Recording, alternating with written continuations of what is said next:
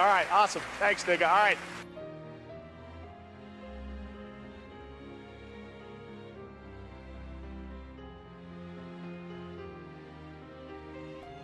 How's it going, guys? How's everybody doing?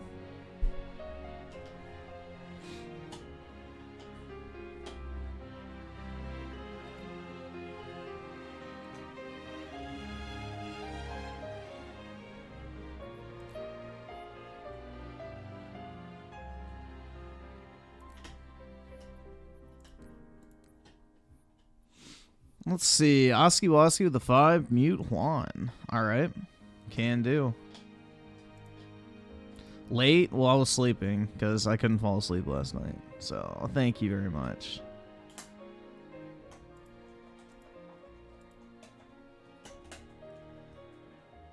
The Bo Black's everything leaked. Ew. Yeah, I don't really want to see his bulge in a dress, bro. I'm good. I'm good. I've seen too many lady boys on the internet already.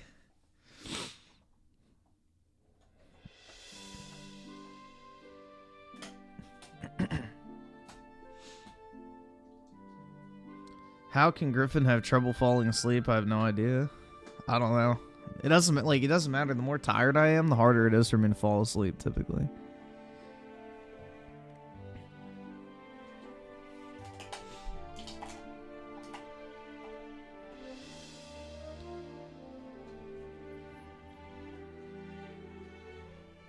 Wait, he had a secret OnlyFans? Oh my god, bro. That's disgusting.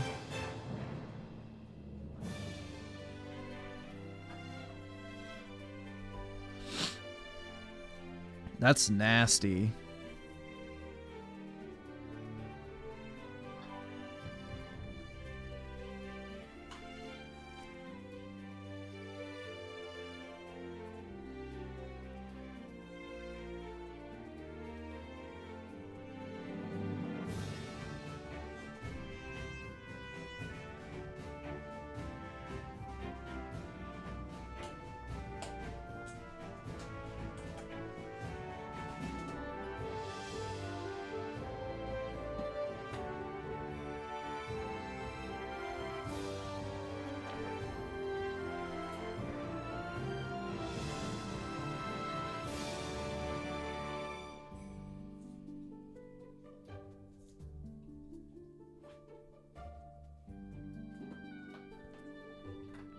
That's fucking foul, bro.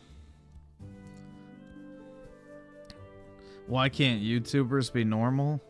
Because, bro, the average person does not spend their days autistically analyzing YouTube drama. Like, that's the thing. You have to be a special type of retard in order to sit there and talk about other retards on the internet all fucking day, every day. It's not exactly a normal community. Awesome. Thanks, nigga. All right. Do I have... No, I don't have an OnlyFans. Dude, why the fuck would anybody want to see my fucking... Dude, I don't want to attract a bunch of gay men. Like, even... Let's say I was like a Greek god-looking motherfucker, right? Like, women don't pay for men's OnlyFans like that. So all I would be attracting is a bunch of homos. I don't want to interact with more homos than I already have to living where I live. It's already nasty enough every time I see a man in a dress. I don't need to see more.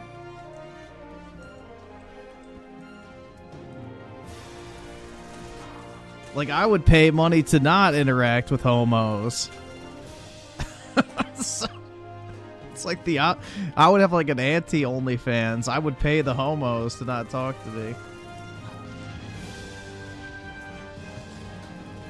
Yeah, we watched the schizophrenic rants with him having Odin, or he had to provide Odin with his entire FAP list and all that shit. Yeah.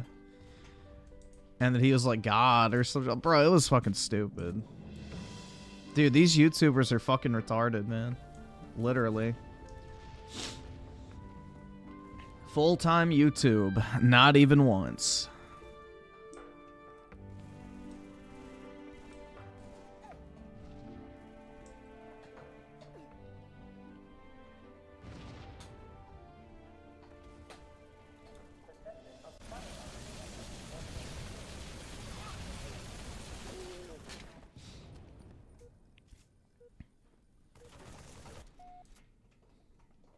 Yeah, which the whole rape shit might not even be real, to be honest.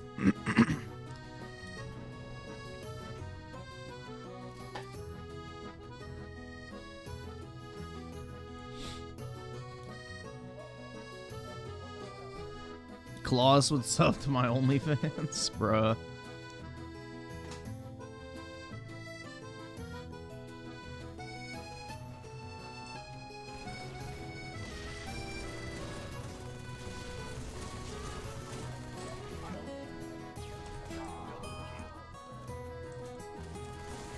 Oh, fuck! I thought he was gonna just stay turned around. Damn it.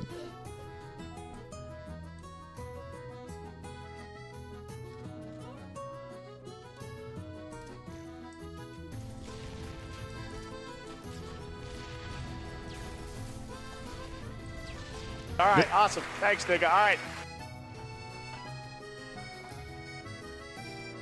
Yeah, you just gotta be careful about who you actually listen to on the internet, because, like, literally any retard can get an audience, myself included, right?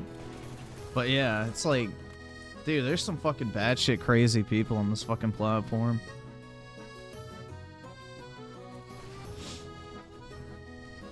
Either subscribe, donate, or get the fuck out.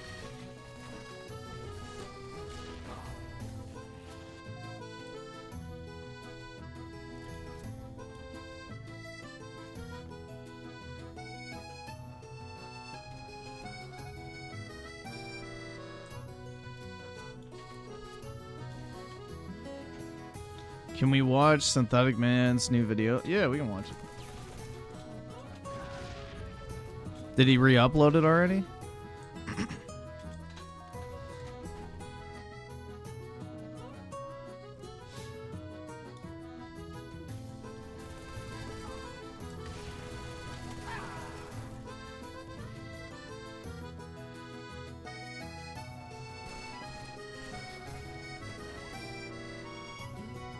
You lost your house to the fires. Can I help you? Yeah, here's a piece of advice. Get the fuck out of California. There you go. No charge.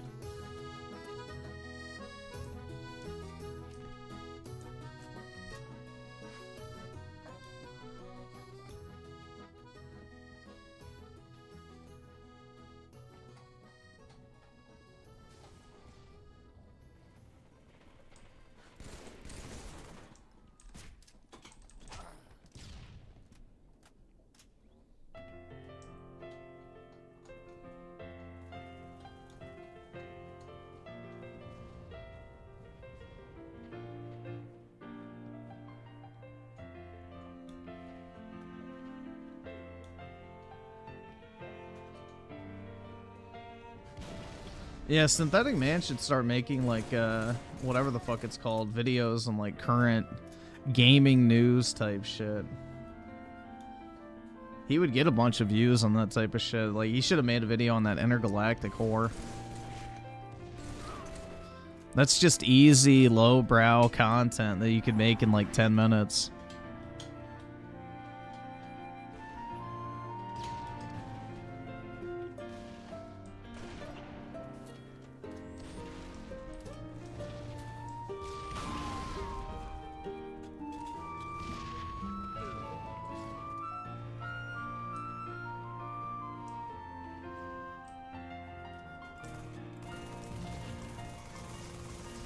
Yeah, YouTube doesn't promote live streams, though. That's the thing. The only way people grow live streams is, like, external clips, like on Twitter and shit.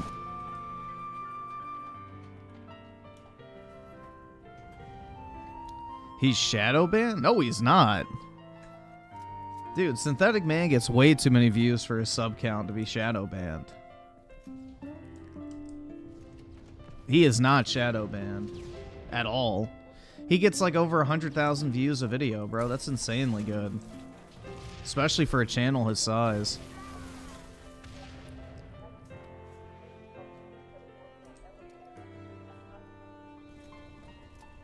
If you get more views per video than you have subs, you're doing very well on YouTube. That's not shadow banned. That means they're recommending your stuff. Because 90% of views don't even come from sub feeds anymore. Or people who sub to you. Like, you'll maybe get like 40% of people watching your video who are actually subscribed to you. on a good day.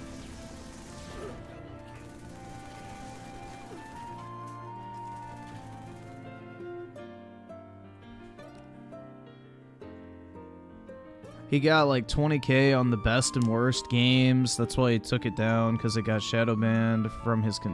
How long did it take to get 20K views, though? Like, was that in the first few hours, or like a day, or what? Well, I guess it wasn't a day, because it got taken down almost immediately. Dude, the normal view to sub ratio for a video that doesn't get pumped into the algorithm is 20 to 30%. So... that's the thing, bruh. If you're getting 20% of your YouTube sub count and views, you're doing very well. That's normal.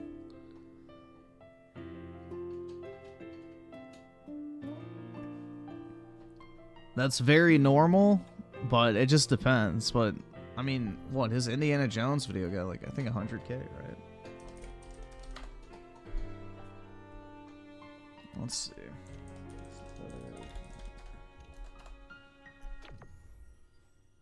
Oh, so I guess he unprivated his old video? Yeah, that's gonna kill it in the algorithm.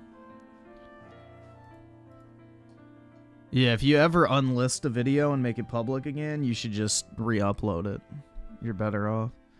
So he got 130K views on his Game Awards video, which is basically his entire sub count. That's great. Indiana Jones, 120,000. That's really good. Most, like, early reviews didn't even get that many views. The Dragon Age Veilguard video, I guess, got 352,000. Yeah, he's not shadow banned. That's not shadow banned at all.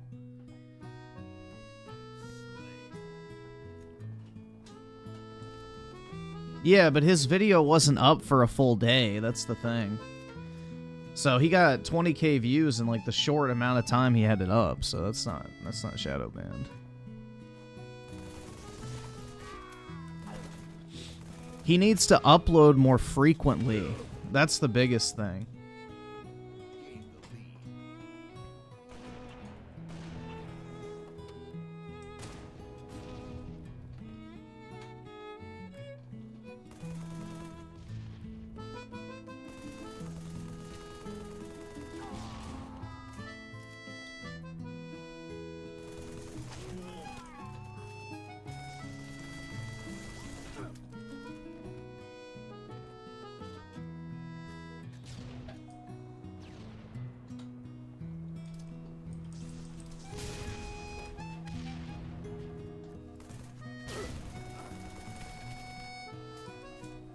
Oh, it went up there. I was like, oh shit, is it gonna land on me?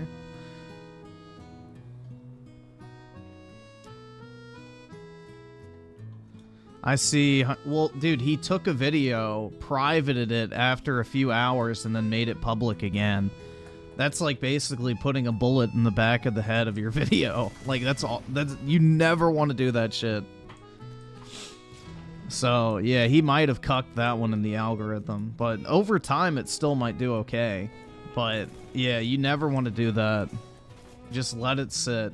You shut the fuck! Don't you fucking tell me to my face to shut the fuck up! Either pull it down and re-upload, or just, you know, leave it up.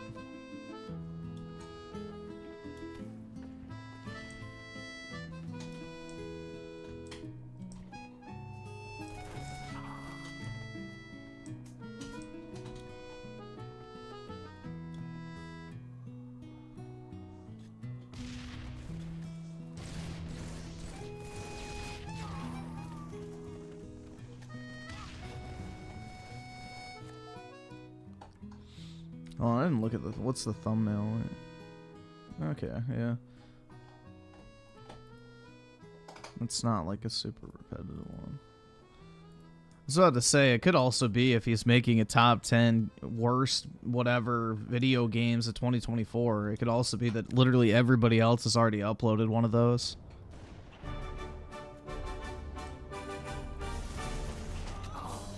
It's like why I stopped watching them, because it's like the same, you know, view, like the same, few video games every single time. Like, oh my god, bro, Astrobot, the greatest video game of all time.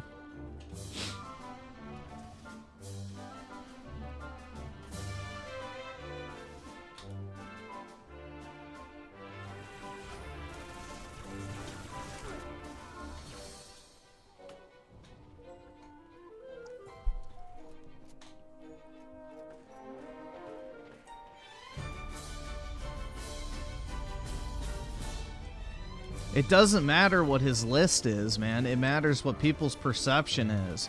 I straight up was not watching people's top 10 lists after a while because I watched 3 and they were all the exact same fucking games over and over and over again. So that'll be people's mentality too.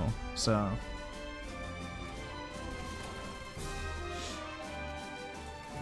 I see he changed the he probably should change it to 2024, the year that Slop flopped would probably be. Or video games in 2024, the year Slop flopped. Something like that, just to kind of boost it in search a little more.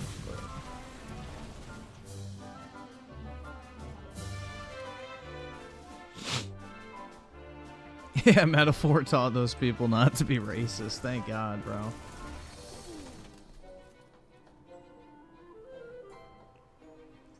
I got sick of being called a white N-word on Twitter. Thank God.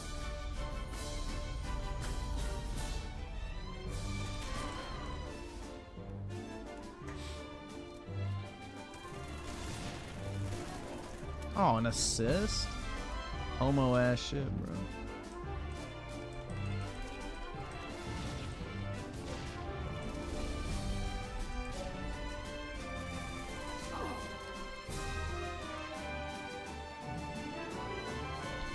Was the guy that you argued with over Metaphor being woke? No, because he said it's about communism, which it's not.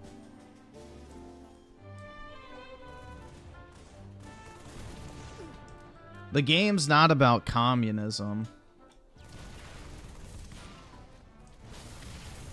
I wouldn't even say it's like woke. It's just like literally the most fucking lukewarm social justice plot ever. Like, it's not even what I would consider to be woke. It's like, oh yeah, racism's bad, dude. It's like, yeah, everybody already fucking agrees with that. Nobody cares. It's like literally the most lukewarm, unnecessary fucking virtue signal-y shit. I wouldn't even say it's like woke enough to be woke. It's like the most basic shit. It's like saying raping is wrong. It's like, oh wow, thank you. Or murder is bad. Revenge is bad, like The Last of Us 2. That's basically the equivalent of what it is. You know, that's not the woke part of The Last of Us 2, is revenge is bad. It's like, yeah, everybody already fucking knows that.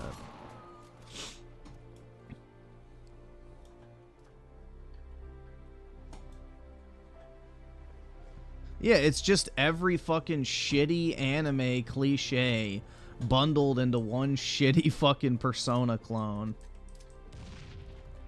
With really bad pacing and a just very disappointing final act.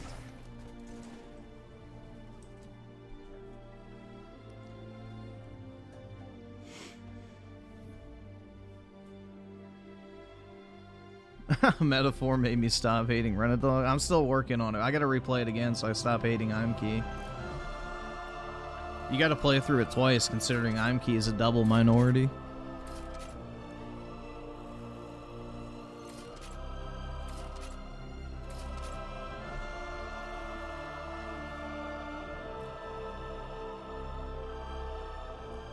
Whoa, dude, #1. My armor looks sick as fuck, bro.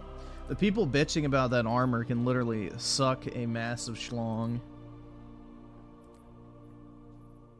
They hate fun. Alright, here, I'll invite y'all. Let's see. So, let me read these super chats. My bad. May 1st burst with a 5. If I don't sleep, I start acting like a stoner. I feel absolutely horrible and sit around like a bum. I don't have the gift you have, unfortunately. Yeah, I don't know, bro. I've always been able to function while tired, luckily. If anything, I get more motivated when I try to fall asleep, because it's like, you know, I'm just sitting there doing nothing, so it's like, okay, I might as well do something. And into the 9s, the 2, yep, I got you. Slick Rick with the 10, not a Christian, but can't help but notice the parallel between what's going on in LA and Sodom and Gomorrah, yep. Literally, modern-day Sodom is Los Angeles, and Gomorrah is, like, San Francisco. The moral degenerate epicenter of the United States. 100%. And Mr. Kill Jr. with the 5, what are your thoughts on DEI lesbians running the California Fire Department? I don't really care about them, to be honest. Like, this entire thing was planned. And if you look at all the evidence, it's pretty obvious. Like, it's not, like, above their heads. Awesome. Thanks, nigga. All right. So I don't even know if they're the ones to blame, in all honesty. It seems like a very coordinated effort to make this happen. These weirdos are now costing us lives, not just money. Yeah, I mean, it's above incompetence. It's deliberate sabotage. We watched a Alex Jones video on it last night, and it's like crazy. They deliberately drained the reservoir a month before the fire. They stopped testing fire hydrants 2 weeks before the fire. They refused to divert the water that they have up north to Los Angeles. What was the other thing? Oh, they left the power lines on when they started falling so that they could spread the fire. They've arrested people in full fire gear, you know, caught starting fires all over the place even though they weren't charged. I mean, there's like a crazy amount of shit that's happening right now. So it's way too much to be a coinkydink, you know? It's not just like, oh yeah, this chick was, you know, munching another chick's carpet, and that's the reason why. It's like, nah, this goes all the way up to the top. And then Biden stopped, you know, controlled burns in California 4 months before this happened. So, dude, it's like literally from the top down.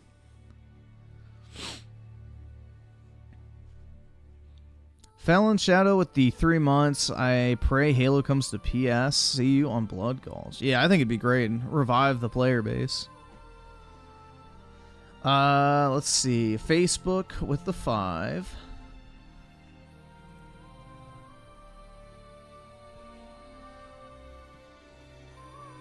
What the fuck? Ew.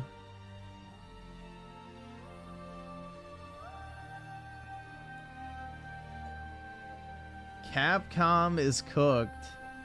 Oh, is that the Sphere Hunter? That's Dreamcast guy's favorite woman. In quotes. Yeah, that shit's nasty. All right, bro. awesome. Thanks, nigga. All right. Absolutely fucking nasty.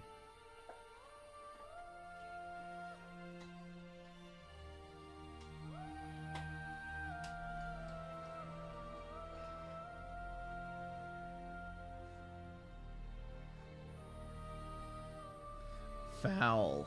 Absolutely fucking foul. Let's see. Diego Hernandez with the 10. Watch the video called The Complicated Nature Game. Okay. Let me see what it is.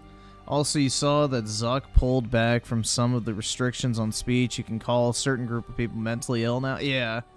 And then now they're like doing their own version of like community notes or whatever instead of having the on-staff fact checkers that were basically Biden administration employees. So, yeah. I guess Zuck is having a come to Jesus moment, hopefully. Ignore my super chat? I'll also read it. But is it the same link as the trans? Yeah, okay. Run a dog with the 5. Appreciate it, man. Fallen Order with the 2. Can I join the game? If you have me added on Steam, yeah. El Rosario Soul with the 5. People are actually complaining about free content in MCC back in the day. Like, bruh. Yeah, dude. People bitch so much. They were like, oh, this armor breaks my immersion, dude. Like, yeah. They were complaining. I don't know if I have all of it or not. But it's like... Hold on, where is it? I should know the order. Oh, these are built in. Yeah, they were like complaining that these are too immersion breaking, bro. It's like, Jesus Christ. Like, these look cool. How are these immersion breaking, bro? They look sick. Like, that's literally, Hercules from God of War 3.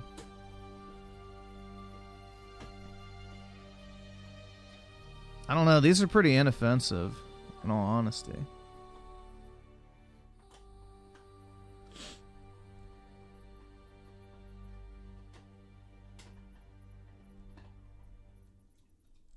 The Exchange. I don't like any of those. That one's alright, I guess.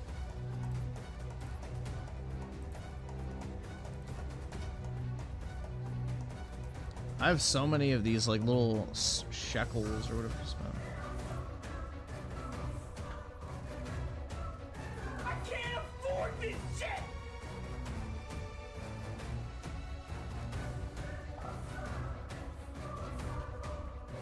Did you... wait. Did you wear Can I Watch? Oh, it was on his Twitter page. It was like 24 minutes if you just look at his, like, media tab. You can probably find it. Fallen Order with the 2. Unfortunately, I'm on... oh, okay.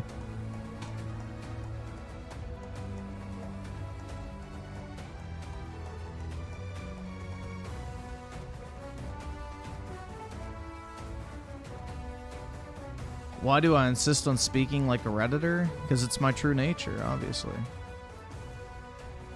It's how I feel the most comfortable. You got a problem with it? My superior intellect?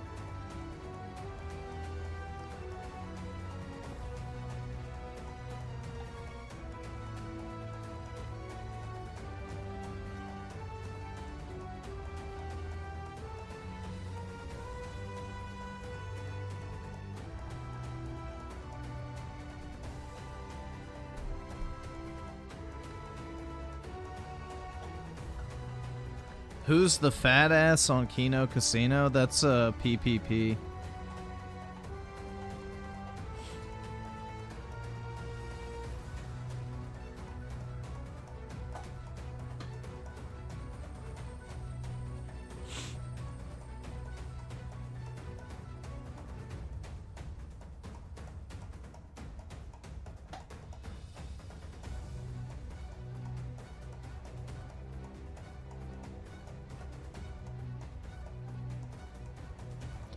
Yeah, I think I uninstalled Halo Infinite, if I'm not mistaken.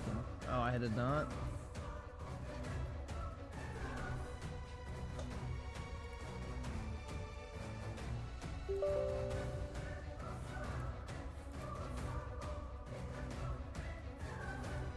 There we go. I fixed it.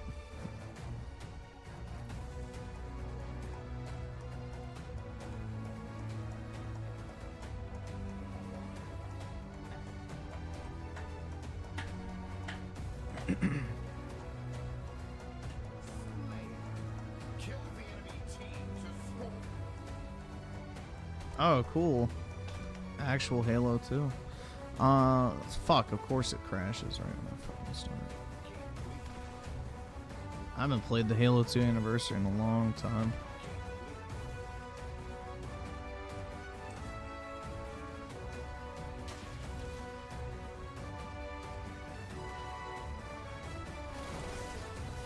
Oh shit! My controls are fucked up. Ew. Okay, hold on. Nasty.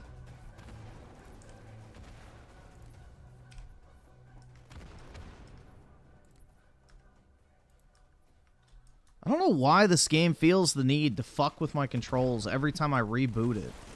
It's like retarded. I set my controls, that's how I fucking want them. There's no point where settings in a game should reset. Ever. Especially control settings. It should be part of the fucking save file.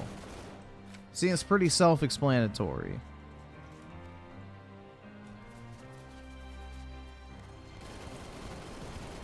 This game used to launch on the wrong monitor every time you opened it too, which was infuriating.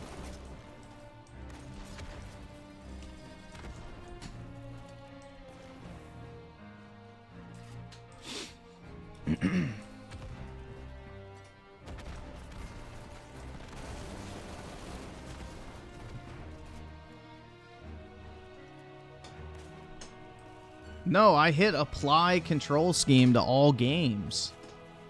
So, I'm guessing that fucked with... I don't know. No clue. It's Microsoft. And 343. God only knows why they do or don't do what they do.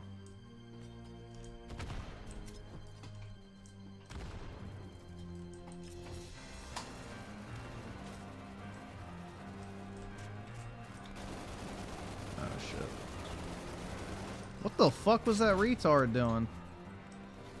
He just cheesed. He almost had, like, you know, he cheesed me with the fucking angle on those grenades, and then he just completely fucking fumbled. What a retard. I don't know. Women.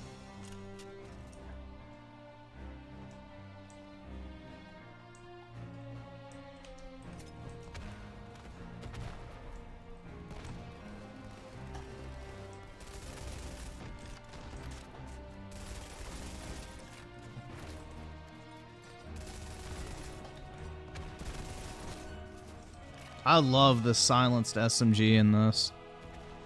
This shit's so fun to use.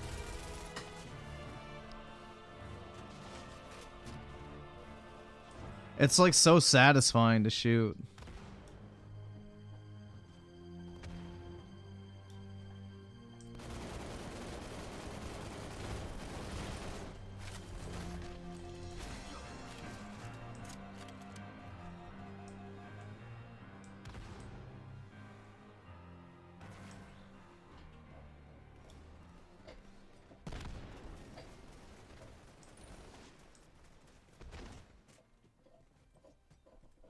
I really like the aesthetic of, like, the Halo 4, Halo 5, and Halo 2 anniversary games.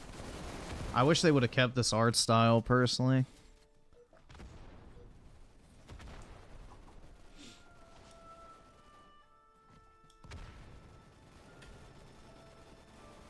It looks so crisp.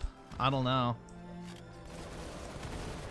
Like, Halo 5 to this day still looks better than Infinite to me.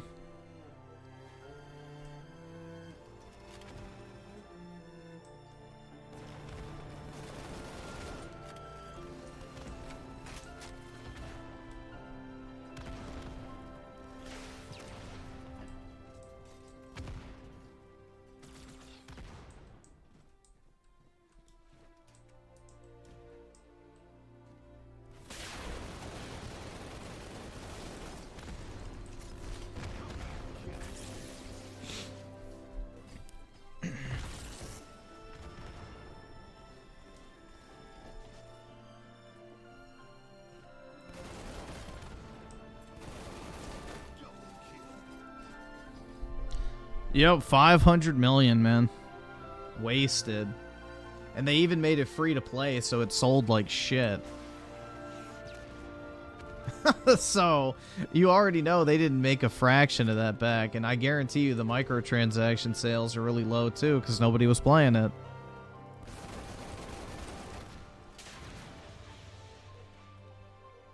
Nah, dude, those are just a bunch of racists who want her to resign because she's a black woman. I mean, that's part of the reason why, but not the entire reason, right?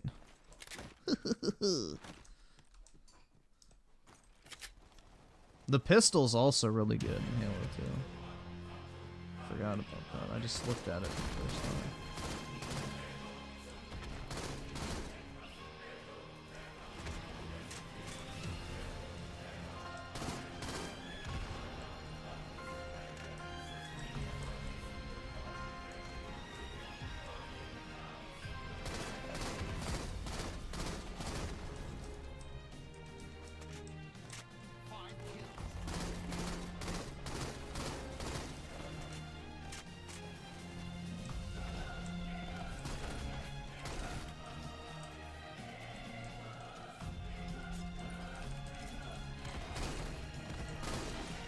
Is that guy like a bot?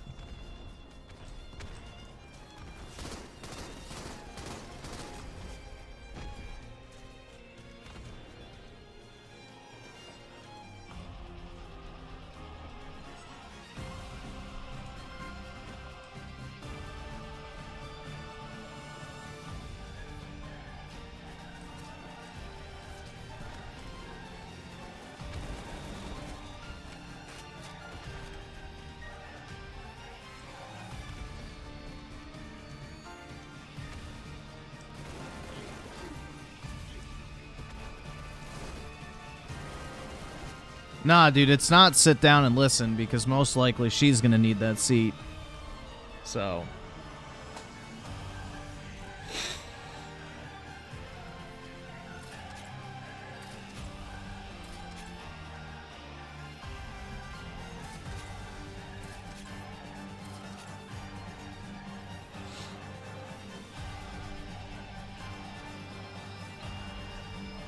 I don't even know how I did. Oh, I did decent. Nice. I wasn't paying attention. Let's see. They raised the armor prices back up. Gay? Yeah, dude, they're just desperate to get any money they can out of that fucking game.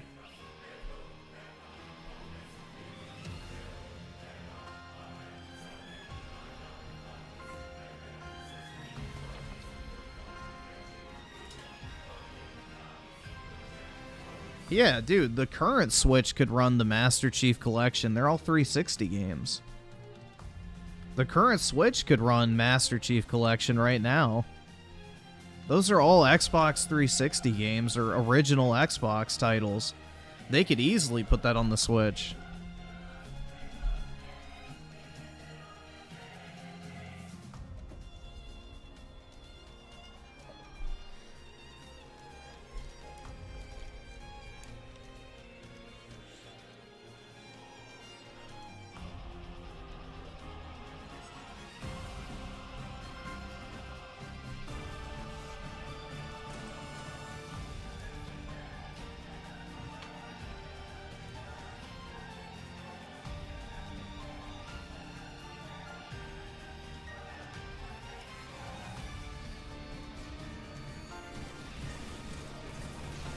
Nah, I don't know if it'll be cross-gen. You guys saw the thing, too. Apparently Halo 5 leaked for Steam, which would be a nice announcement. I would definitely be down to play Halo 5 again.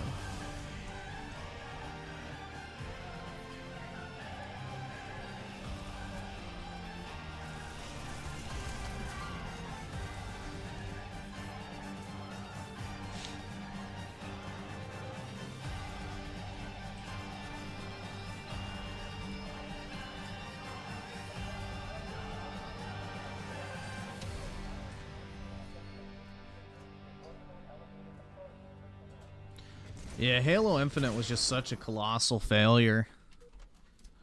Such a fucking failure. And mismanagement of the IP. It's crazy.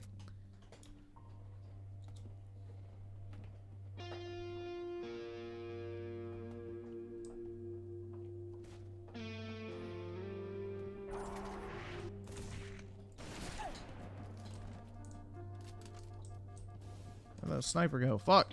Give me it. Thank you. Oh, one bullet left. Yeah, fuck that. One in the chamber, bro.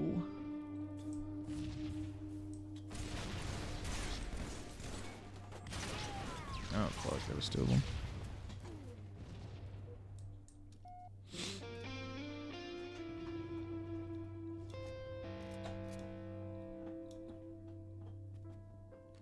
Yeah, I don't know why you would make a whole ass video about one game coming to another console. That's so boring. Like, oh my god, bro, Halo's coming to whatever. Like, wow, that's like literally a short. Like, I guess I could see making a YouTube short about it, but it's like, fuck, man, a whole ass video about one game coming over. Like, who gives a shit? Like, oh no, dude. A video game.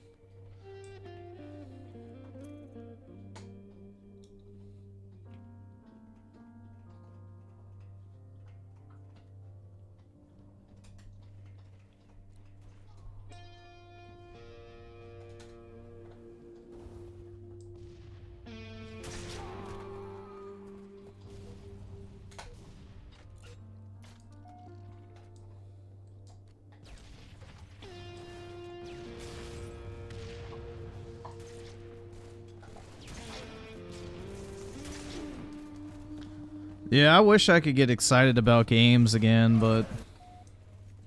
Dude, YouTube Shorts are all YouTube cares about at this point. Like, that's the thing they're pushing so hard for. I get, like, probably at least 2 emails a week of YouTube saying, please, you make more YouTube Shorts in order to get a bigger audience. Make YouTube Shorts to get a bigger audience. Like, you could tell they want Shorts content like crazy.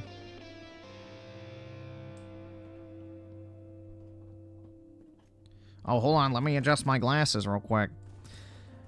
Griffin can't carry shit.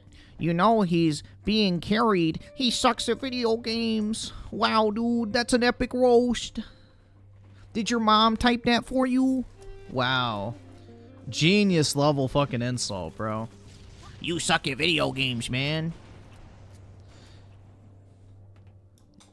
Like, I don't know what the fuck crawled up your ass, bro, but, like, you're literally always in here just saying, like, the gayest shit imaginable.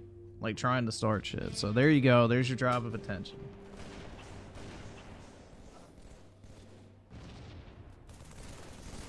Now you can feel like you accomplished something in your life.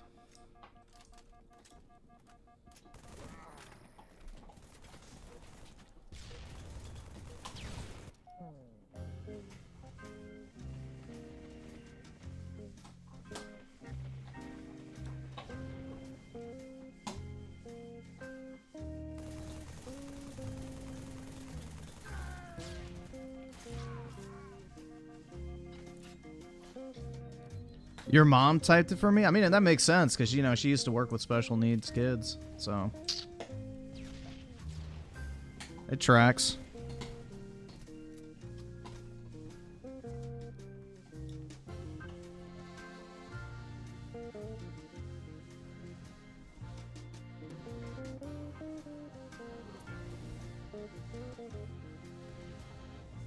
I don't think the TikTok ban's gonna go through, but we'll see. I don't know, has the Supreme Court ruled on that yet or not? I have no clue.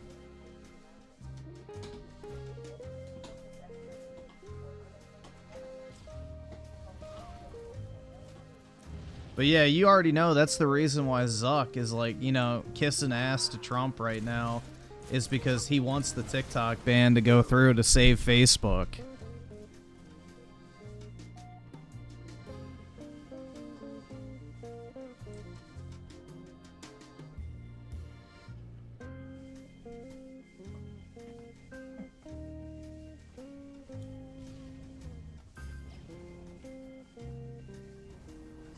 Because Facebook is a you saw the shit they're doing now, where it's like they're literally making Facebook-owned bots to post and interact with content, and they're all like gender-queer leftoids. It's like, holy... Yeah, this is the reason you're failing, you fucking dumbass. You promote a bunch of, like, little fucking, you know, basically high school girls pimping themselves out in preparation for their OnlyFans career. Like, Instagram's the only platform other than Twitter that allows you to directly link to OnlyFans, too. So, it's like literally the fucking IG thought to OnlyFans pipeline. But, yeah, I don't get it, man. It's so easy to fix these social media platforms. Stop manipulating the algorithm and give people fucking content they actually want to see. Like, if I'm looking for fucking, you know, big titty bikini babes, like, okay, yeah, then give me that. But unless I'm looking for that type of shit, like, show me the stuff I'm actually interacting with. It's not hard. Like, they just refuse to, like, whatever, address the problem and actually fix it. Because they're more interested in pushing the message than anything.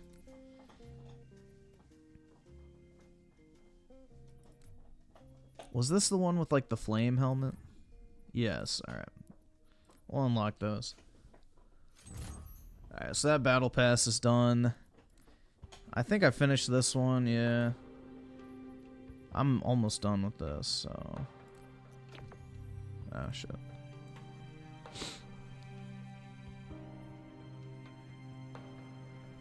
Hey, Griffin, you aren't good at Halo. Could you mention me while my mom makes my pizza rolls? Yeah, there you go. Dylan Cleanbolt. Go fuck yourself, man. Don't insult my video game skills. It's all I have in life. You piece of shit.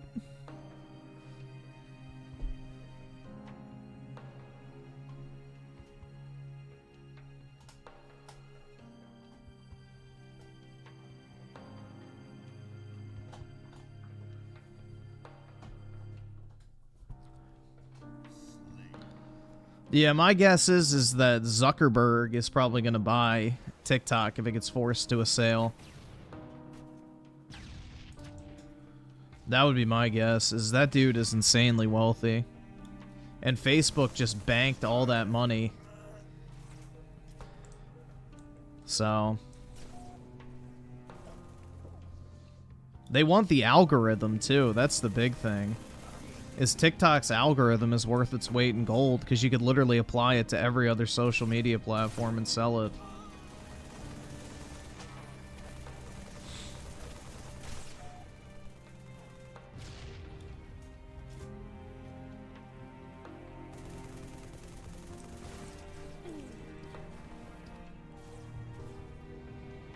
Imagine if Elon also... He can't afford it. I forgot how much TikTok's worth. It's worth a lot of money, though. Elon doesn't have that type of bread. You're fucking poor. He could buy part of it, but he does not have that type of money. He would have to sell all of his shares of his other companies to afford something like that, which would be stupid. Because then it would tank the value of his companies if he sold. You need, like, corporate income to buy something like that. Or, you know, a corporation to leverage debt against. Like, Facebook could easily get a $200 billion loan without even question. Because they make enough money that it's reasonable to pay it back. Or at least make interest payments. An individual, it's much harder.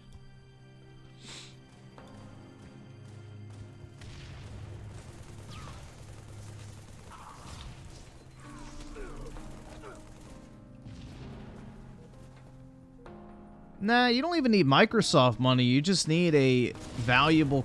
You need a company about the same size as TikTok. So I don't know the market cap of TikTok, but I think it's like, what, 80 billion or something like that? I'm not sure. Let's see. Value... 50 billion. So yeah, you just have to be like a 50 to $100 billion corporation. So roughly what he paid for Twitter plus a lot more would be my guess. They'll probably sell for like 75 million or billion if 50 billion is an accurate evaluation, because it'll sell for a premium because of the expected growth.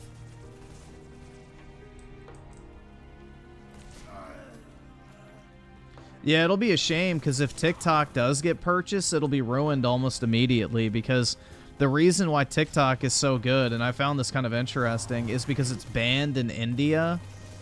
So you don't have the Indian fucking content farm problem, where you have a bunch of Indians just spamming slop content constantly that fucks up the entire like algorithm and feed and everything like that. It's like actual more organic content. So if somebody does buy it, they need to ban it in India, or at least ban India from interacting with it. Otherwise, it's going to be fucked.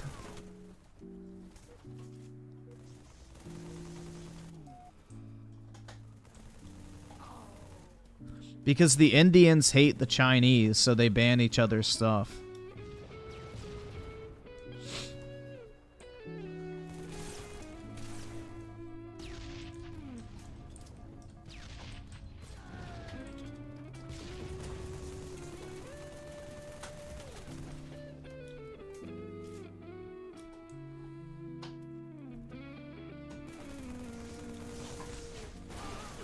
But yeah, that's the reason why people like TikTok so much, is you don't have a billion people spam posting to take advantage of an algorithm.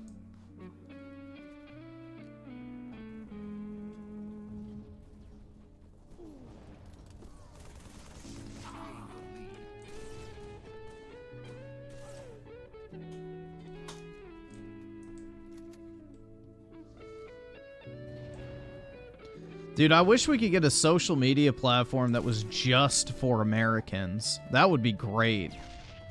Like, just make it completely region locked to only United States people. Maybe Canada as well. They could have it too. But yeah, just completely block off the rest of the world. Just the US and Canada and maybe the UK. And Australia. They can have it too. Basically, English-speaking nations. If you're a predominantly English-speaking nation, then you can have access to it. Get rid of all the fucking foreigners and shit that don't even fucking speak English and are like literally typing in Google Translate. So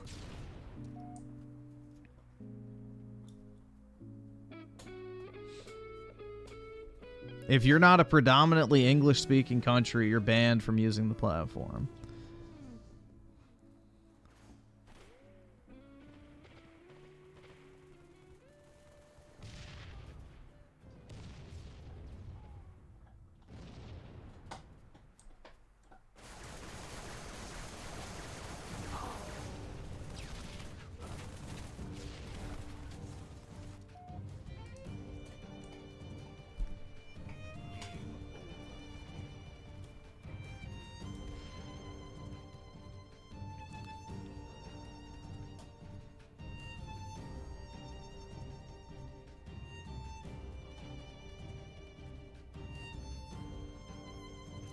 What about Arabs, Indians in the UK? Well, as long as they speak English.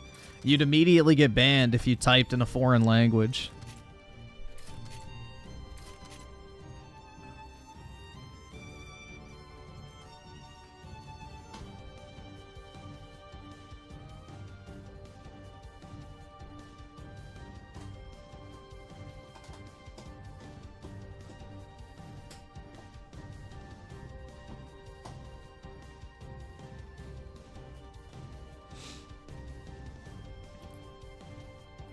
Let's see. Catalog.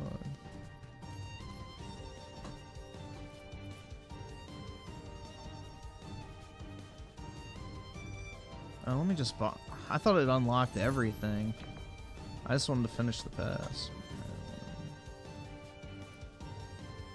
Silly game.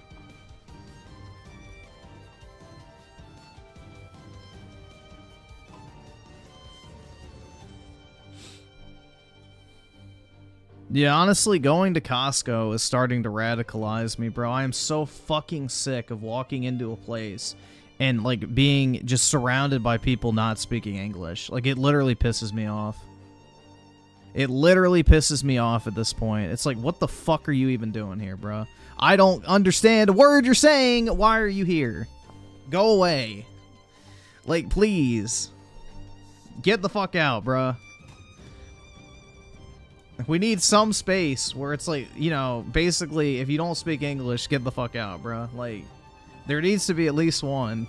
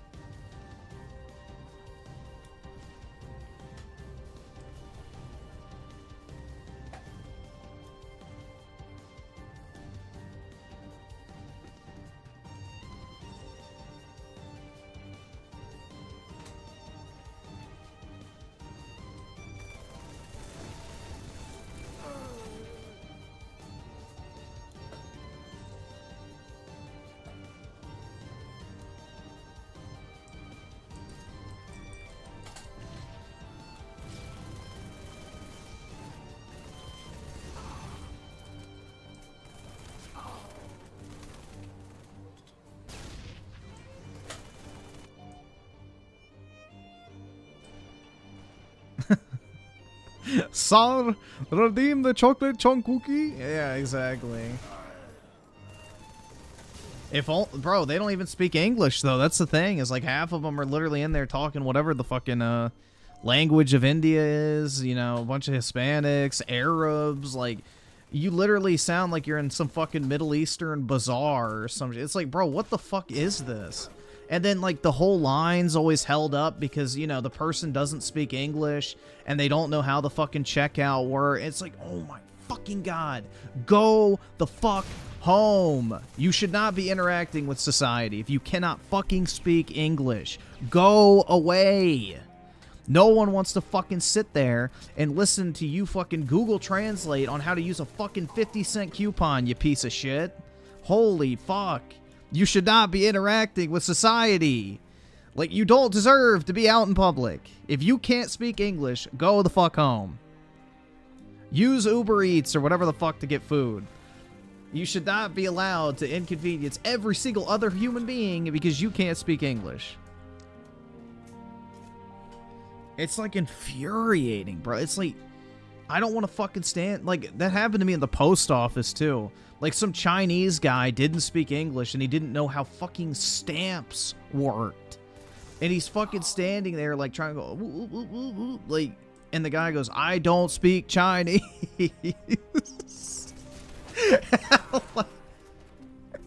Because it's like a black dude who works at the fucking post office, and the guy would not fucking leave. He goes, bro, I do not speak Chinese.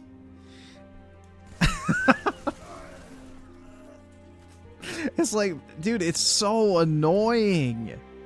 Go the fuck home. Nobody wants to listen to your fucking bumbling ass, not even, you know, piece together even broken English. It's like insane, man.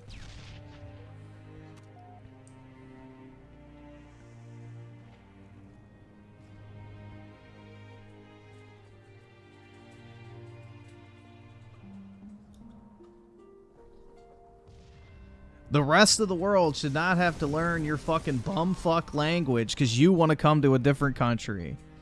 Boo fucking who. If your language is so fucking great, go where it's actually used. Otherwise, adapt.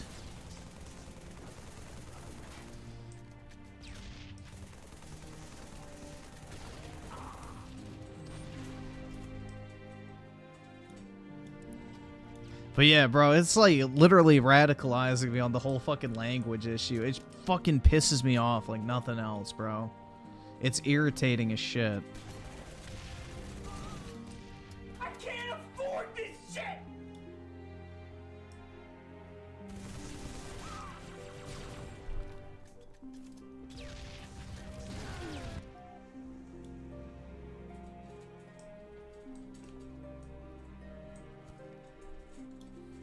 How is that even white supremacy, dude? You could be speaking fucking Spanish, which is literally a white language. And it still fucking irritates me. So, that's not even close.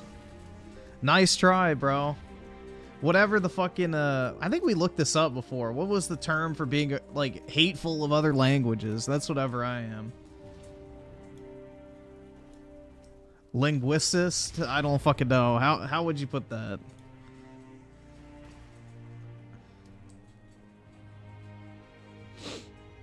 Yeah, English is not that hard to learn. So it's not like fucking Japanese where there's like 800 fucking little, you know, squiggly lines you have to memorize.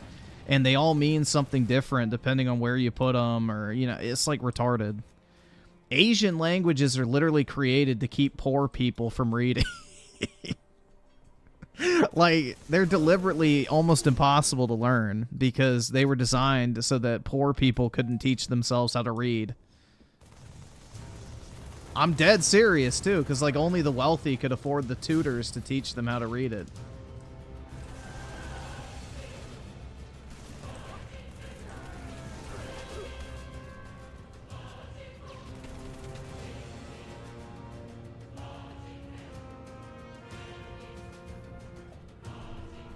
Let's see, what is this called?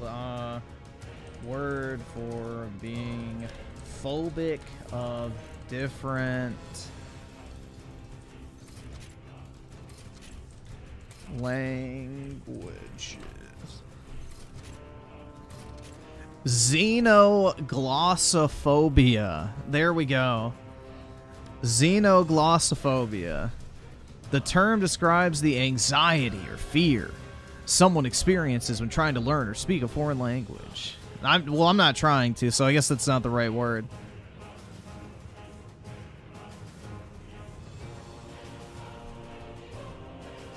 That's not the word I'm looking for, then. I need something different. It's a hatred, not fear. I hate hearing other languages.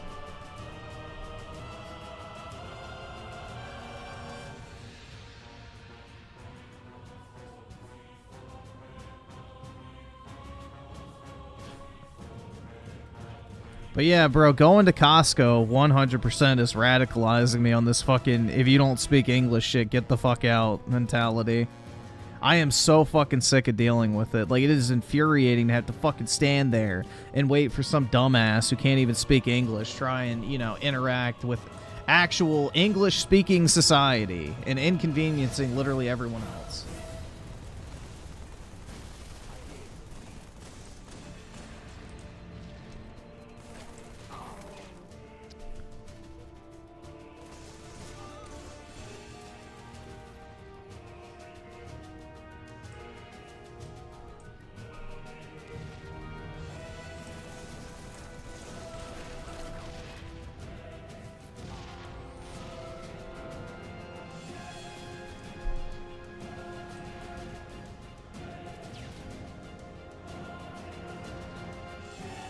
I can't afford this shit!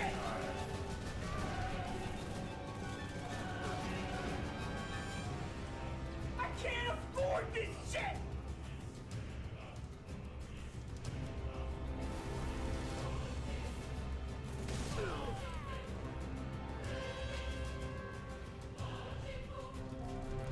Bro, if I had a fucking store, I would put a sign up over the door that says, no Inglés, no surveys. And then put like a fucking bald eagle underneath it or some shit. That would be my sign.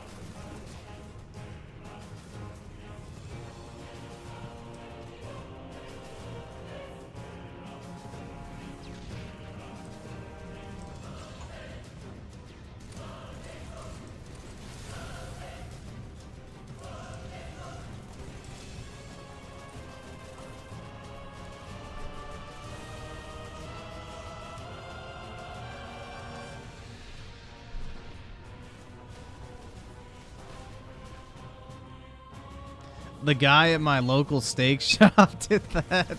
Base.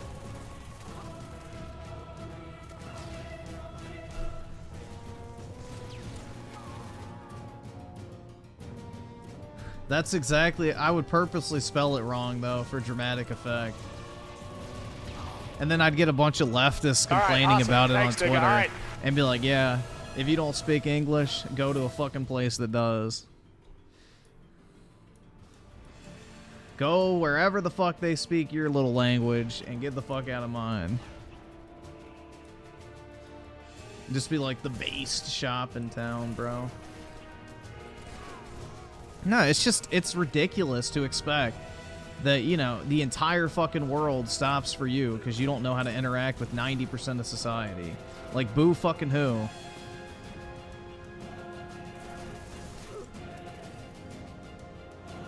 It's like complaining you can't fucking drive even though you don't have a license. It's like, yeah, you gotta learn to drive, you fucking retard. I don't know, man.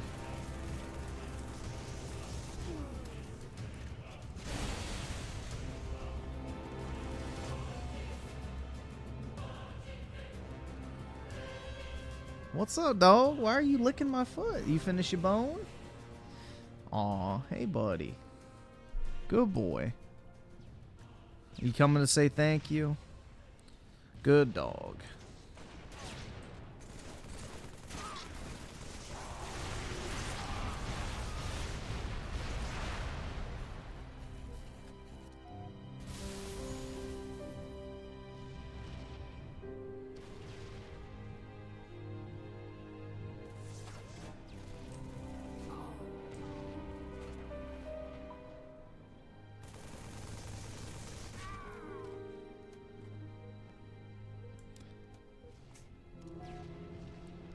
Twitter post is literally free advertisement from yeah, exactly, man.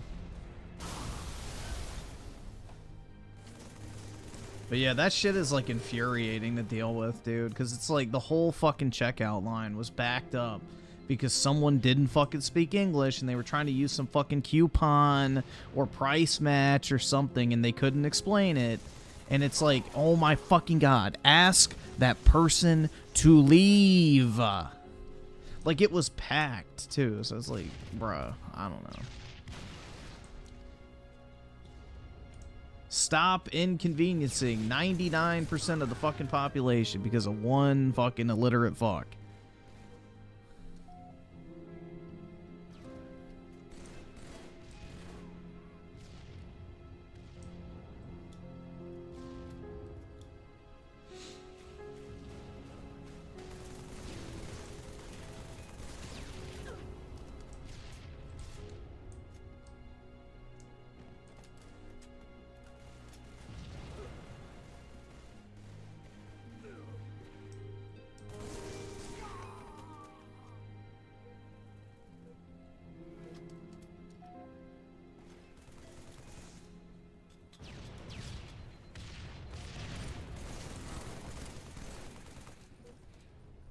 Let's see. Facebook with the 2. Can I join to carry yo bum ass? No.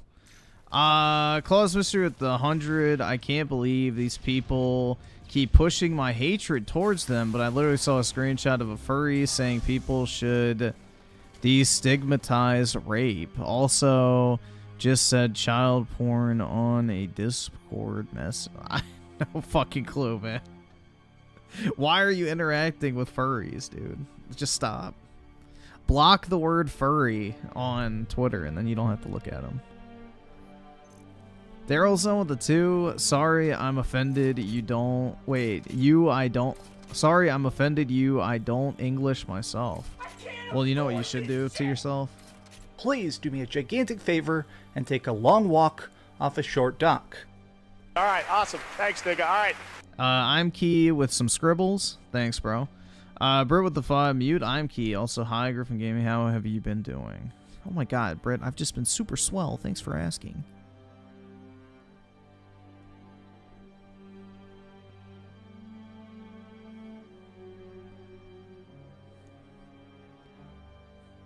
Daryl's on the 2. It's okay, Griffin. We are your safe space. That's right, bro. And Rat Kickers, Kicking and Boot Emporium with the 5. What radicalized me is how people act like spoiled princes. We as a society are so spoiled that we think we can free ourselves from suffering somehow. Well, it's nobody wants to be inconvenienced. That's the thing. While meanwhile inconveniencing everyone else. So it's like the mentality of, oh, well, I shouldn't have to be inconvenienced. But at the same time, in doing so, every single other person is inconvenienced, and then everyone has that mentality, and everybody, as a result, becomes inconvenienced by everyone's fucking selfishness. It's just... We don't have a cohesive society anymore, and that's the problem. You need to make a bunch of money, be able to live in like a rich pocket of the country where you don't have to deal with this type of shit, and then you can actually enjoy life again. But until then, you're forced to, you know, basically wade around in the muck.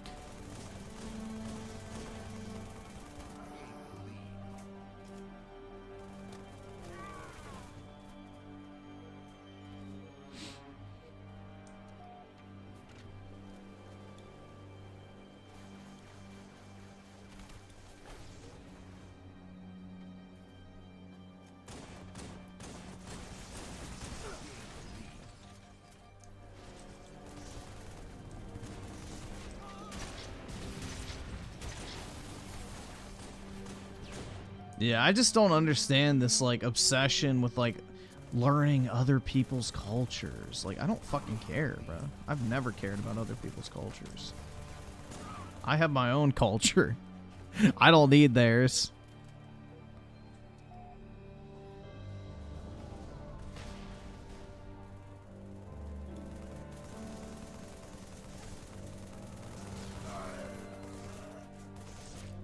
An assist? Are you fucking shitting me?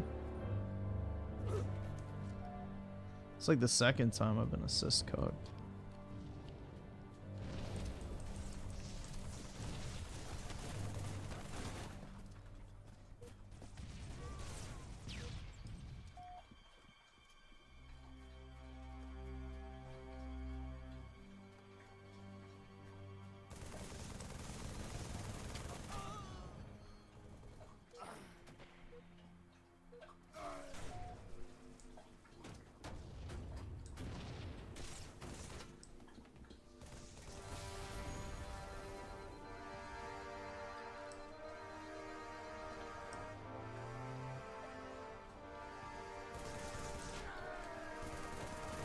Yeah, that whole, like, mentality of, like, oh, you can't make a judgment about something until you've lived in that culture. It's like, no, I don't need to go to Bumfuckistan to know that I don't want to live in Bumfuckistan. Like, hell no.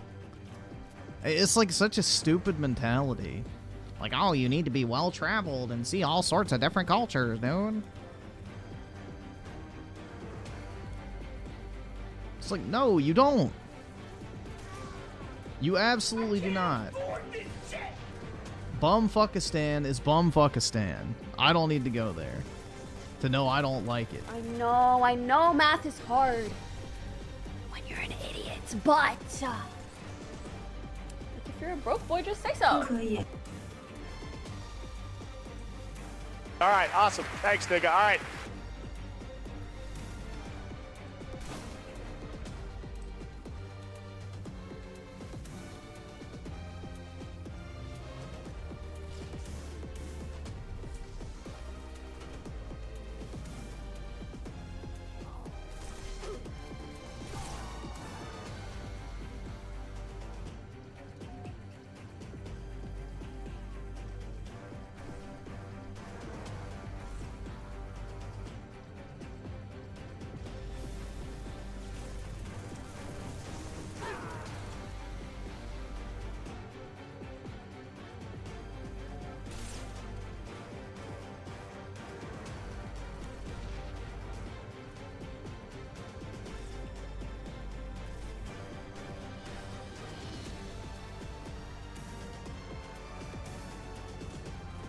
See, Claus, if you type that on my social media platform, you would be perma-banned immediately.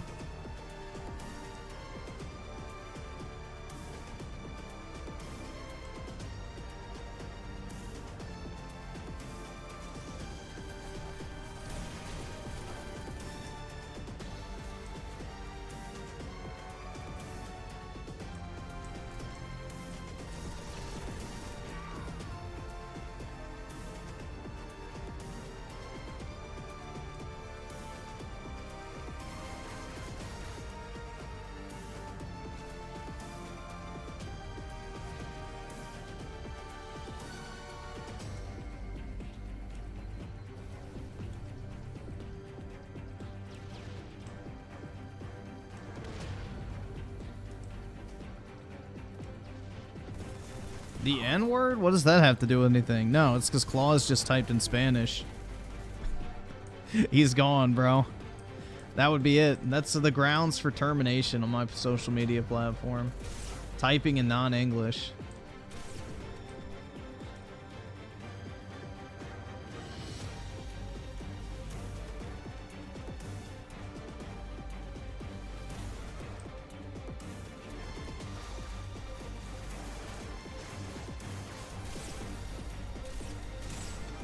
Ooh, got him.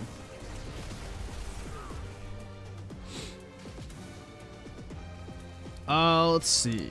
So, Claus with the 50, imagine working for Halo and hating guns. Yeah. It's like working for Chick-fil-A and hating chicken.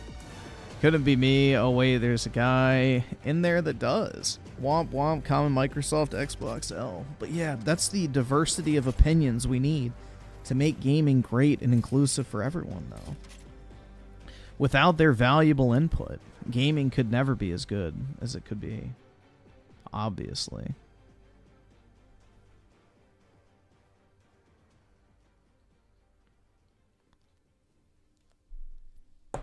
Diversity is our greatest asset.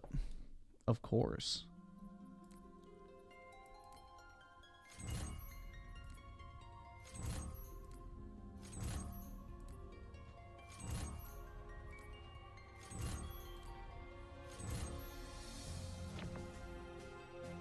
Ah, shit. Here, let me read these super. Oh, never mind. Let's see. Bird with the 50 play Halo 1 multiplayer. It's not going to find a match, so I can try, but it's not going to. Nobody plays that shit. Zachary with the 5. Hello, Griffin. Yeah, just add me on Steam. I need your Steam ID.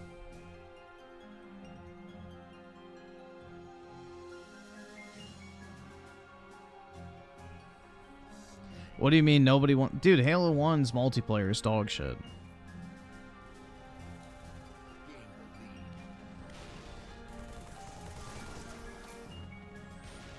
So yeah, if you have your Steam like friend code or whatever it's called, just put that in the chat.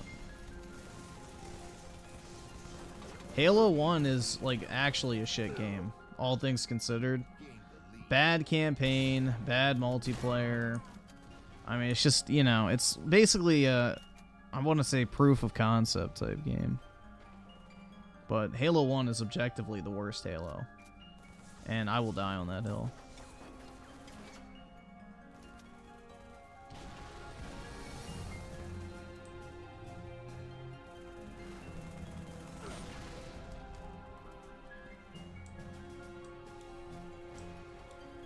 No, I'm not playing Halo 5 because I have to play with a controller.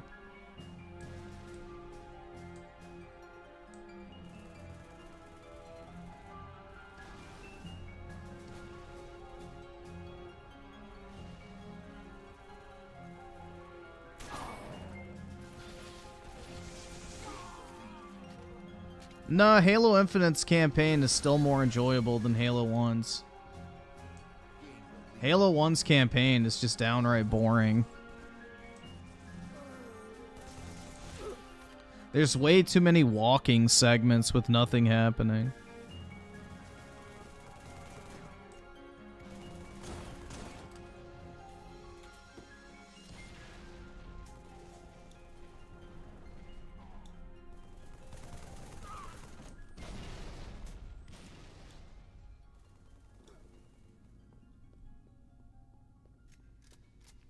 Yeah, I think I played through Halo 1's campaign on Heroic and I didn't like it, so did not enjoy.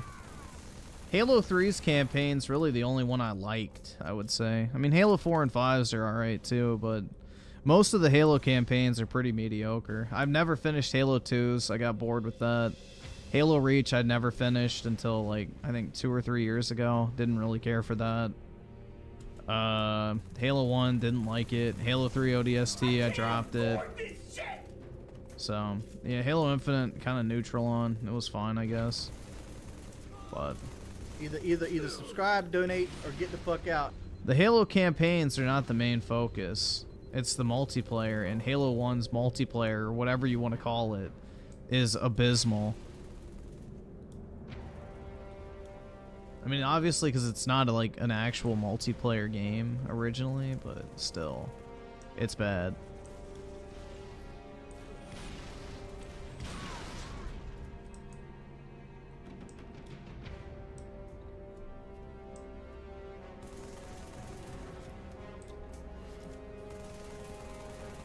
Living Tomb. That sounds like your mom's badge, bro. Hell yeah.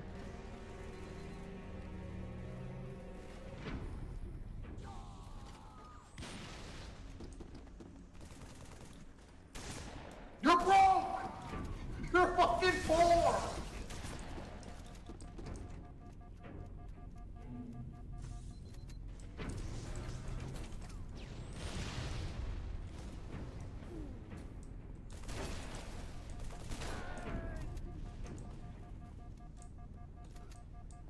Oh, chat just crashed.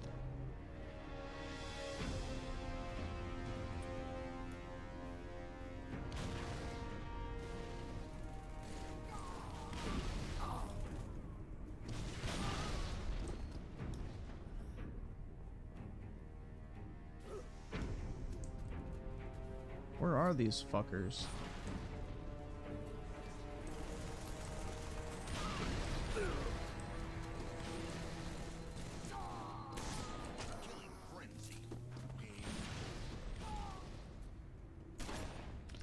Alright, let's see. I can't afford this shit! Nope.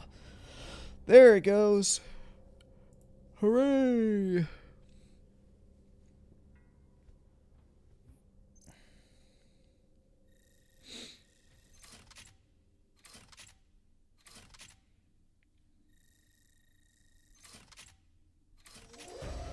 Let's see. So, Kara Novell with the 2. Do you still take game request? It depends on what the game is. 7-minute man with the 47 months. Playing the library mission on Legendary still gives me PTSD. I had to do it for the challenge in MCC. Well, you didn't have to. You didn't have to do it. Alright, I guess I'll have to put it on Precision Slayer too. If I want to have any hope. I don't really have a hope. Because I don't know why anyone would be playing Halo 1. Unless they hate themselves.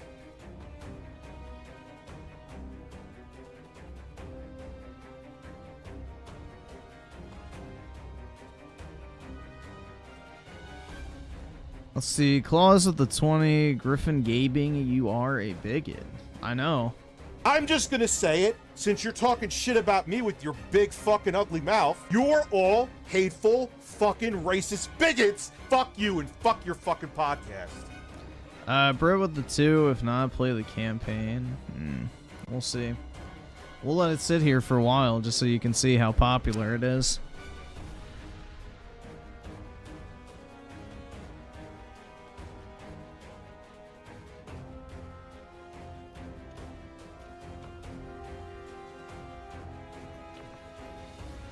There we go. It's probably going to be Precision Slayer, unfortunately, which I hate. Oh, is it not? Thank God.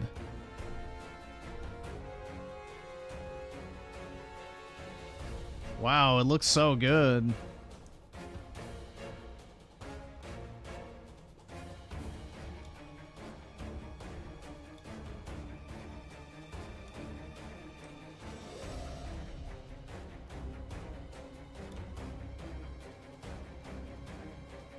I don't even know what the fuck killed me, but alright.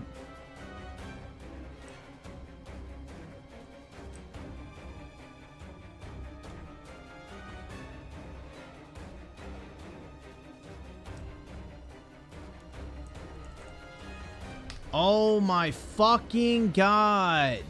This piece of fucking shit game, bro.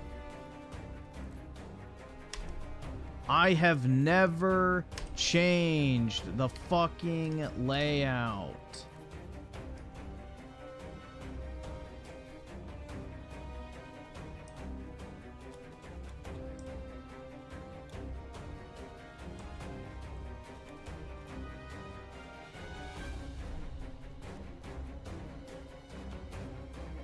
This isn't the 2001 version. This is the anniversary edition.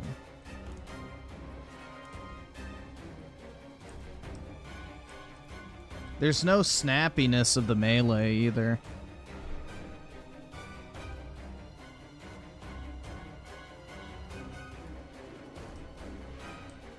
Yeah, like this map is pure fucking slop, bro.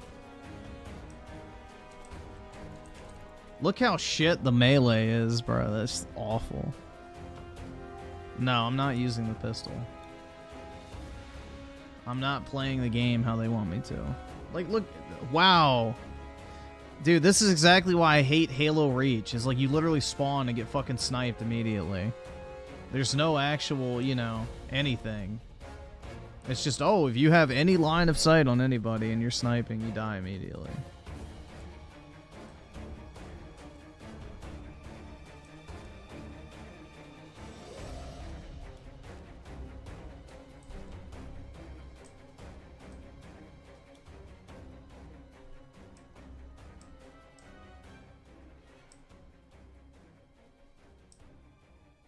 And it doesn't even have health regen, dude. What a piece of shit.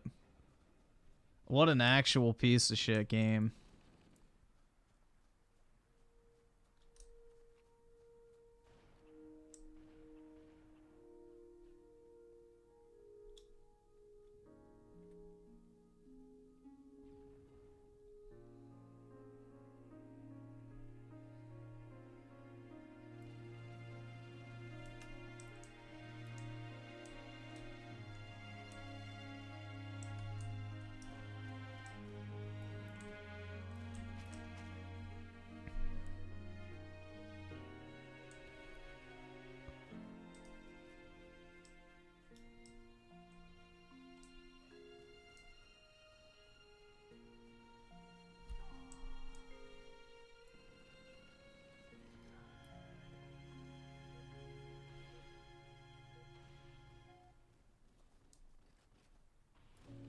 This shit is pure fucking slop.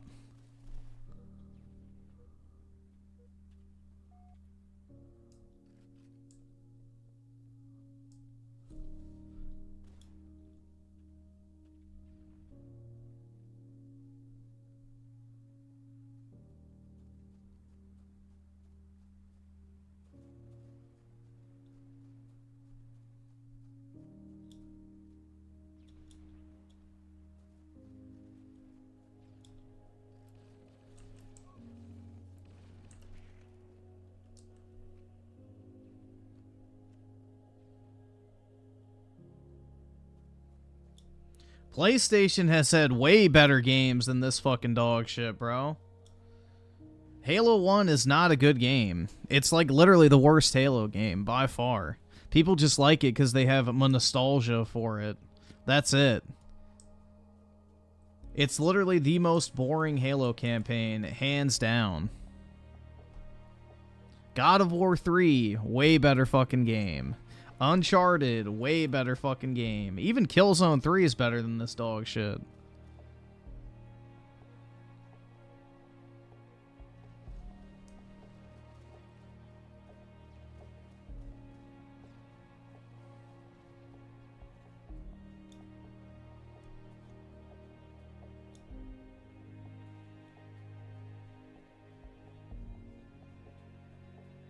Halo 2 and 3 are like probably, I would say overall, the best Halo games. From an objective standpoint. But, yeah, Halo 1 is not it, bro. Halo 1 is by far the worst in the series.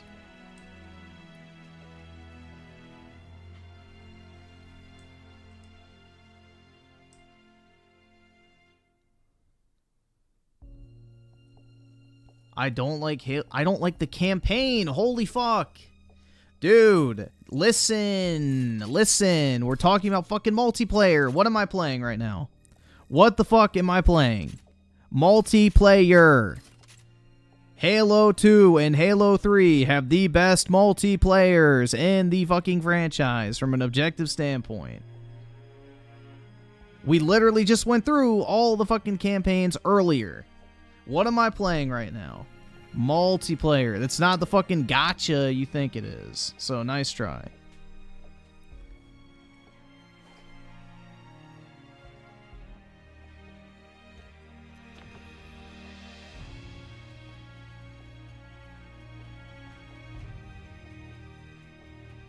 Yeah, I guess I'm playing Firefight. No, Halo Reach is like the shittiest fucking multiplayer, if you ask me, that was actually designed to be a multiplayer game. Halo 1 was not designed to be a multiplayer game. But Halo Reach has the shittiest fucking starting lineup of any Halo game ever. And the worst maps. Like, the DMR should have never been a spawn weapon, and the maps are way too fucking big. The Reach campaign's meh. I didn't like it. I never finished it back in the day, and when I replayed it, I remembered why. It was incredibly boring. Like, I'm supposed to care about these fucking retards dying? Like, who gives a shit? Like, oh no, dude. A man in a mask just died. Am I supposed to be emotionally attached to him? So, it didn't do anything for me.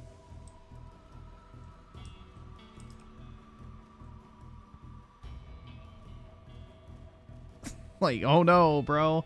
Some random genetically modified superhumans literally designed to die died. Sad. Sad music intensifies. It's like getting upset if your fucking generic character in Call of Duty dies in multiplayer. It's like, who fucking cares? Like, oh no, dude, no. They have zero personality, zero actual story or any sort of investment from the player because they're just quite literally fucking self-inserts that, you know, you play as in co-op.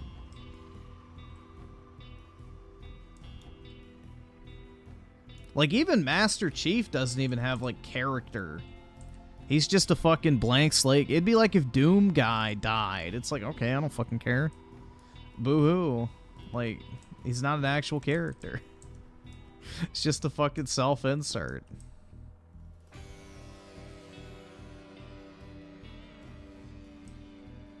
Every time your Dark Souls character dies. Yeah, exactly. I don't know. I don't really get emotionally invested in many video games. So you didn't cry when Roach died? Who's that? The fucking horse from The Witcher 3? No.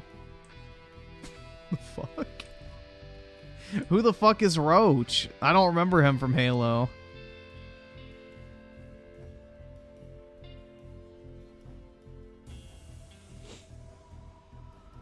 I don't even know what's killing me, bro. This is fucking dog shit.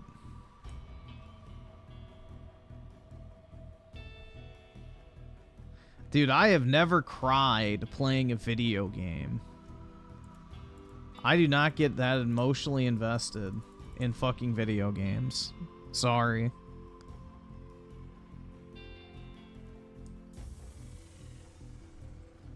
Like, they're not real people. When Joel's daughter... I didn't really give a shit, to be honest. I mean, I guess I kind of felt bad for him, but it's like, I'm not like, oh my god! I'm an emotional wreck. No! Like, yeah, nah. I'm not like Dreamcast guy where I'm like, what's up, Gabers? I just beat this game and used a whole box of tissues.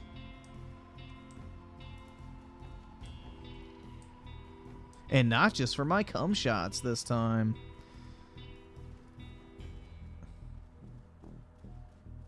Yeah, like the guy who was like, I can't believe this shit is real. Oh, wait, let me pull the mic down. I can't believe this shit is real. Oh, wait. Bro, that shit was so corny. I don't even give a fuck what's happening in this game. I'm probably just going to walk around. I'm not even going to play.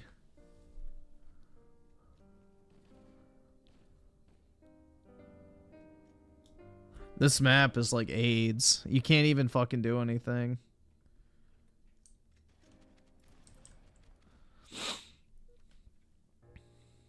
Yeah, make sure the camera catches my tears. Oh, zoom it in real quick. That shit was so gay, man. Imagine being a man and uploading yourself crying on the internet. What a fucking vag. What a literal fucking bleeding vag, bro.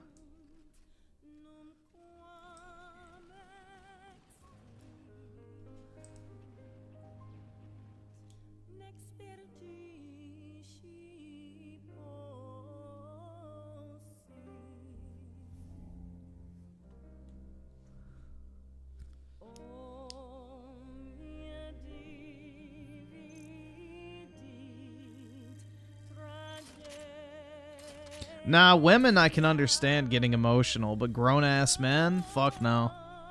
Women are allowed to get emotional.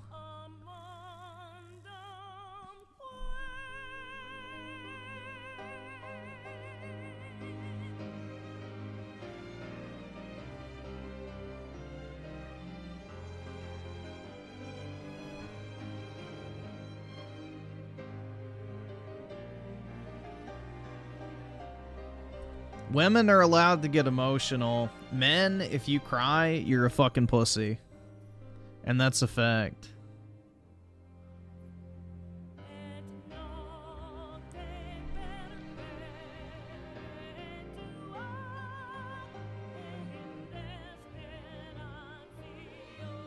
I know math is hard when you're an idiot, but if you're a broke boy, just say so. Let's see. Brit with the 50. If I want to see... Wait, I want to see the funny campaign to Halo 1. There's nothing funny about it. It's just boring. Lol, play with Oski or whoever. Lol, this is very funny. The campaign's just boring. There's nothing exciting about it at all, Brit. Thanks, so. nigga. All right. I mean, I can do it, but yeah, it's just generic as shit.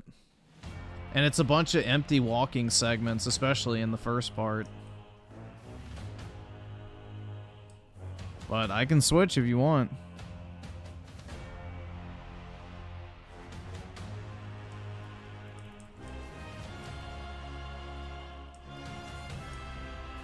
Let's see. Majority Jeff of the 5, are you saying a man cry when they lose a loved one? They can do it in private, but don't upload it to the internet.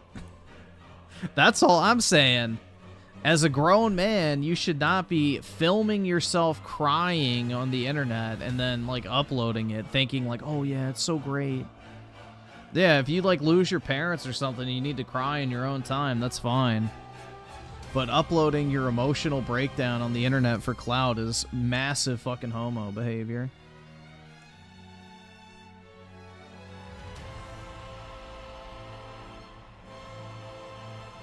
Especially crying over something as stupid as video games. Like, bruh, that's sad.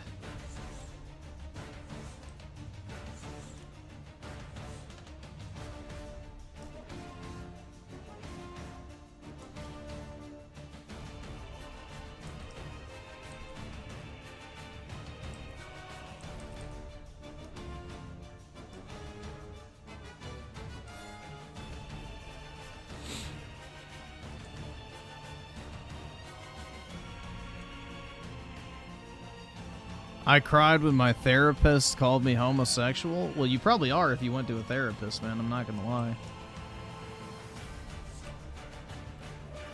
They might have been onto something.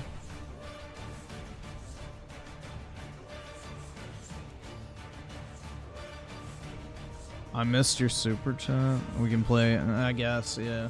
I don't know how many people can play in the co-op campaign, but yeah, it's fine. It'll make it go by faster. Let's see. Real life personal shit I can see video. Yeah, even then, I don't know. I'm not like an emotional wreck personally. Like even when I was a kid, when I had like grandparents die and stuff that I was close with, I was never like sobbing or anything like that. So I guess it just depends, but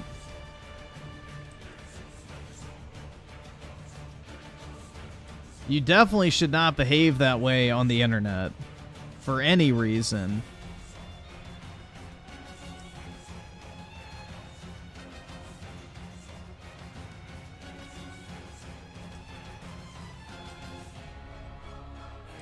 I don't know. I'm just not an ultra emotional person, so.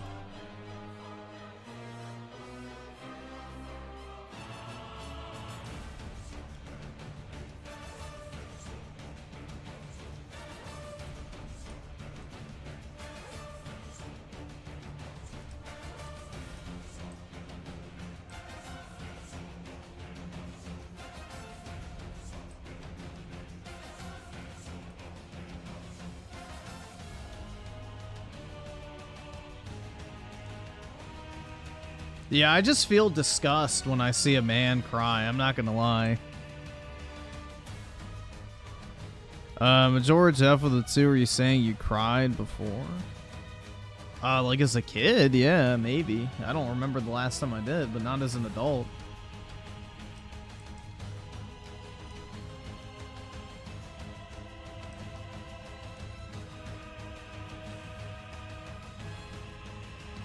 Like when I was like 9 or 10, maybe. I don't know. I don't really remember, to be honest. Nope, never cried over a movie. It's not real. Like, you can appreciate the emotion being conveyed, but it's not real. Like, I'm not like actually invested in it.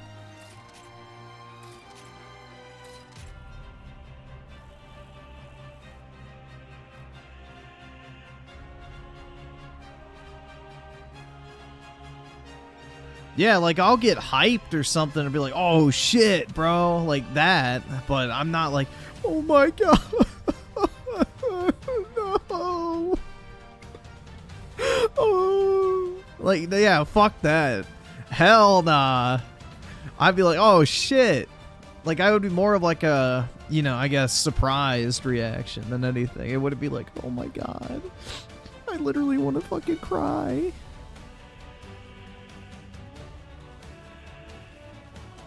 Yeah, I've never experienced that. Griffin cried with Disney bought Star. Nah, I didn't really give a shit, to be honest.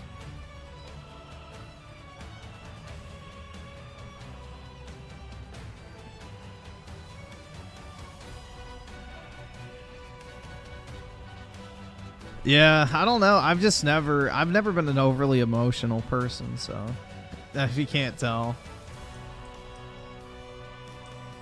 I'm not a very emotional individual.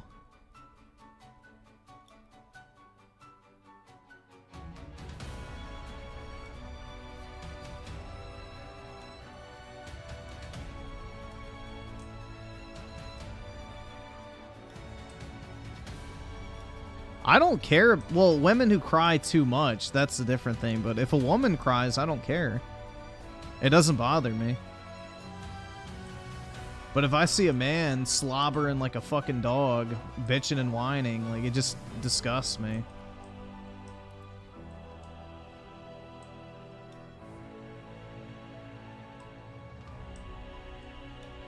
Ah, shit.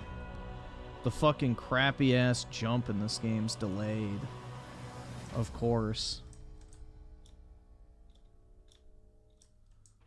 Sit up here. Says more about you than them? I don't think so, man. It's a natural biological response to be disgusted by men showing weakness. Especially when it comes to women. They get, like, immediately turned off by that shit. Like, women always say, oh, I want men to open up more. It's like, no, they want you to listen to them talk more. No one wants to see a blabbering, fucking slobbering dude bitch and moan and cry. Like, keep that shit internal.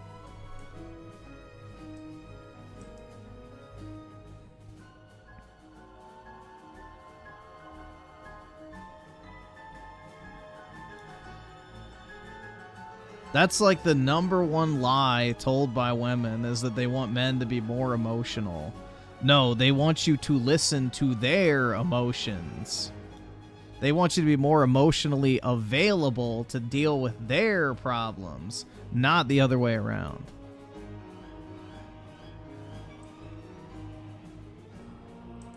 They want you to cry in front of them so they can leave without feeling bad. Yeah, pretty much.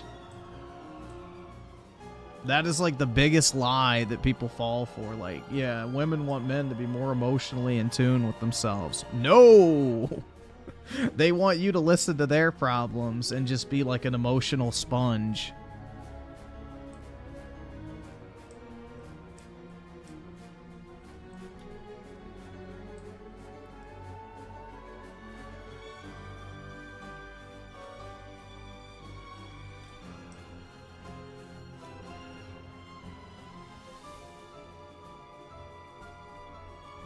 Yeah, it's like that shitty-ass My Pedo Academia with the guy who cries as his main ability.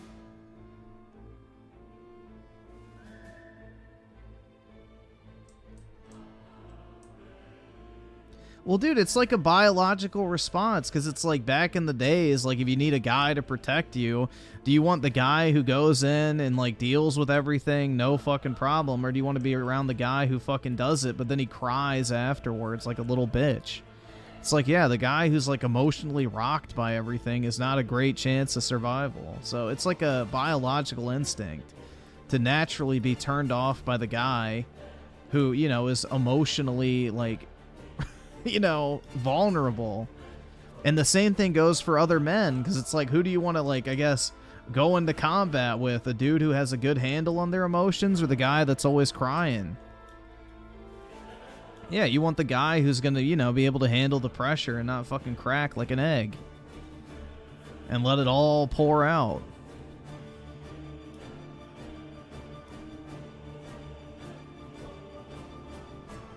So it's just, it's like a biological thing. And people are dumb for thinking that it's not. Why do anime pro tags cry so much? Because of all the soy in Japanese food. I have no idea. Probably because there are a lot of effeminate men in Japan. I mean, think about the type of people who make anime, too. Like, you know, they're not exactly Giga Chads.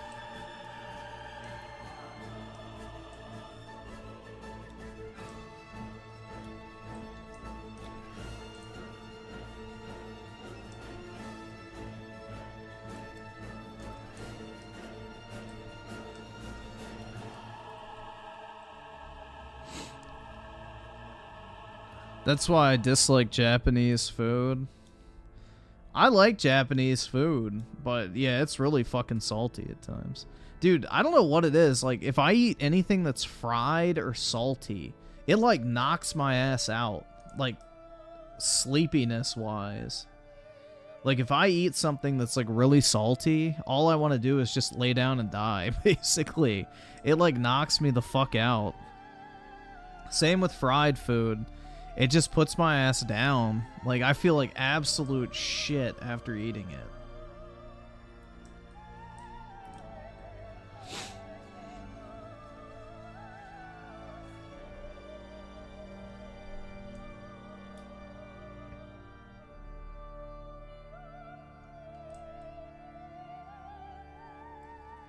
Well, I don't really eat too many carbs, so I don't know. I'd have to try it.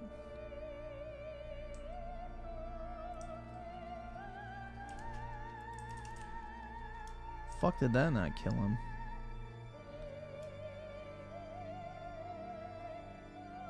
Sushi is good if you like the taste of fish. If you don't like fish, you won't like sushi. If you like fish, you'll like sushi. That's basically all it comes down to. It's a very pure food. Very clean. You know, I guess you can get, like, more prepared versions of it, but it's a very pure food. So either you like the ingredients or you don't.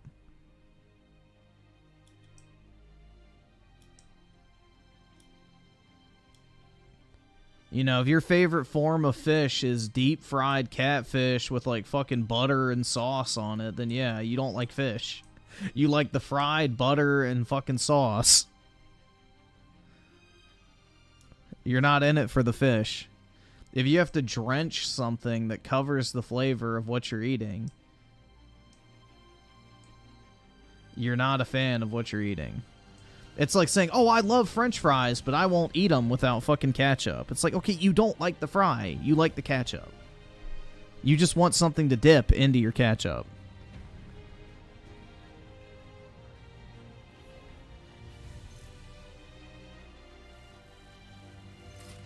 So that's the reason why a lot of people eat like shit, is because, you know, they'll eat crap, but they don't actually want the crap. They just want the stuff that they put on the crap.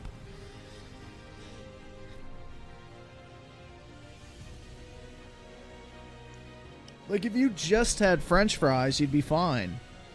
But then people will drench them in, like, fucking mayo and barbecue sauce and fucking ketchup, and then all of a sudden they're eating, like, 4 times the calories.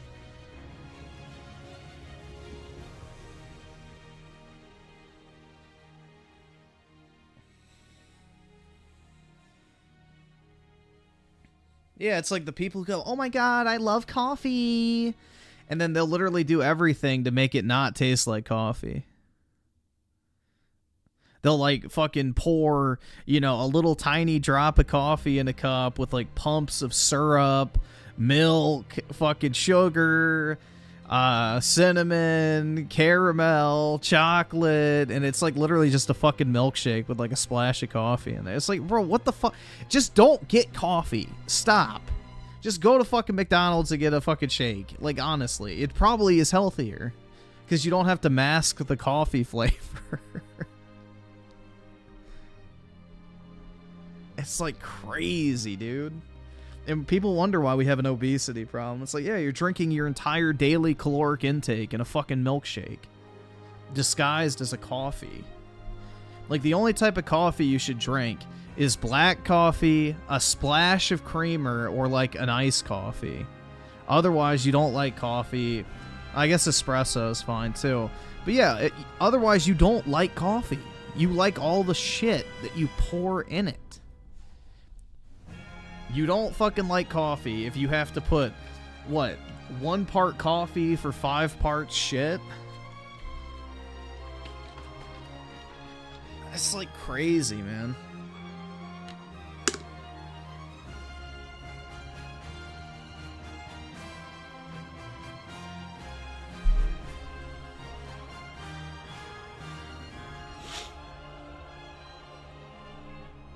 What do I have an email for?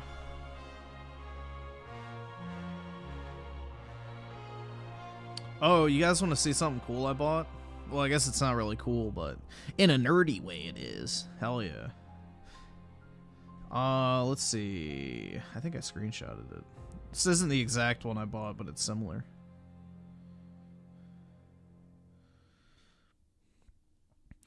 I'm buying more coins, so this was like a really good deal. I got it for like 70 bucks. This other one sold for 130, which is where I'm taking the picture from, but I only paid 70 bucks for the one I bought.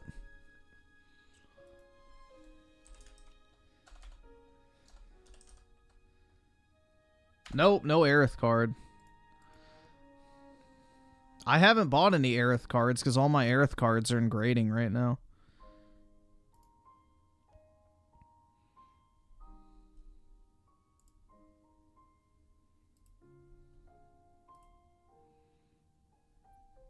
So this is not the exact, like, well, it's the exact coin I got, but not the exact slab. Let's put it that way. So yeah, I bought this. I thought it looked cool. Just with, like, the flag and everything. I don't know. But it's solid silver, so should be pretty nice. These coins are nice to look at, bro. I don't know. It's nice just, you know, being able to rub my hands together and stare at a silver coin. It fires my neurons.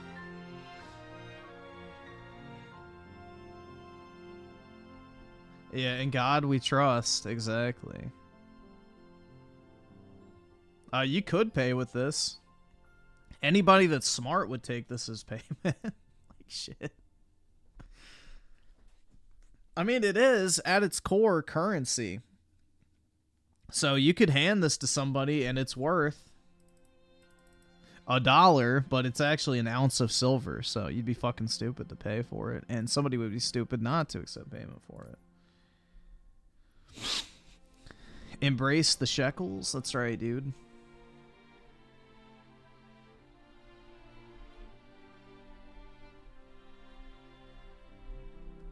But yeah, I like these slabbed coins. They're kind of cool.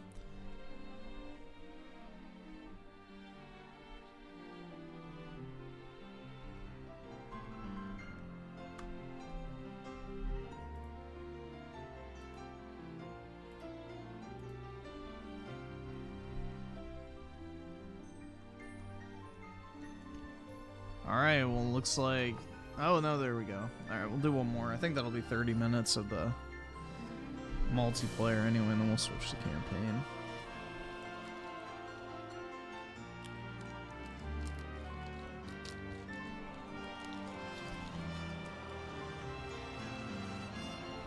Yeah, these silver coins are kind of cool, though.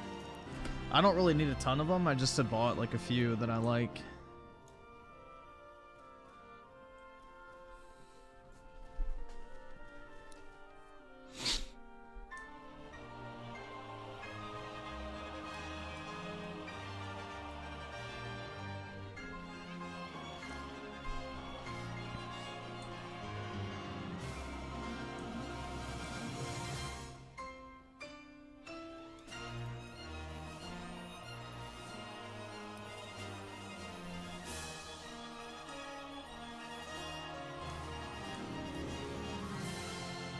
Wow, this is so much fun, man.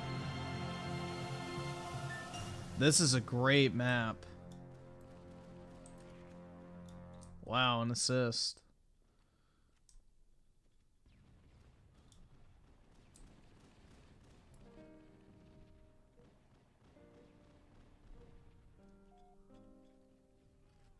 Did that guy ever send his friend code in the chat?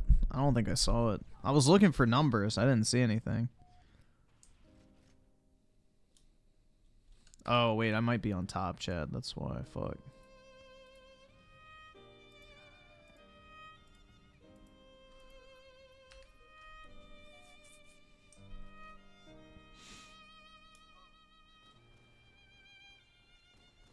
Yeah, top chat sucks. I wish there was a way to default it on my end. But there's not. Like, I can default it, I think, for the viewers, but not my end. It's really stupid, so every time I refresh, it goes to top.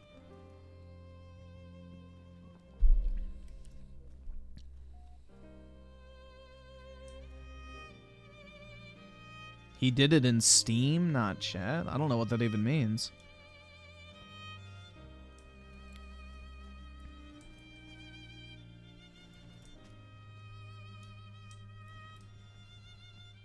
Like he sent me a Steam message? How would he message me if he doesn't have me added?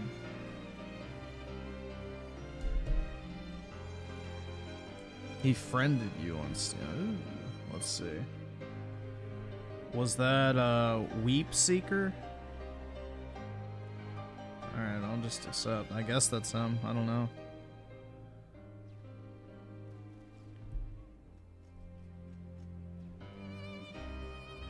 I hit accept. It's saying that he, yeah, he's friended. I don't know.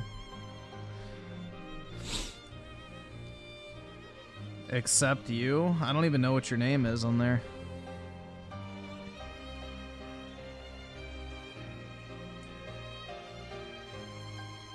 Wow. But gosh dang it, I've had so much fun playing it. This is an incredible experience. Great map design. Amazing map design, bro. You're playing Trials of Mana? Oh, so you're playing with that, what's that chick's name? Fuck. The one with, like, the magic staff. I can't remember her name. Shit. But yeah, that's back when they had fire character design, bro. Angela? Yeah, I think that's it. I don't like the blonde one as much.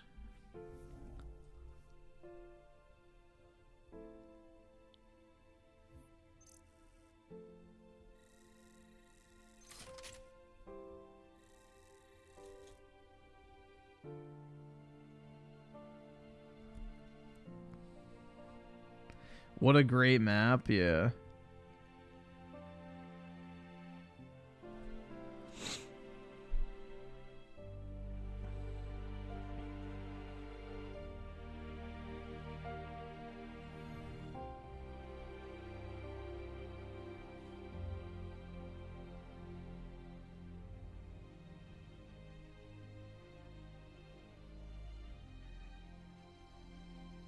Dude, why is everybody who tries to add me Steam levels so fucking low? Like, I'm not gonna add you if you're below 50.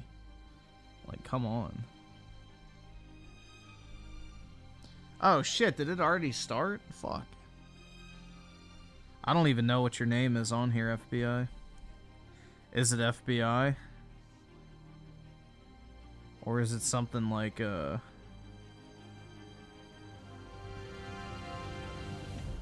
Pajit feet? I don't know. Kangaroo cunt. Well, dude, it takes like literally 0 effort to actually level up on Steam. All you have to do is buy trading cards. It takes 0 time spent. You just have to spend money on trading cards. That's it. Like, it's literally pay to level up. It's the most retarded shit ever.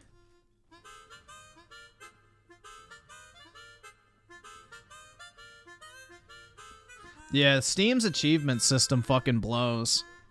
They should base level on achievements, but they don't because they're fucking stupid. They do it based off of like this pay to fucking open packs of cards method. It's really stupid. And your friends list is literally based on what level you are. So you have to spend a shit ton of money in order to actually add people on Steam past a certain point. Like, it's by far the worst fucking achievement / friends list social system I've seen in an online gaming platform. I would say, actually, Xbox's is probably the best with the follower system. I think that's actually really smart. Because then you can have as many people add you as you want, but you don't have to add them as friends. I think that's the optimal way to do it. Why am I judging people based on their level? Because they're fucking broke. Duh. Just like I judge somebody with a 1980 fucking Buick pulling up. Like, damn, bro, that's all you got?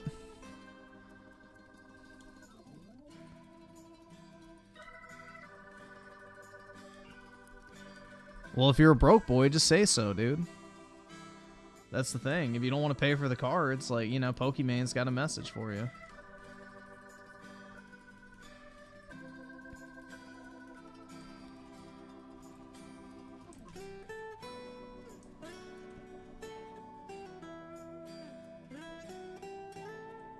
Like how I judge people who have less than 10 platinums on fuck. I think I have 9? That's actually funny. I think I have 9, so yeah, you can judge me. There you go. I'm fucking scum. But I am trophy level 302, I think, so it's not that I don't play games, I just don't fucking care about platinums. But yeah, feel free to judge. I'm a fake and a fraud.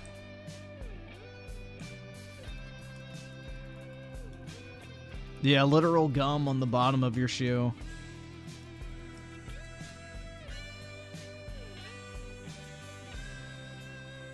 Ah, shit, the chat just crashed.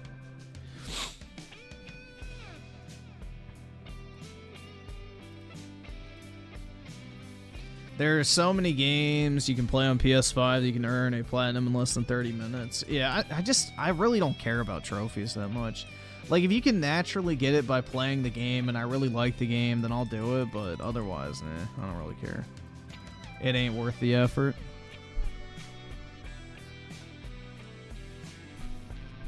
I love Pokemon. Me too, dude. She's so hot. The Stanley Parable Deluxe this month is an easy plat. Yeah, I kind of want to play that. I heard it's good. It's like a puzzle game or some shit. Which, I like that one game, The Witness. That's a really good puzzle game. The Talos Principle is a really cool puzzle game. And then there's another one, too. Fuck. I don't remember. But it had like a Roman theme to it. It was neat.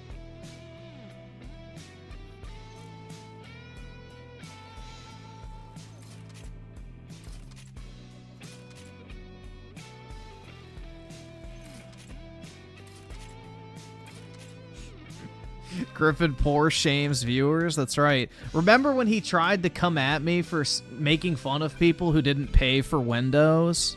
He goes, he's poor shaming people for not paying for Windows.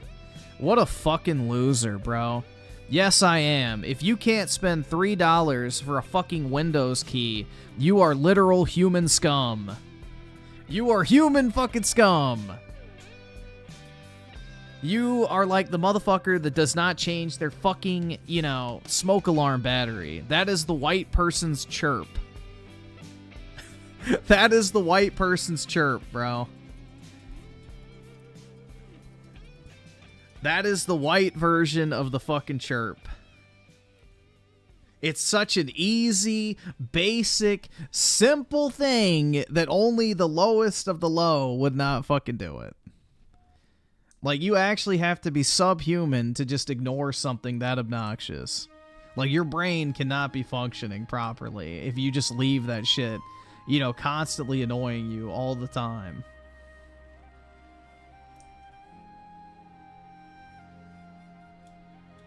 That is a sign of subhuman, you know, intelligence.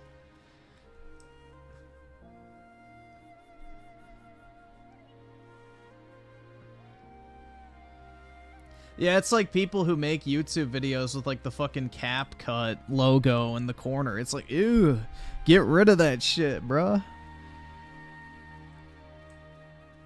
Get rid of that fucking shit. I hate watermarks. Watermarks are so ugly. Yeah, they fuck with my OCD too. Yeah, if you have the activate Windows icon, you have no right to ever complain about the chirp, because you're even worse. Because you have to look at it all the time.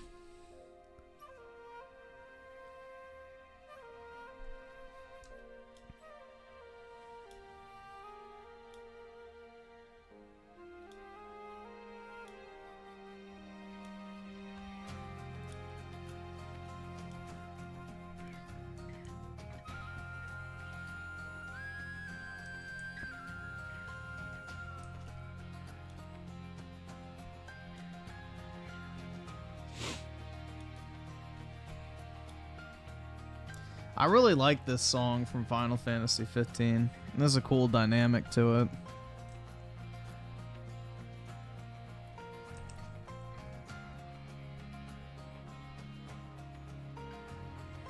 You don't have the chirp? Well, that's because you're part Asian, IMK.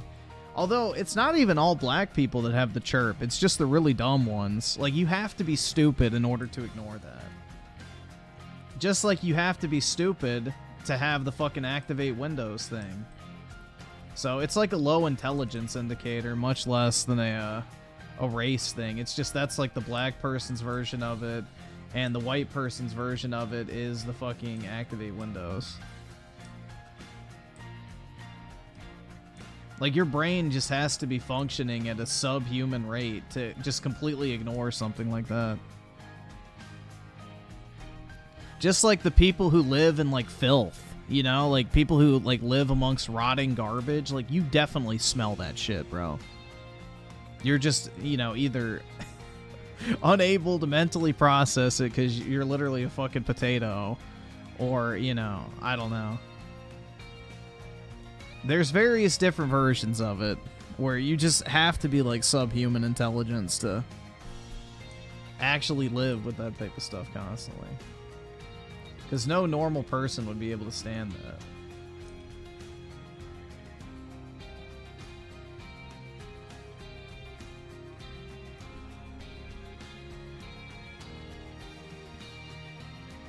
Ratsman bald? That's right.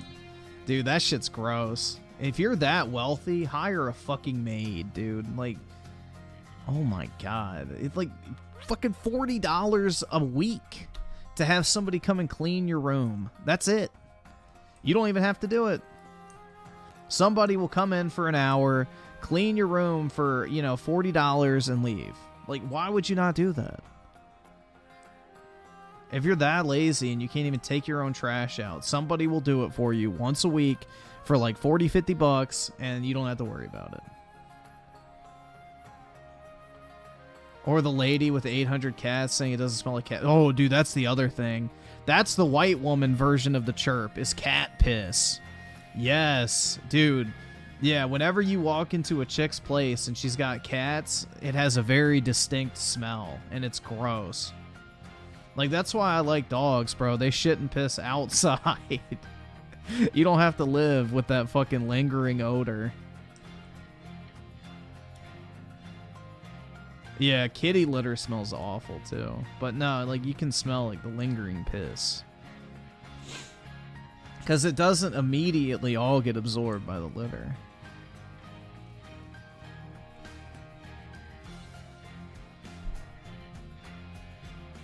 Yeah, I remember when I moved into my first apartment, the person who was there before me had a cat. And there was, like, cat hair and shit all in the carpet. They had the litter box in the fucking closet, so the floor smelled like piss and it had soaked into the carpet.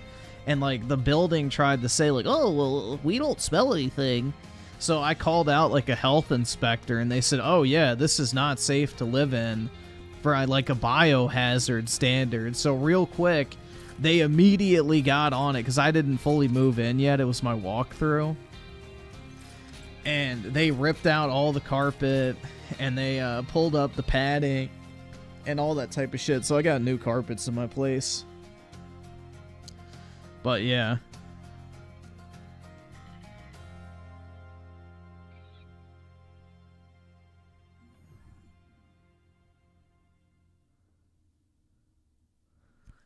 Nasty, dude. I fucking hate. I really do not like cats.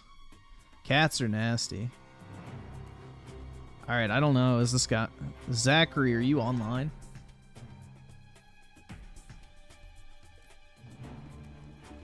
I guess. You are?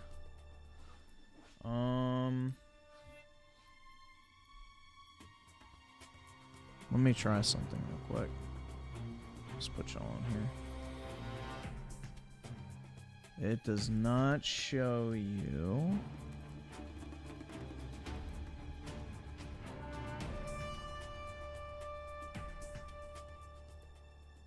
You're not playing the game right now.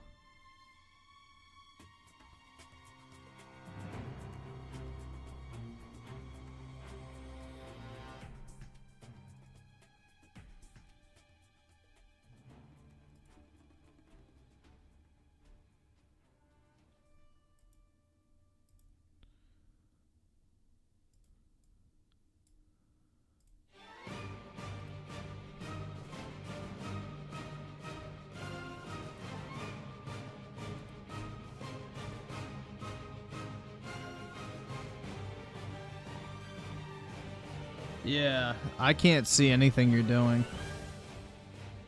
You either have your profile locked down to the point where nobody can interact with it or see what you're playing, or you're not on. Yeah, like, I have him added, and this is what I see, so... I can't even look at anything, so... You changed setting? Alright, let me see now. Let me refresh it.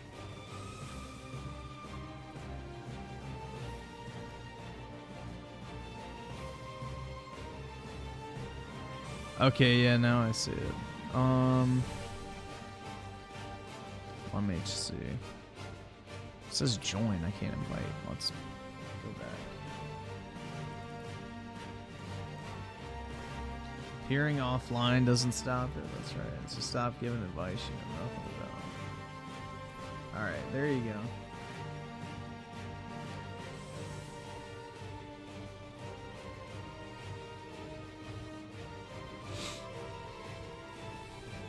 Yeah, I think my profile is public. I don't know. I don't actually pay attention to it because, you know.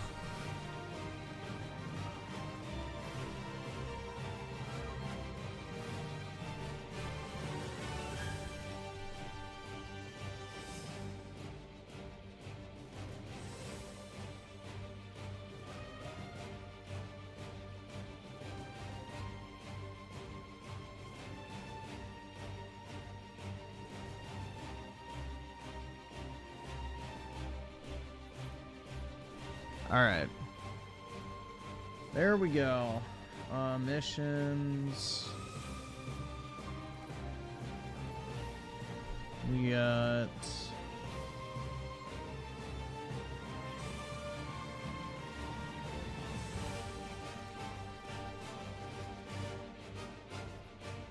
Alright.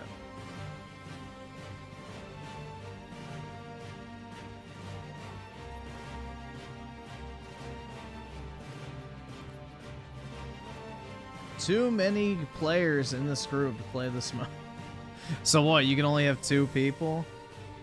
Alright, well now everybody has to fight.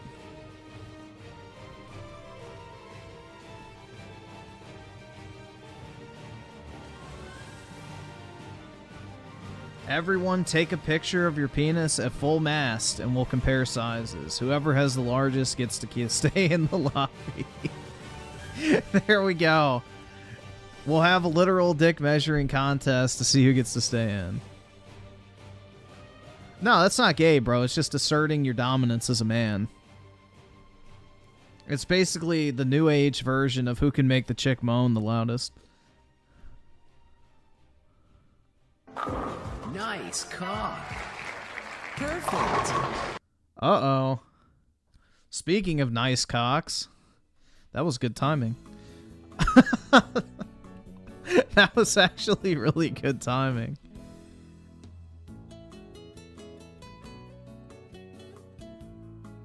Let's see. Where am I on the Super Jizz? Mr. Kill Jr. with the 2, play the campaign The Cursed Halo. I don't even know what that is. I don't mod either. Play Halo 3s, it's 4-player.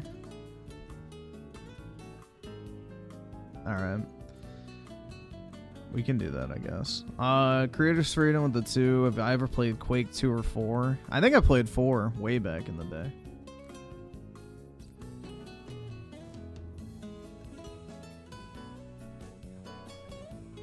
And Oski Woski with the 20. Me. Alright. Yeah, I sent you an invite.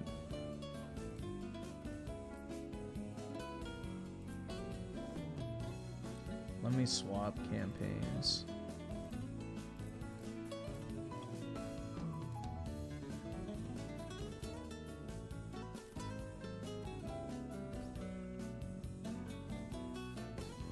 Halo 3.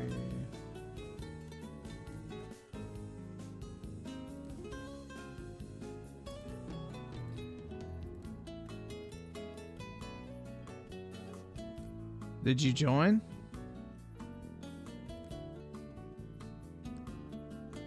I may have to do a new lobby.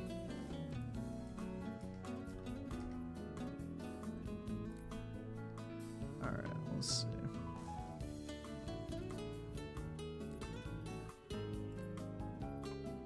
Alright, see if that works now.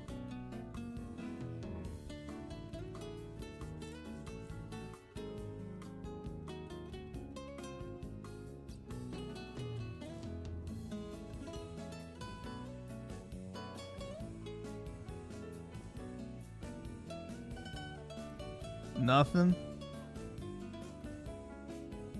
Why is it not letting you in? Because Microsoft's matchmaking is fucking bad. It's not good. No bueno.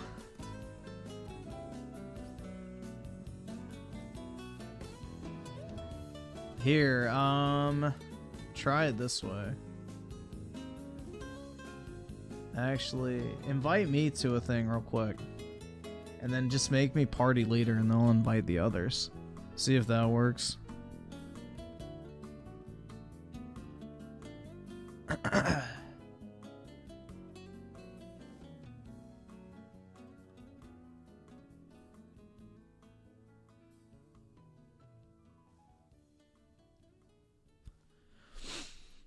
Yeah, for like months. Or just go into a like lobby where I can join.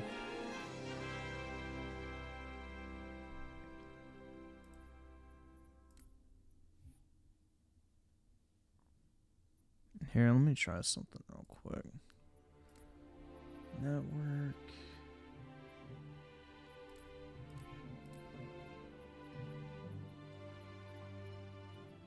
Platform. Yes, I don't have anything platform restricted. All regions are good.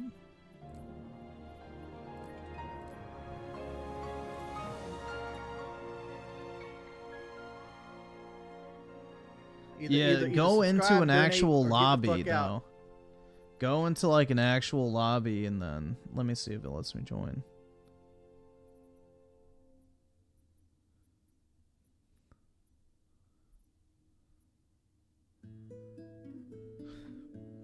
See, just so everybody knows I'm not capping, look, I never finished the Halo 2 campaign. I got bored of it, so I only got like, what, 11 missions in? I went back to it and tried to finish it. Halo 3 ODST, I didn't even play. I didn't like. Halo 4, well, I beat this on 360, but...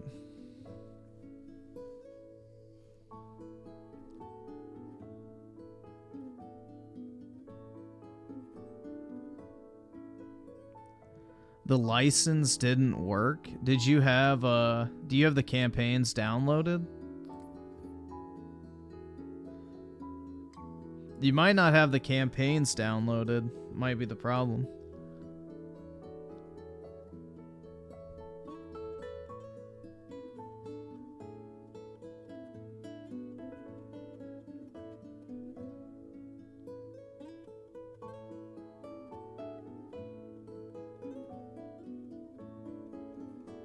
No, I don't think MCC has free to play online.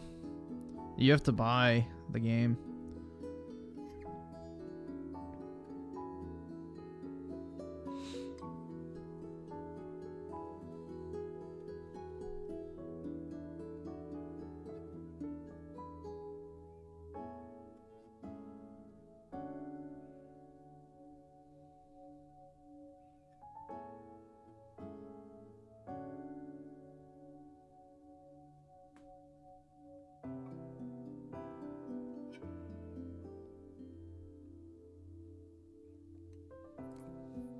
Yeah, you're not even on.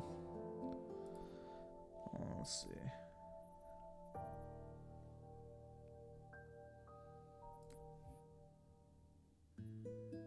Oh, there we go. Yeah, just go into a lobby real quick. Like on multiplayer or whatever, and then let me see if I can join your game. That'll be the thing. Yeah, let's see. They're not following this user, or they're not following. What the fuck? What the fuck does that even mean? I don't even know what the fuck that's supposed to mean. I'm not following someone? Yeah, it's just Microsoft, bro. This is just a Microsoft dog shit fucking server issue. I don't even know what the fuck that means, because you literally joined my game the other night.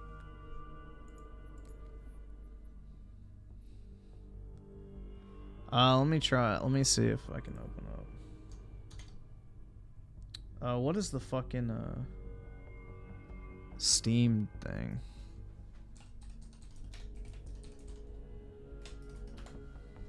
Shift tab. Okay. Let's see if that works.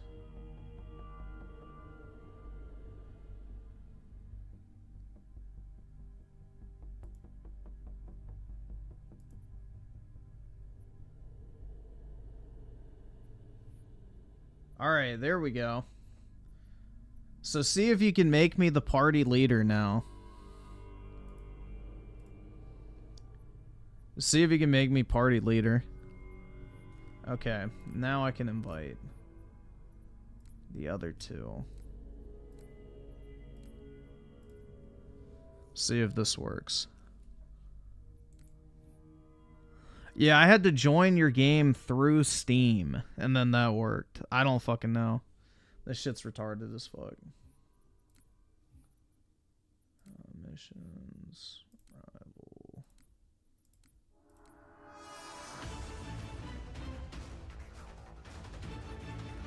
Alright. There we go.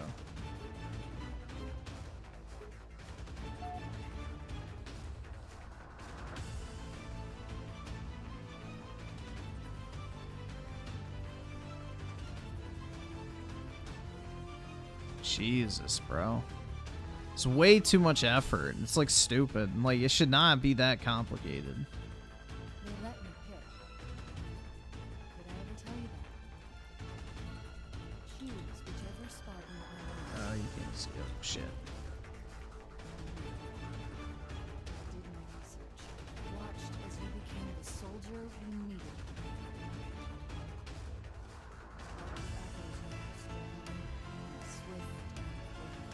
I guess I'll turn the campaign volume up. But you had something they didn't. Something no one saw but me. Can you guess? Luck.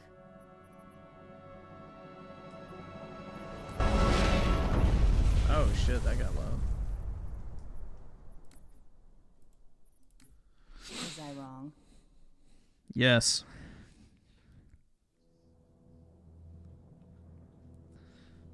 You were dead wrong.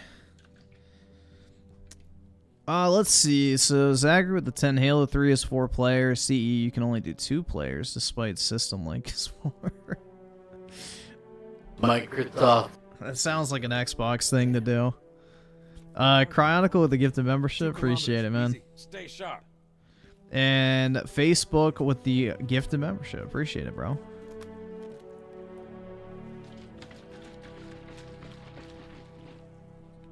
Gorman? His armor's locked up. Gel layer could have taken most of the impact.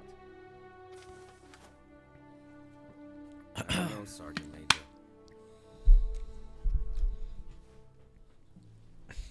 DEI detected, bro. It's woke. If Claus was here, that's what he'd say. DEI detected.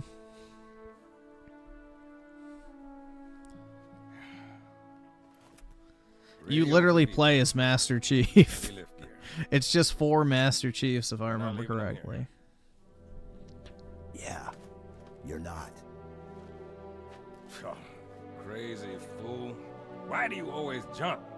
One of these days, you're gonna land on something as stubborn as you are.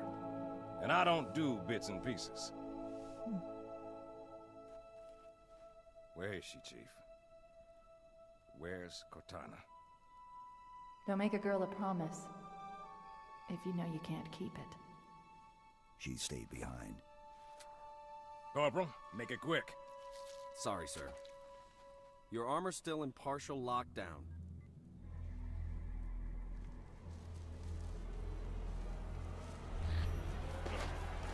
Chief, wait! The Arbiter's with us. Come on now. We've got enough to worry about without you two trying to kill each other. Were it so easy. Dude, it's the piano song. The one final effort or whatever it's called. Let's go. The roots of ourselves. And they must love the smell of green.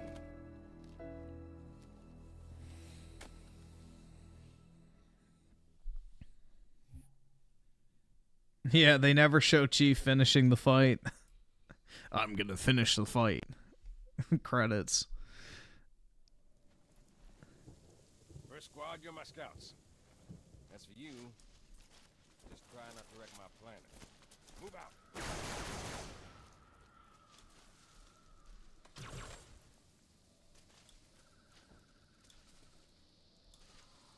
Bravo team, this is Johnson. You got it. Fall back to the extraction. Yeah, he's a Trump supporter, so that's why he got fired from Bungie. So, yeah.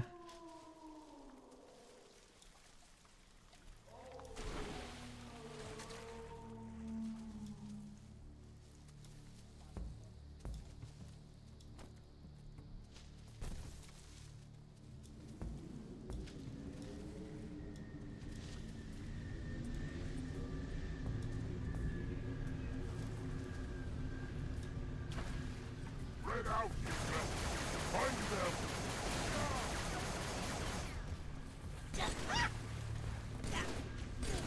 Where's the sound effect? There we go. I got confetti earlier and it didn't give me the sound effect.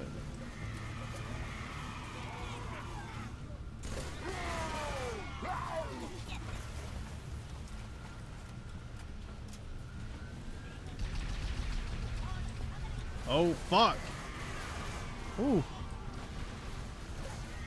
I hit the angle wrong.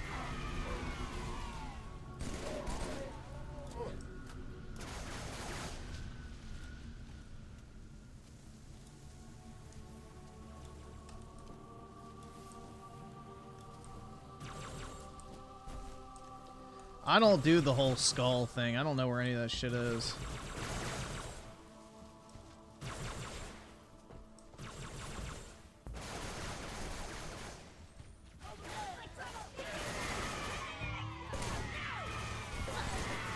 Yeah, once you play with the Grunt Funeral Skull, there's no other way to play this game.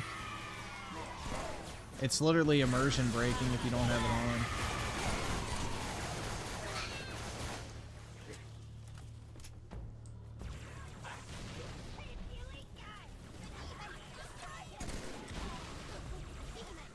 Alright, bro, then I guess you can't like Batman Arkham Knight unless you know where every single fucking Riddler trophy is, right? Sugma.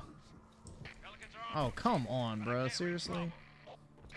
There we go.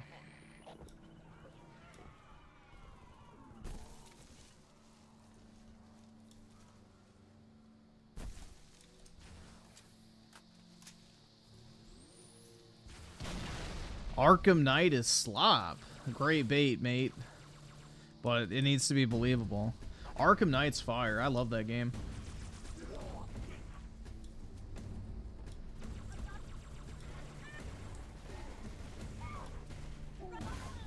The best Arkham game, hands down, and the only good superhero game.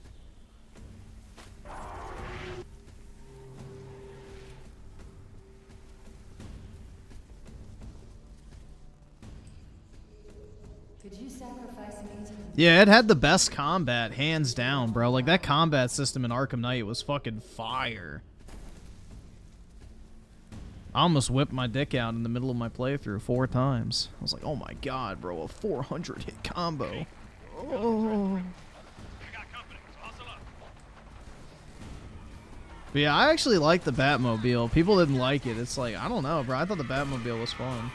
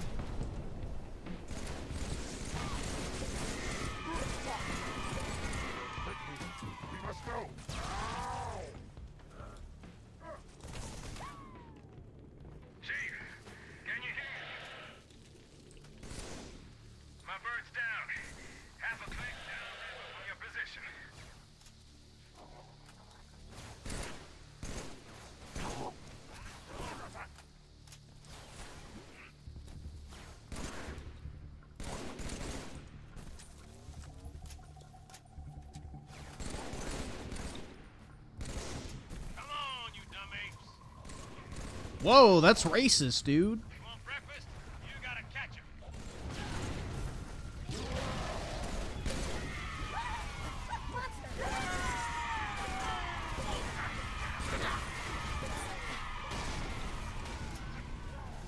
Poor kids are just as smart as white kids. Yeah, I never played Arkham Origins. I've heard it's good, though. Echo 5-1, please respond. Focus, 5-1 is down. Divert for emergency evac. Over. No pistol.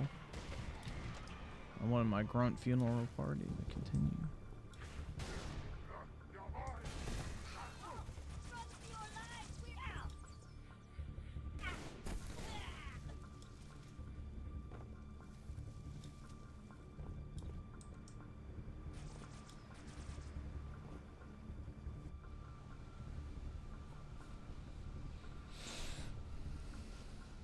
See how they bait their trap? Nah, Arkham Asylum is probably the worst. It's the most boring. It feels too comic booky.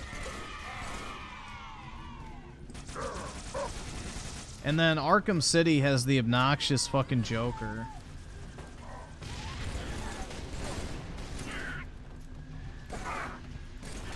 The only good iteration of the Joker is in The Dark Knight.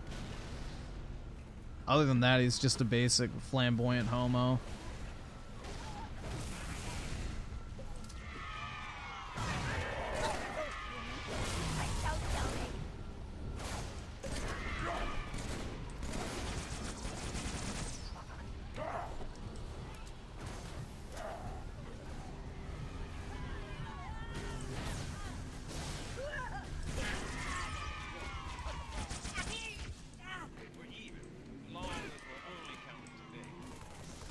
I'm almost out of ammo. What's your ETA?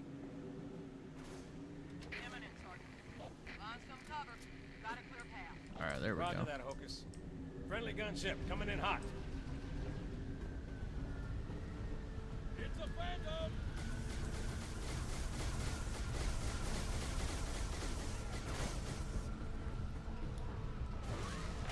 Yo, what the fuck?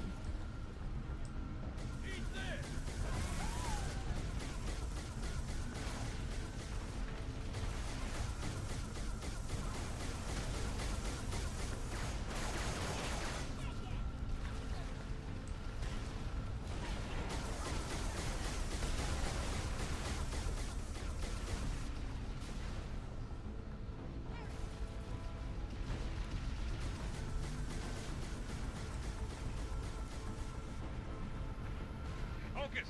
Phantom!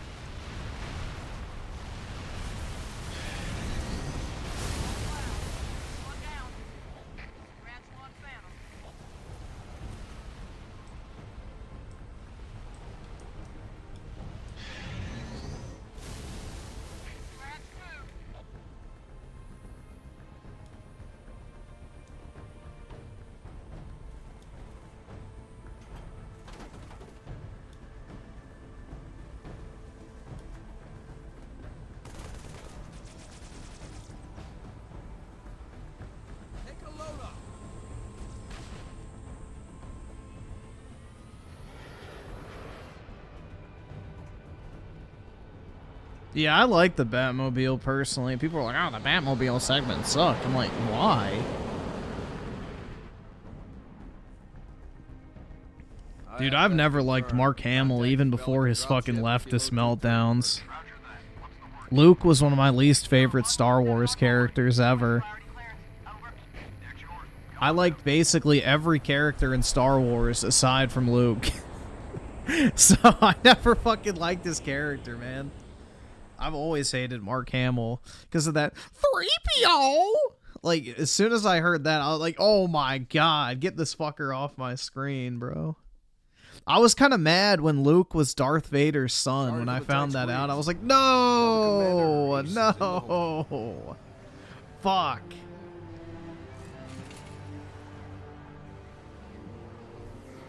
Check 3PO! it out.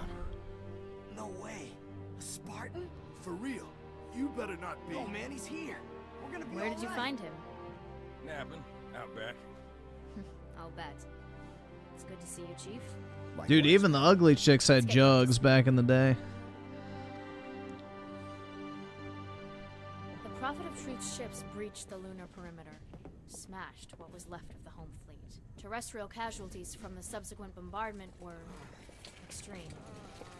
Truth could have landed anywhere, but he committed all his forces here, East Africa, the ruins of New Mombasa. Then they started digging. What about Halo? We stopped it, but only temporarily. Now the Prophet of Truth is looking for something called the Ark, where he'll be able to fire all the Halo rings. If he succeeds, humanity, the Covenant, every sentient being in the galaxy. The rings will kill us all. Ma'am, I have Lord Hood. Patch him through. Good news, Commander Keyes? Good as it gets, sir. So I see. What's your status, son? There goes the chat. Glad to hear it. Commander's come up with a good plan, but without you, I wasn't sure. We just lost the perimeter cameras. Motion trackers? Come on, sir, I'll show you the way. Where's my fucking gun? 20th century war. Oh, I don't like this mission.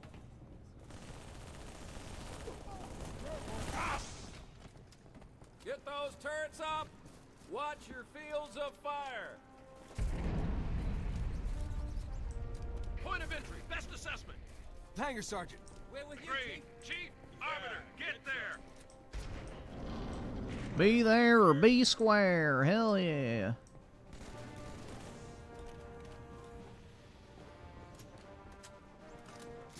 Chief? Good. This channel is secure.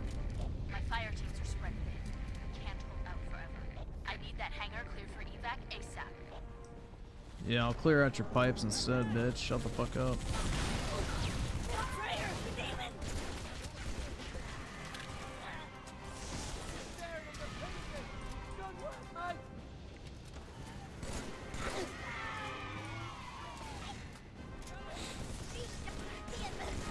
Yeah, nothing for the 15th anniversary of Halo 3. Microsoft, I think, doesn't like Halo, honestly. I think Phil Spencer dislikes it. That franchise has been so neglected. It's crazy. And it's been primarily under his leadership, too. So I think he has genuine dislike for the franchise. That's the only conclusion I can come to, personally.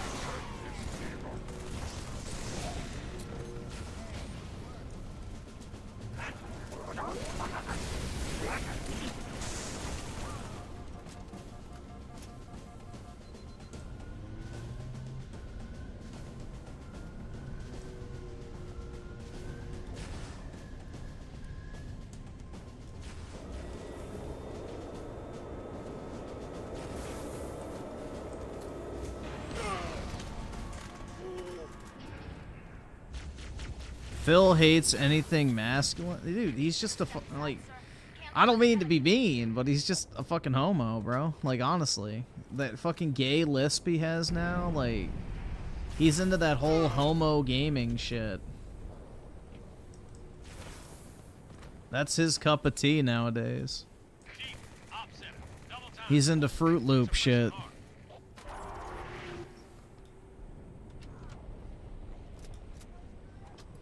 He probably wishes he could have gone to the Diddy parties. Where they had the gay sex orgies. He wishes he was Meek Mill.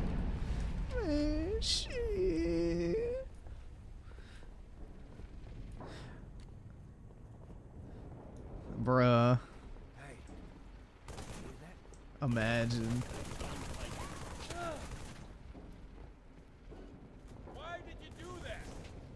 Because you're not white. Duh. Hostiles reported outside the barracks.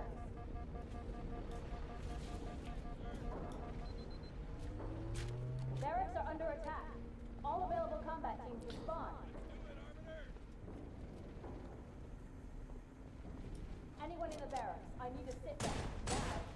Dude, that Halo leak has been a thing for years at this point. It's not even news. Like, it got leaked, I think, in 2023, right before the It's Only 2 Games announcement. That Halo was going over and is actively being developed for the Switch and PS5. So that's old. That's an old leak. Coming out of the vents.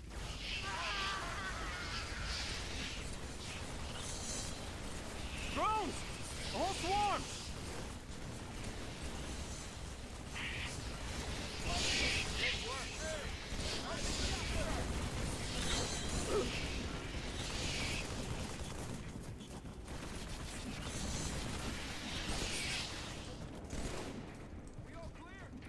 Good for now.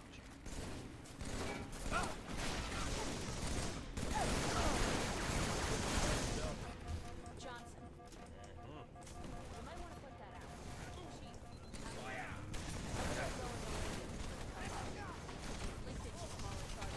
I can't afford this shit! As soon as the evacuation is complete, start the timer.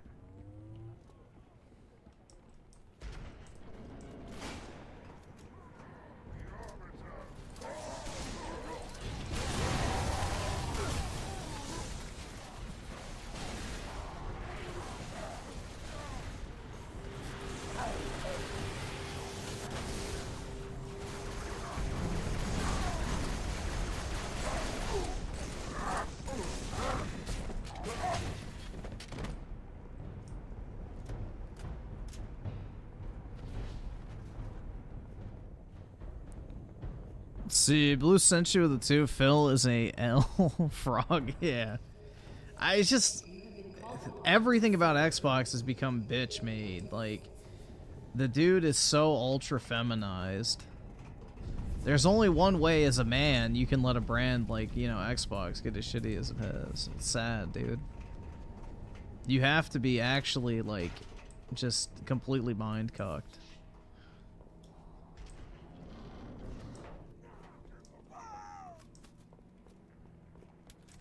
No!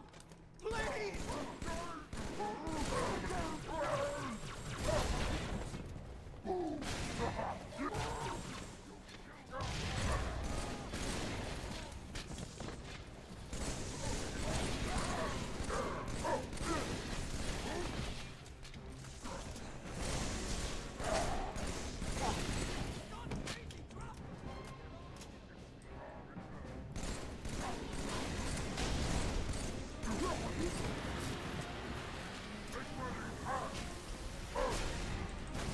Everyone on your feet, grab a weapon.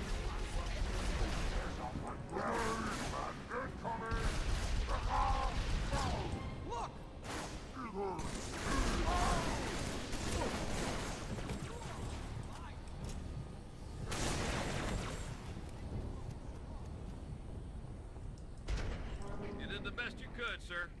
Let's get the survivors up to the hangar. Are there any? Just outside the Lost the op center. Brutes attacked in force. Couldn't hold them off. We're falling back to the hangar. But don't wait for us. Hold position. I'm not leaving without you.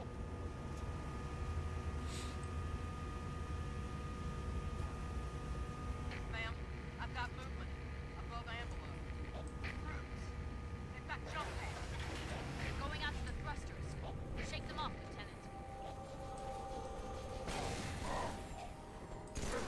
Well, under Bill Gates, you know, Xbox was way more based, so I don't know.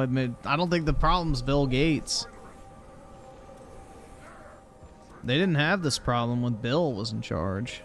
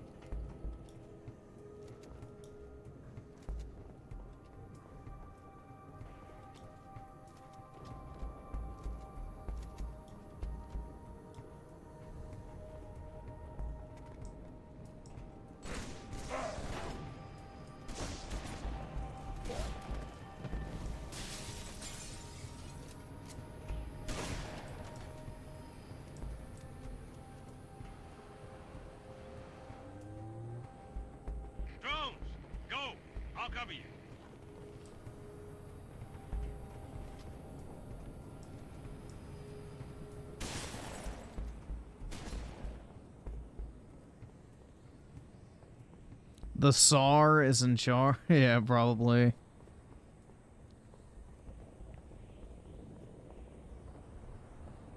Roots, in the op center. They disarmed the bomb. Sorry, Commander, there were too many. Even for me. Chief, get back to the op center. Kill those brutes. No, I want to leave. I've got to get these men out of here. But I'll radio with another exit. Good luck.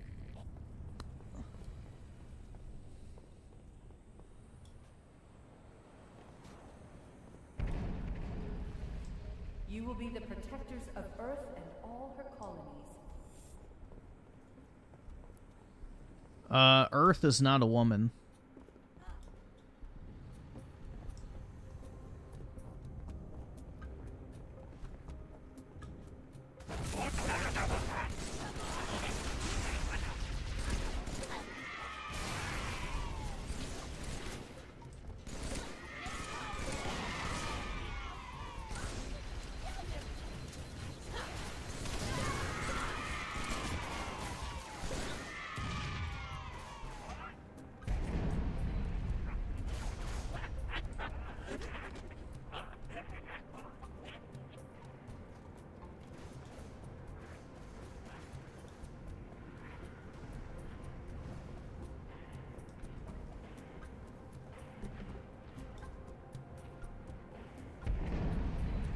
Cortana wants the D.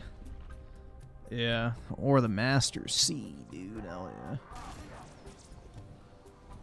Master C. That did it, Chief. Bomb's armed. We got your exit. A service elevator in the hangar. Get downstairs and cut through the cables.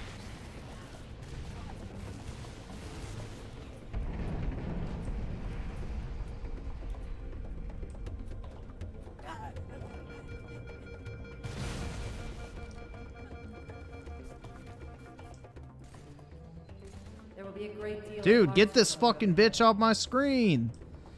Unless she looks like Halo 4 Cortana, I don't want to look at her.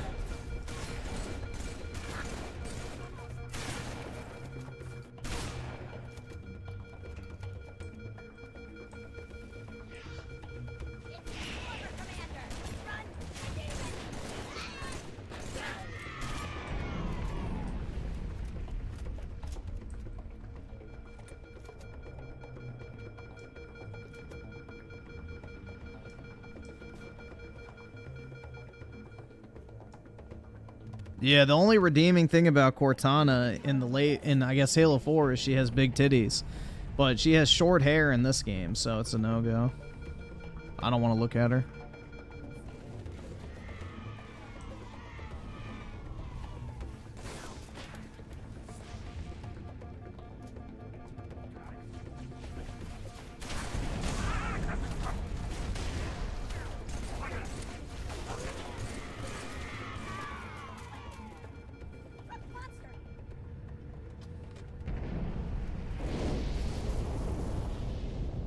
This place will become your home. Why am I looking at hair? Because, bro, titties aren't even that important to me. I don't care about them that much.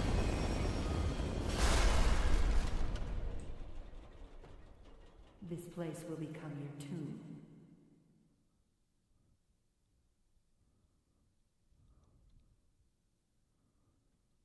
Titties aren't all that, bro.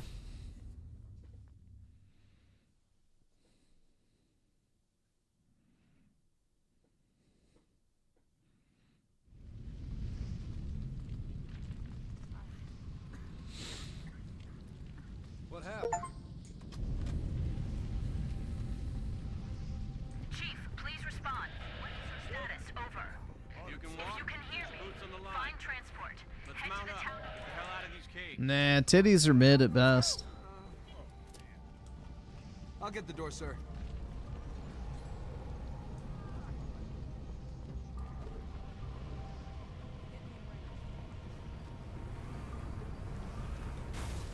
Damn it! Run everywhere we go. Kill everyone we see when we get there. Hey, you almost hit me. Plenty left for you.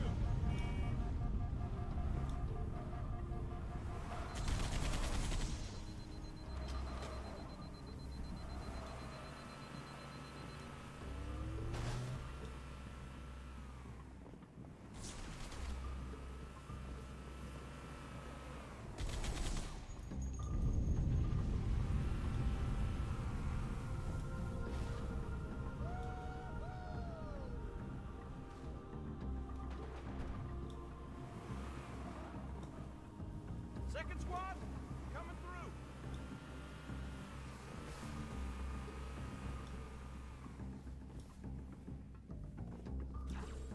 I'm on your side.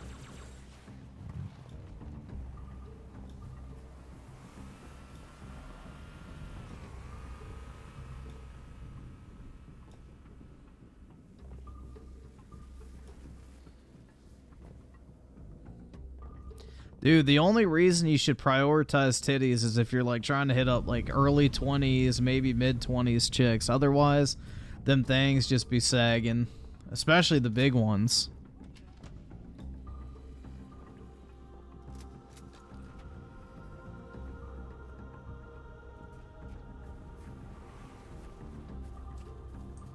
Okay, light him up, sir. I call shotgun. Taken care of.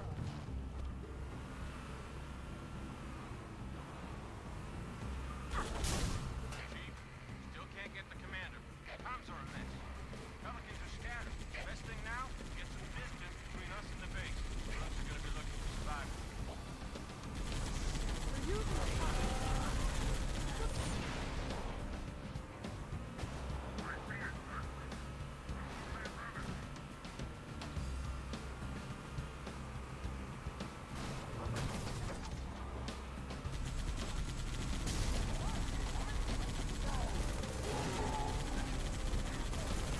He's advancing. We got him where we want him.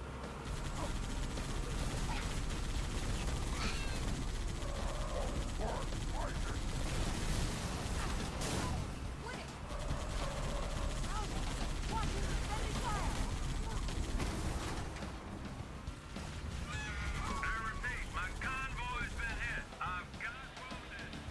We're on the Savo Highway about east of Oy.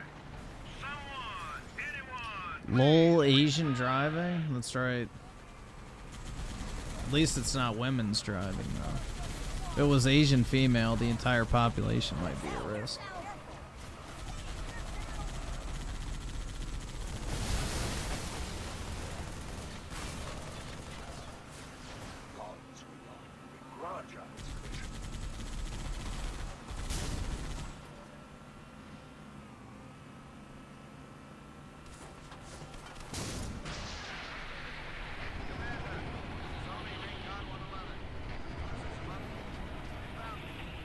Say again, Recon? Breaking up. Something in the crater, ma'am. Something beneath the star.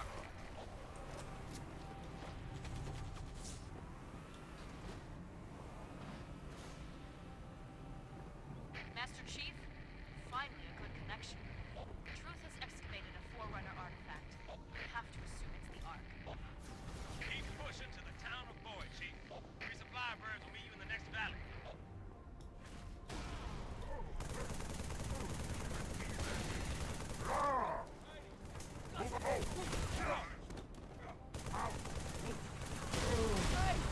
That was mine.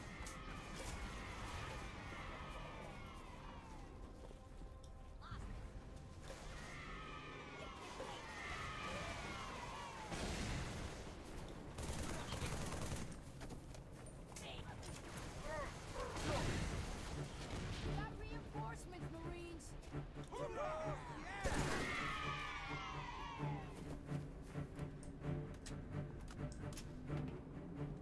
Sir, Recon spotted Covenant armor ahead. Pelicans are inbound with heavy weapons. We need to hold out until they arrive. Phantom inbound. Tangled! Got hostile armor ahead, Chief. I rounded up a few resupply birds. Advise you to maintain position until they arrive. Watch where you're firing!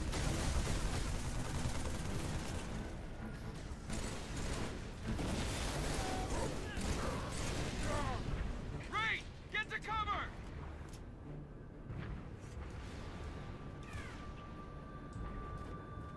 Pelicans coming in! Brutes have plenty of armor between here and Boy, Chief. This warthog should help you punch on through.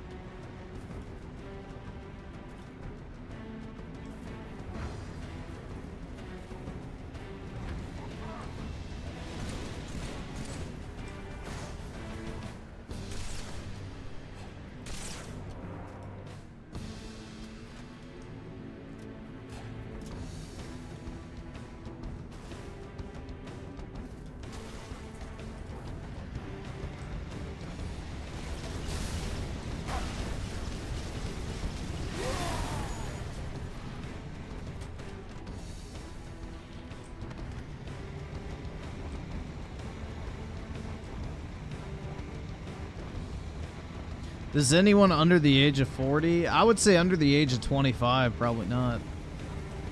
40 might be pushing it. Because this came out in 2020. Or no, not 2020. Fucking, it would be 20 years old in 2021, so. Yeah. You would have to be like 25 or younger, I feel like, to actually care about this franchise. Or 25 or older, but yeah. Whatever.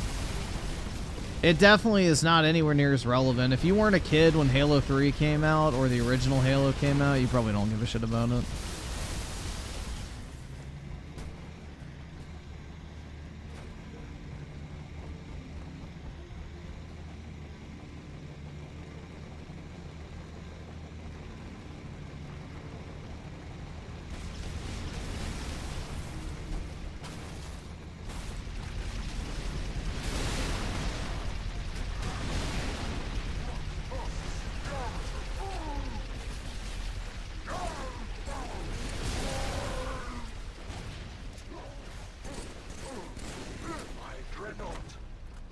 That has so long been the focus of our worship now rests on its true pedestal.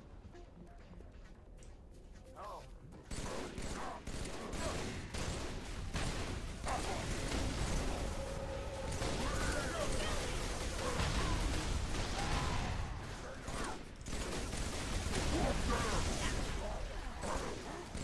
But yeah, the unfortunate truth is most normies don't care about Halo anymore. It's been irrelevant too long.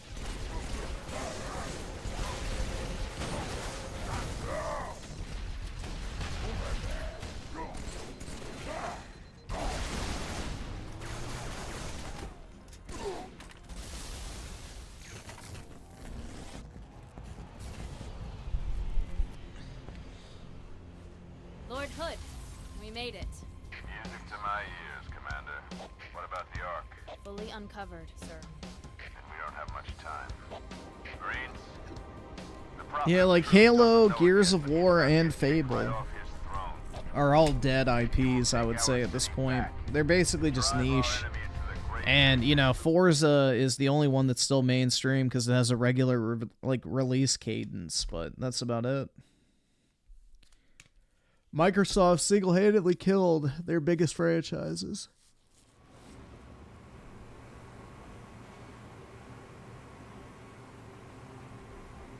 Chief, the Prophet of Truth has found the Ark.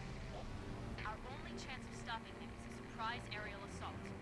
Clear this sector of Covenant anti-air defenses. Make a hole for the Admiral's ships. Good hunting. He's out. Well, Doom's not ultra relevant. That's the thing. Is that's actually kind of a misconception. Like, it sold well, but it's not like this fucking god tier popular title. It didn't even sell 10 million copies. So it sells decently well, but it's not like a juggernaut. But that's also because the multiplayer fucking sucks. So if they can actually release good multiplayer, then it might pop off.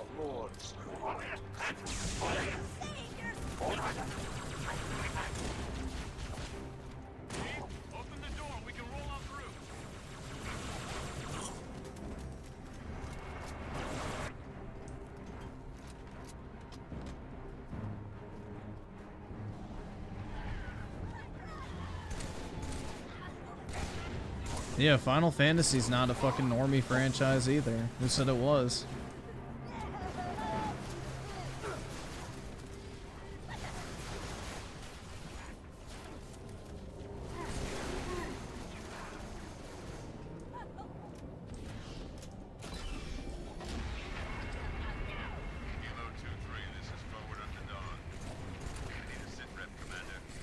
Atmospheric disturbance is intensifying above the artifact, Admiral.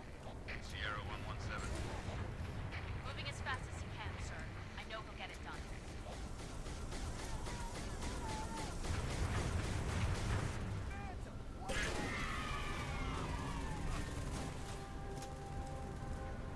That away, Chief. Target destroyed. Move to the next area. Over.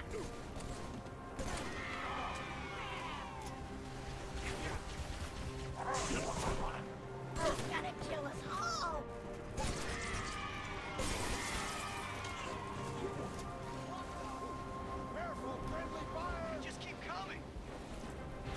So do I.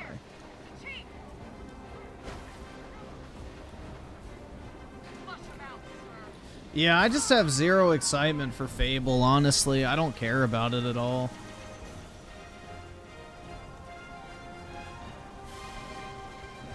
Like, I don't want to play as that creature, dude. Like, fuck that. And the way they're doing motion capture tells you that you're gonna have to play as her. Like, they're doing, like, direct facial motion capture on her. They're not doing that just for a fucking trailer. Like, I don't believe that for a second.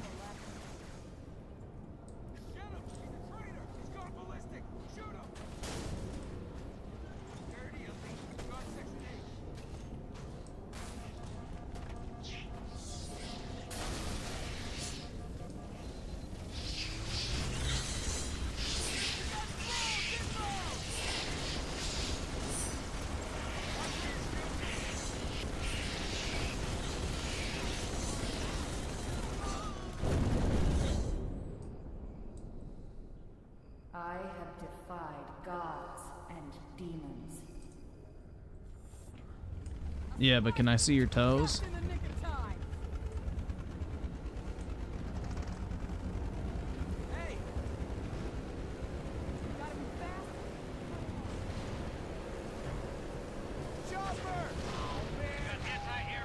Dude, what the fuck is that retard doing? He just killed himself.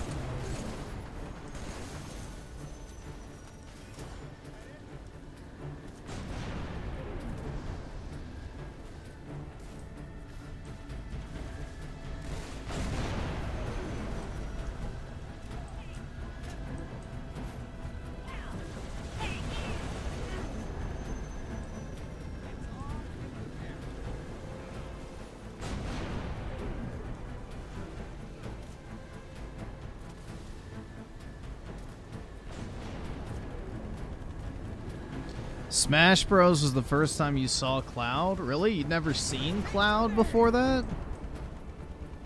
I don't know, bro. Like, I feel like you should have encountered Cloud at some point prior to that. Like, maybe not in the game, but...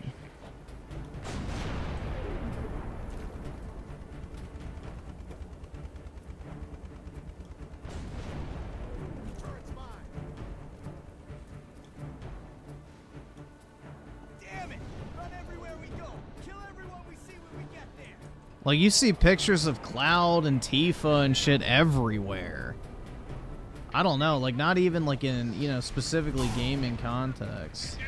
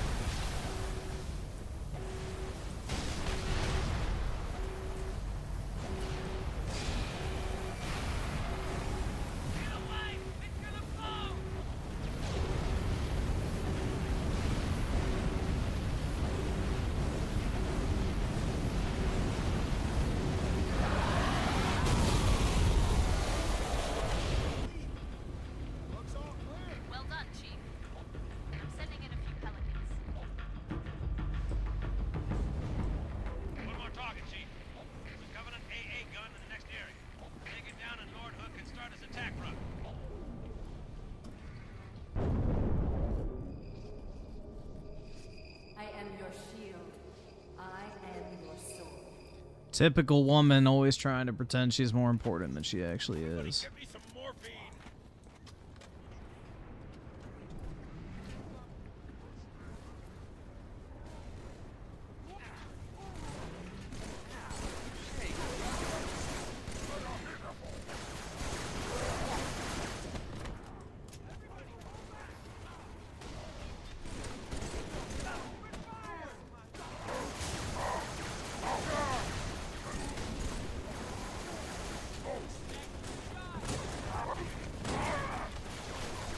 You don't know that meme, Brett? Basically, it's like this thing where it's like anytime a guy like tells his wife like, "Oh my god, I did this," or "I finally finished this," or something, she goes, "Oh my god, we did it!" And it's like, we? That's like an old fucking meme, essentially. That basically women have to always take credit for literally everything.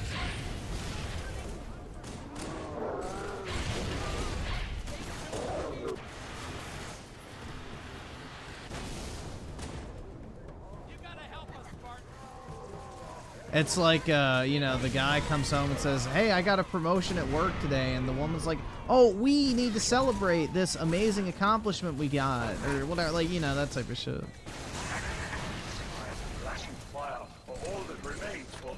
Or "we did it, oh my god."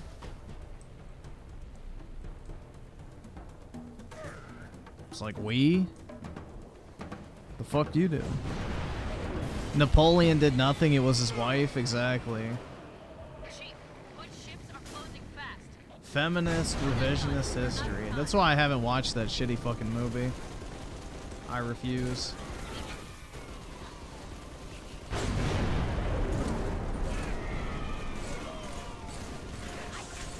When I saw the trailer, I was like, oh yeah, nah, I ain't watching that.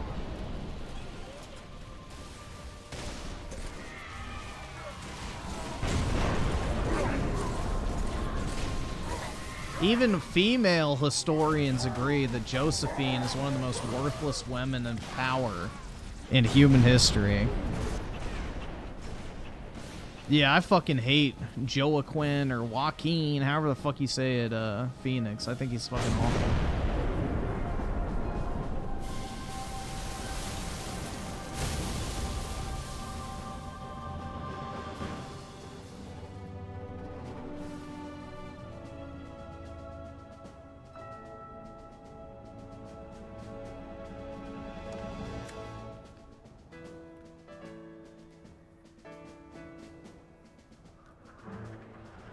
Yeah, if a man says we're pregnant, I'll assume he's... Yeah, say who's the father? That's what you should say if somebody says we're pregnant. Say, oh, who's the father?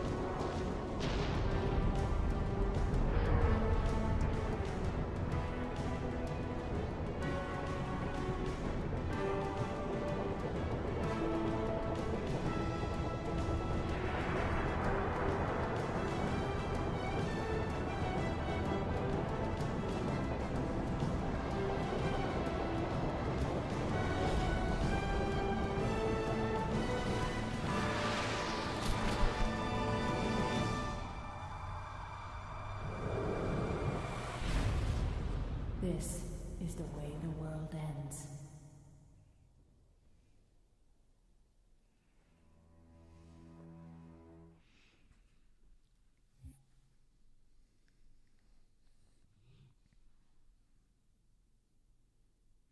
Master Chief is a boring as fuck character. Yeah, I agree. I don't really care about him at all, to be honest.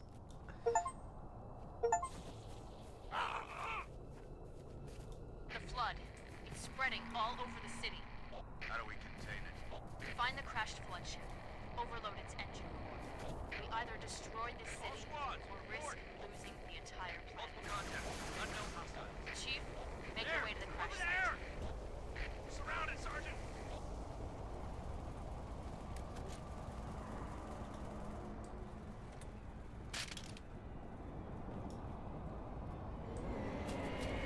Nah, I don't think Master Chief has a good enough moveset to be in Smash.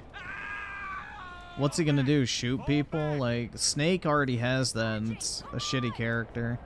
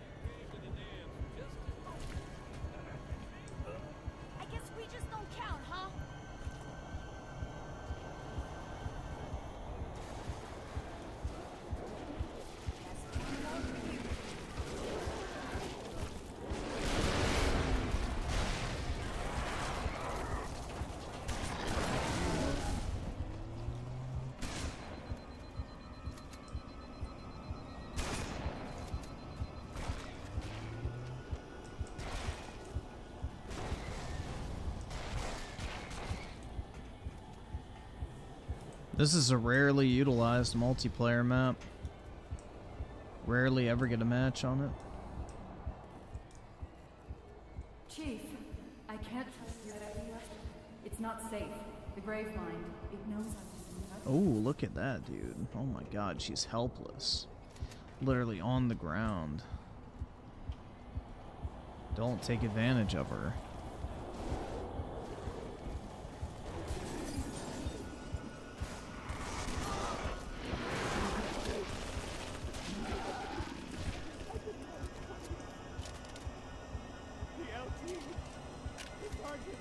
They were all infected.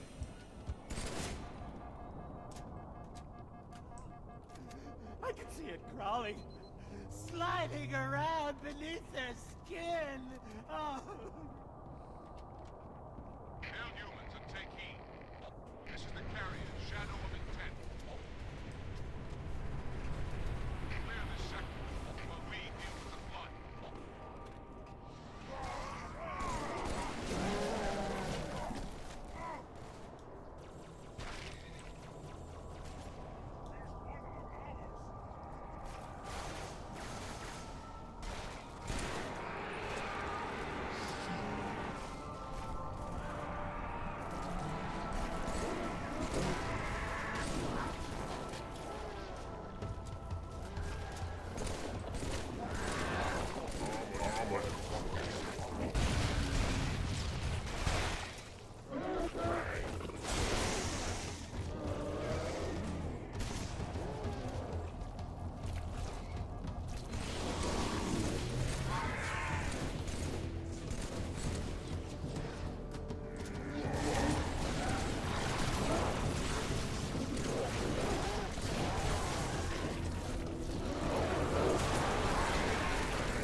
Almost have this pinpoint challenge complete.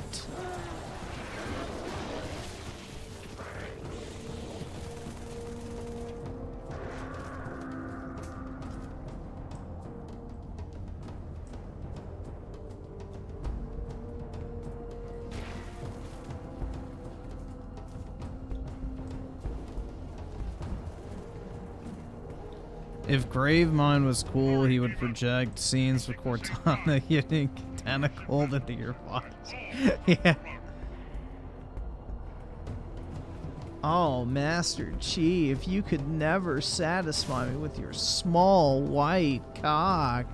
You may be genetically enhanced, but there's some things that science just can't fix. Oh, yeah. I haven't even gasped when I've been with you, but with this, oh my god, I don't even remember my own name.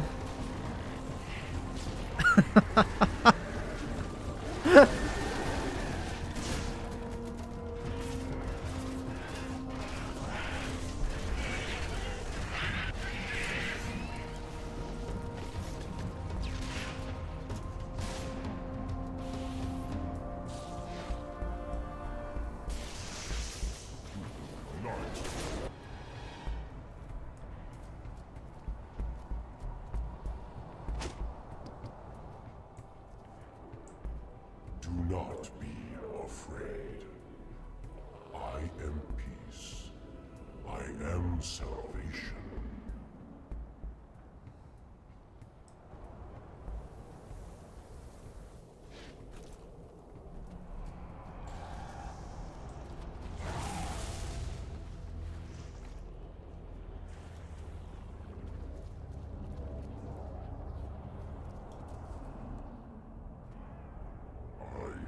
Timeless chorus, join your voice. You're traumatized now? You're welcome. Victory, everlasting.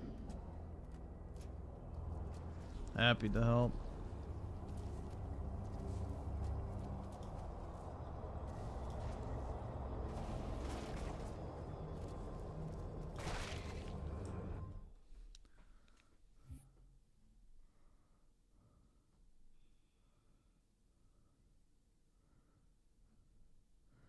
Yeah, they'll do another Smash Bros. Because they'll want to, you know, get the sales all over again. That's some. Griffin being groomed by Chad? I don't know.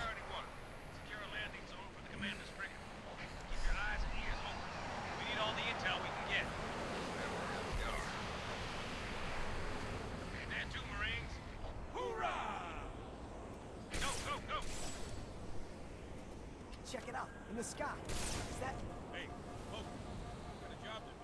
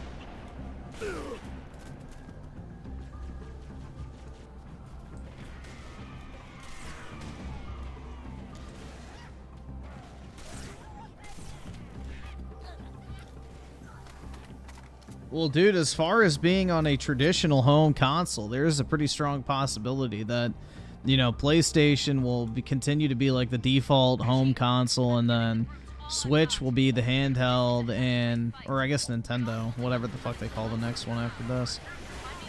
But, yeah, I think there's a pretty good chance that Xbox is done after this gen, hardware-wise. Like, and I mean upcoming gen, but whatever. You get the point. I think they're done, personally, so we'll see.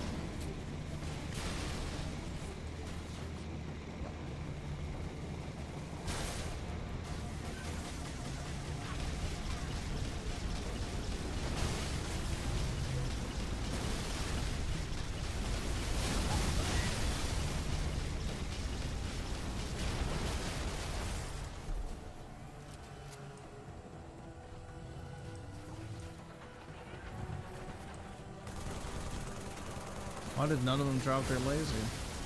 There we go.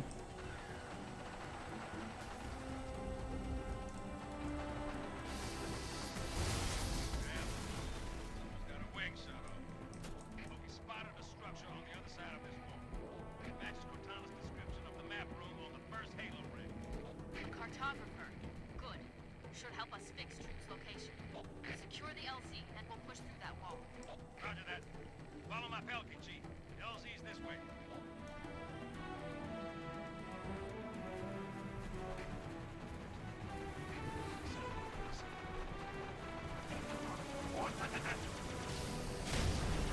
Oh no, we're done for!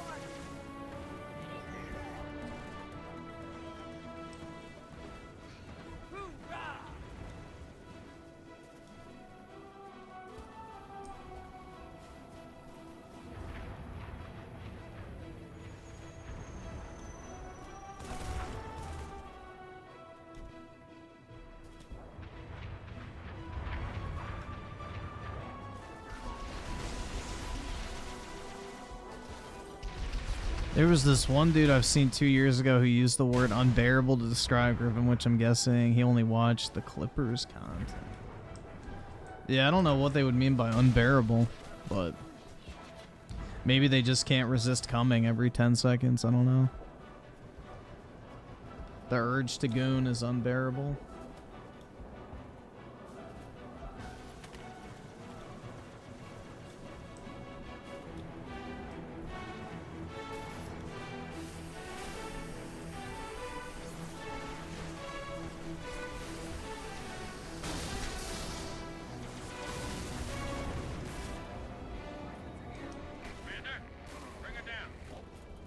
Roger that.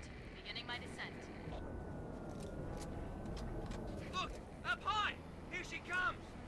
Is the Dawn rated for atmosphere? I guess we're gonna find out. Hey, take cover!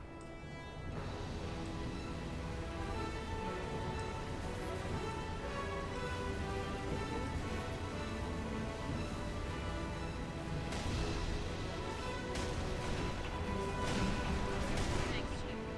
Wouldn't have lasted much longer from there. Come to the back of the frigate.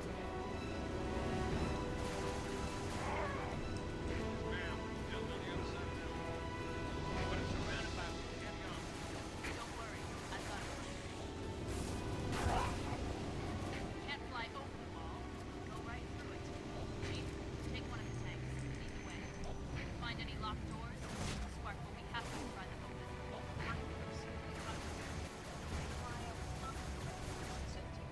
All right, then.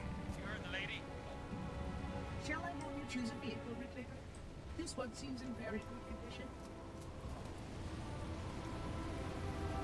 Mount up! Let's roll.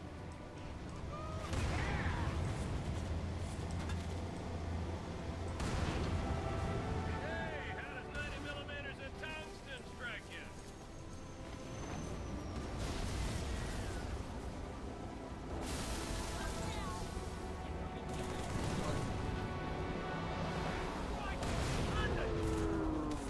Think beats ghost.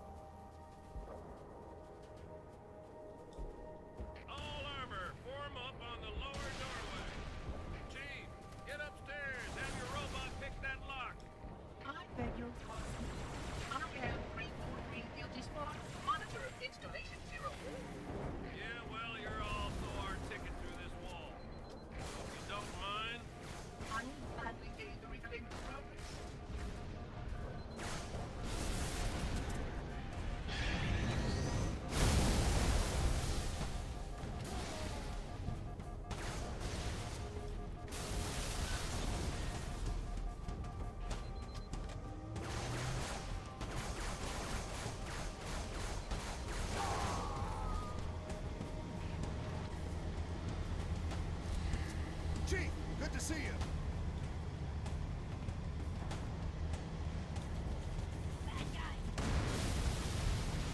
Reclaimer, come to the upper doorway. The others can take the lower route.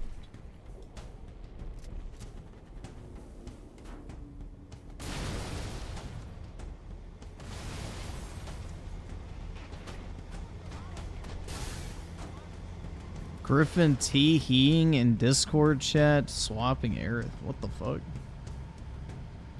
That's your world, not mine, buddy.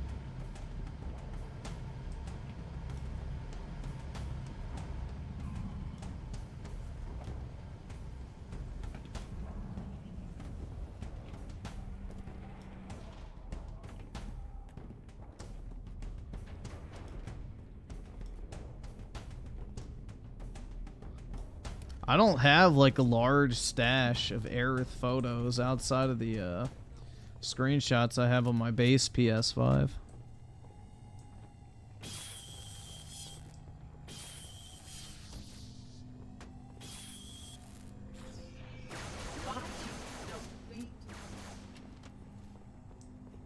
Here, this panel will activate a bridge.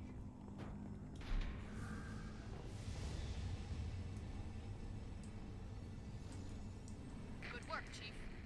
Link up with our armor on the far side of the wall. Make your way down to the cartographer.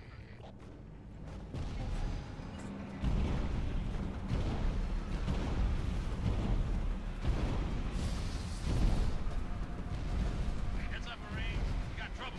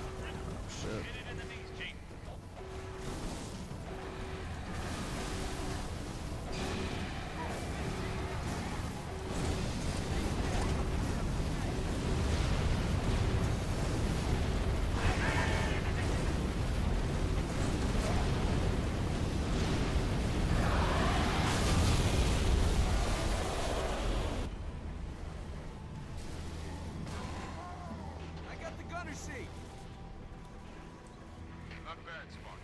I saw that explosion in the morning. Group's fleet lies in ruins. Find where the liar hides, so I may place my boots to feed his guard. We'll know soon enough, shipman. Infantry on the spire. Pop them up.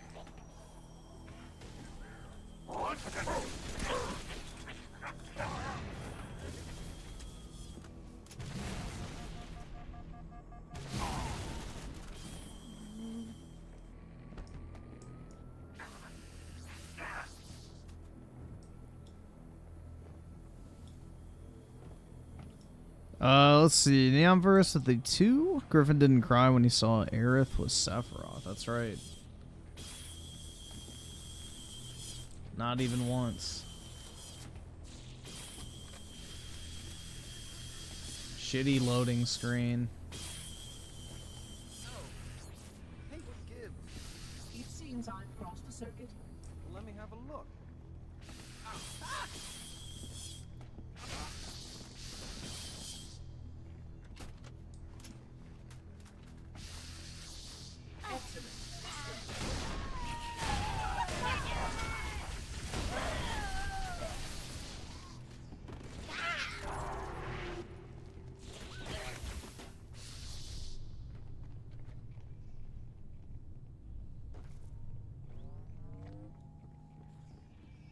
You would think with these new, like, hardware, you know, iterations, they would just be able to, you know, get rid of the loading screens, but I guess not. The engine, I guess, requires it. I don't know.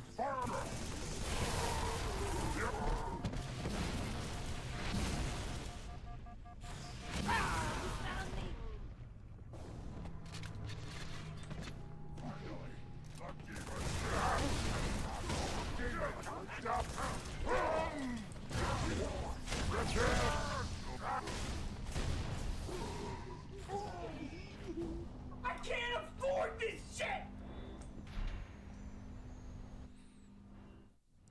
SNK nostalgia with the 2. What's up, beefy nips? Yo! I don't have pastrami nipples. The fuck? That's not very nice. Roast beef titties. Ooh. I've heard that phrase to describe, like, Hispanic women with massive fucking areolas. Roast beef titties.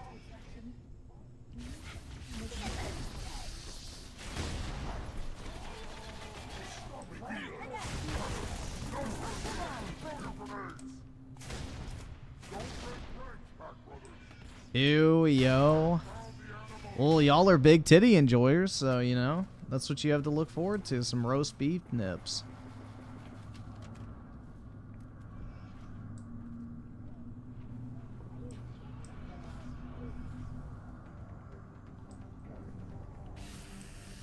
Hang tight, Chief. We're on our way.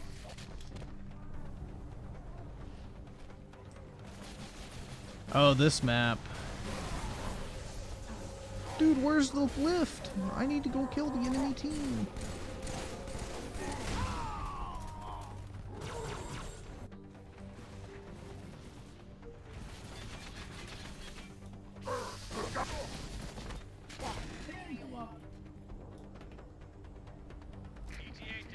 Oh, I like Sephiroth a lot. I think he's one of the coolest characters in gaming.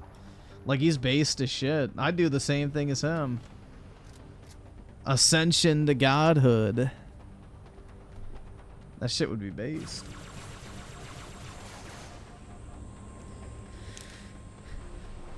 Travel the stars for all of eternity, absorbing the collective conscience of all sentient life you encounter. That's pretty based.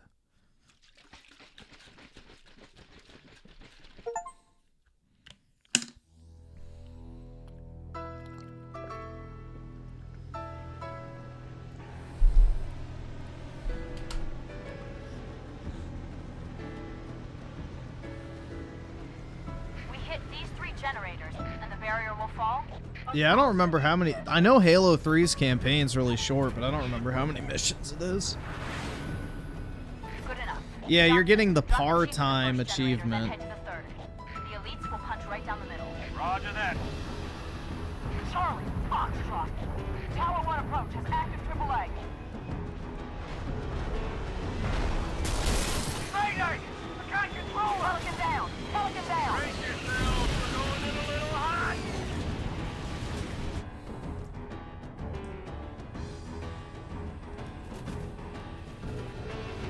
Imagine that, like a 3 to 4 hour campaign in today's gaming landscape.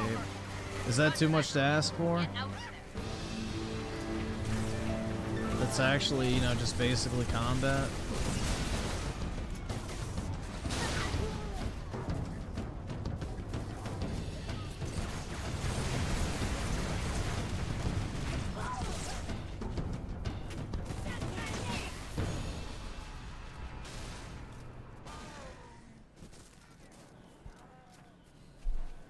No, it's not too short. You can replay it.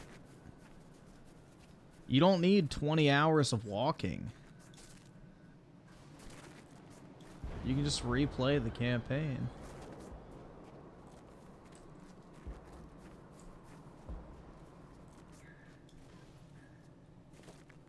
H-Head secure, Commander. Hostile anti-air has been neutralized. Hold position. I'm on my way. Shipmaster, begin diversionary bombardment. I will beat the Prophet shield like a drum. By the I'll time beat your mom's cheeks like a drum.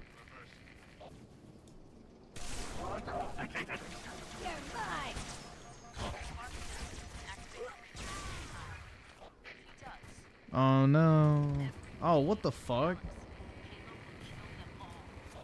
Get to the first tower. Shut it down. All the way back here?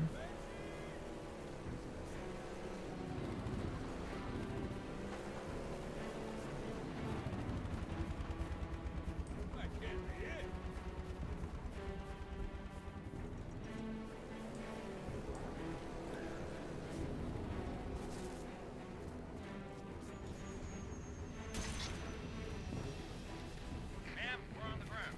Third tower in sight. Good. The elites have touched down at number 2.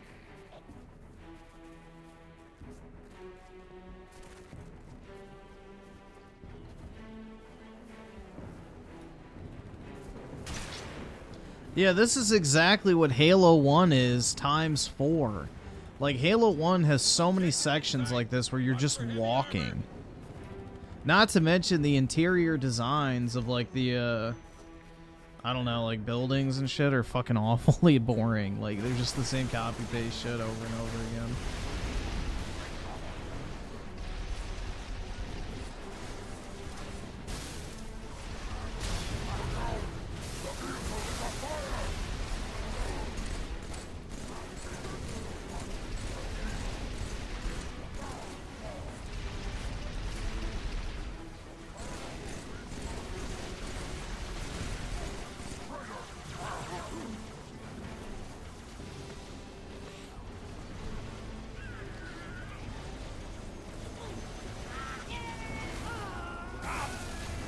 Chief, you've got to offline that tower.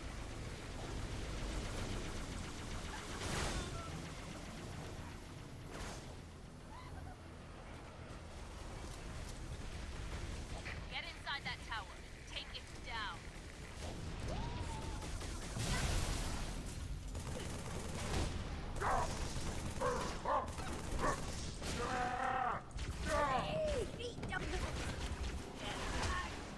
Perimeter secure. Get inside that tower. Stick together. Check your corners.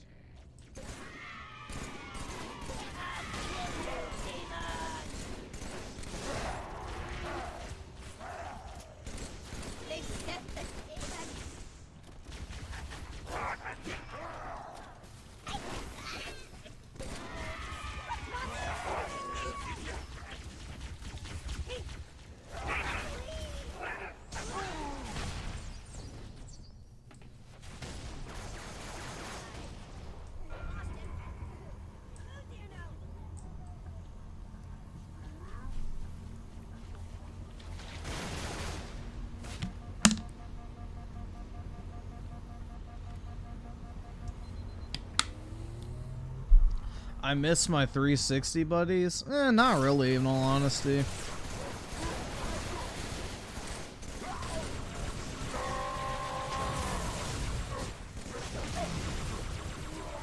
I only have like one friend I would say that I kind of somewhat miss talking to, but aside from that, I don't really care too much. Good work, Chief. That's 1.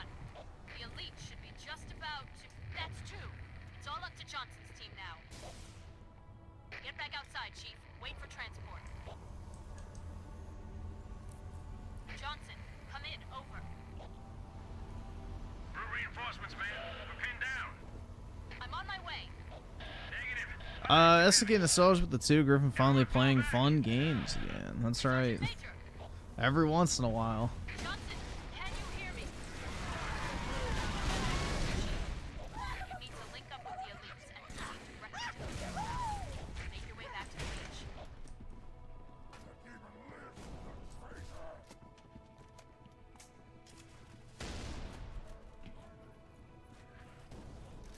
in, sir.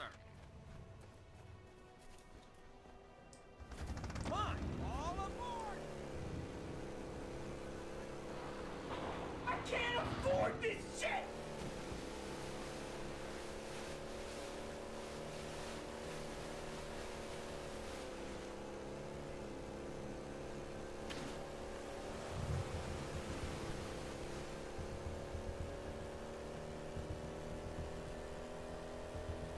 Play Concord next. I don't have it, unfortunately, man.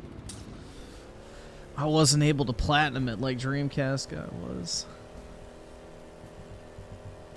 Why do I not miss my friends? Because I'm at a very different place in life than when I was I guess, than I was when I was like friends with them. So, you know, when I was in middle school and high school, you know, my priorities and shit were way different in life than, you know, now that I'm working and shit.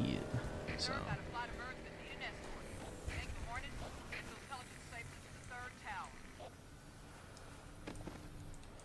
The fuck?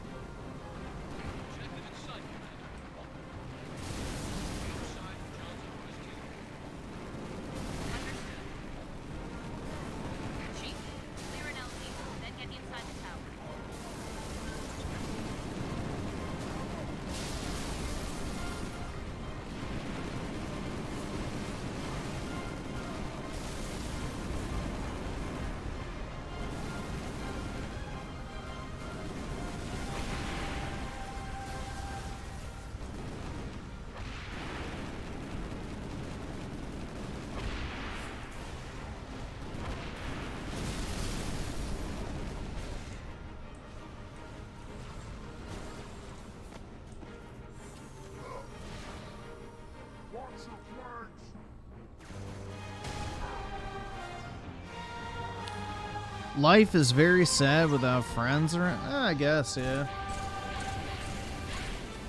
It's definitely better with friends around, for sure.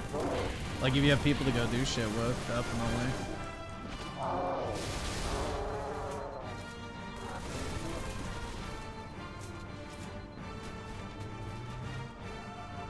SNK Nostalgia with the $50, or wait, not 50, well, $50, but 10 gifted memberships. Really appreciate it, bro. It's very kind of you, sir. I really do appreciate that. Thanks for spreading positivity as always. Either subscribe, donate, or get the fuck out.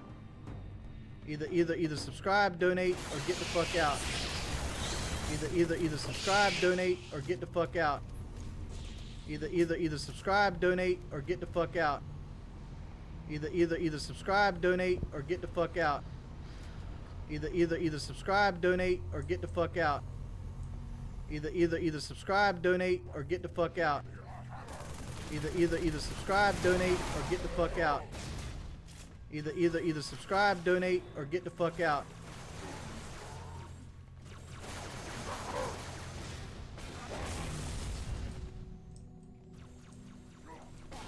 Hit the switch, Chief, and the barrier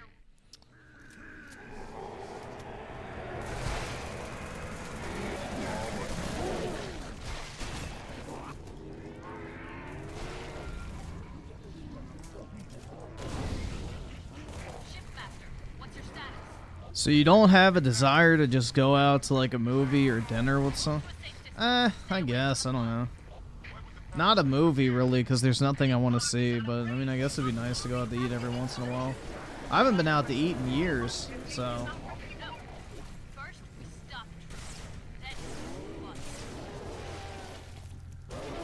I haven't been to, like, a sit-down restaurant in, like, years.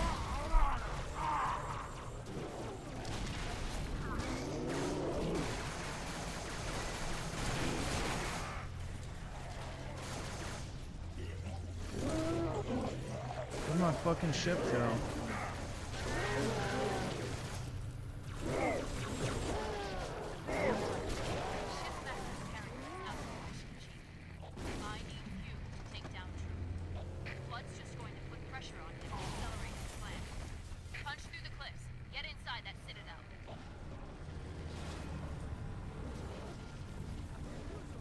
Stand there, start shooting, folks.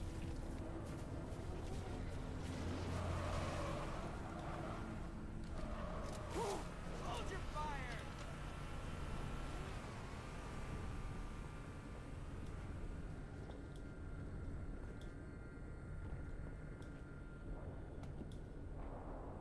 Like, one of my friends just smokes weed and plays video games and does not have a job or goes to school. Like, I'm not trying to be a jerk, but I don't want to be around. Yeah, no, they'll drag you down, man. You're the sum of the people you spend the most time with, so. People think it won't rub off on them. It absolutely will. Laugh my ass off. Has Griffin lived as a monk, or is this the power of an apartment goblin? I don't know, bro. I just, like, I don't really have a desire to do much.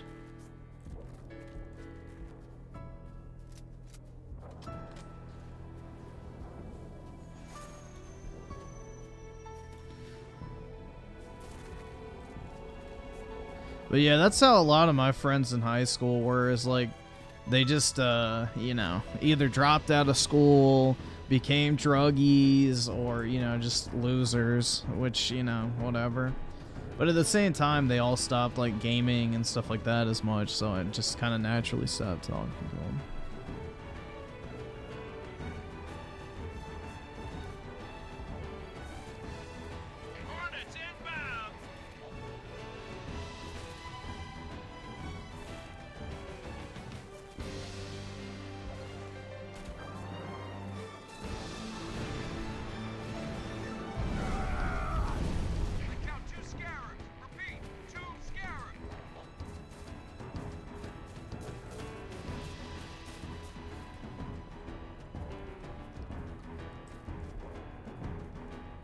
Yeah, I don't know, bro. It's just like the whole thing is like, you know, they all got into like partying and stuff like that. And honestly, I just don't give a shit about that type of stuff. I've never really liked partying or getting like blackout drunk or, you know, going to sporting events or any of that type of shit, so. Eventually, like, the interest overlaps just kind of vanished. What the fuck killed me?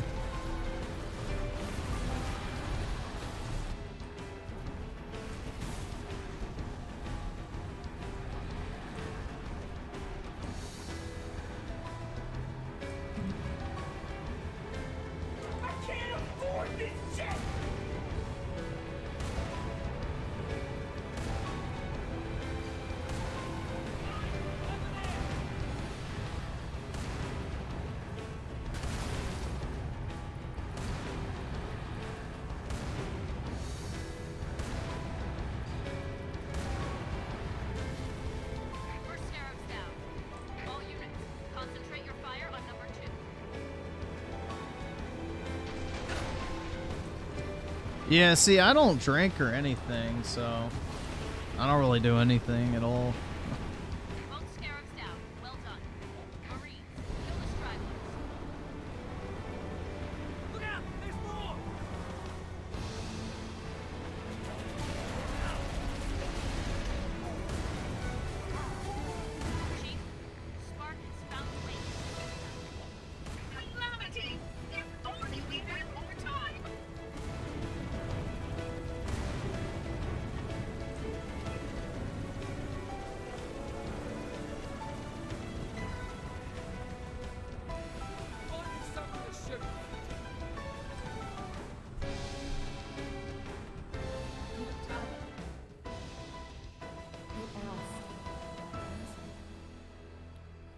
moment of safety, I loosed damnation on the stars.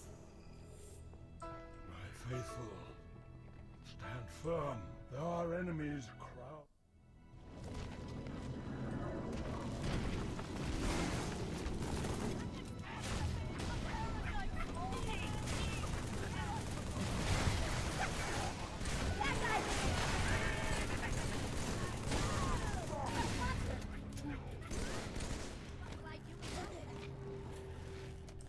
How could I have known the parasite would follow?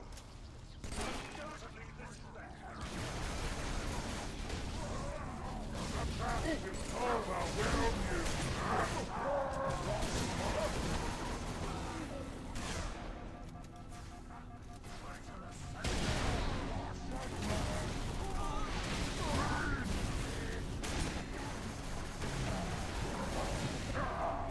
Yeah, I just don't see any point in like just sitting in my apartment alone drinking. Like it's just kind of, you know, that is pretty depressing to think about. But yeah, nah, I just don't really feel the need to drink anymore at all. So just sitting in my fucking apartment, like, you know, just getting drunk is fucking retarded. There's no point. It literally only hurts you. You might as well be doing something fun while drinking. Otherwise, there's not really a point. Head back to the lift. Find a way down.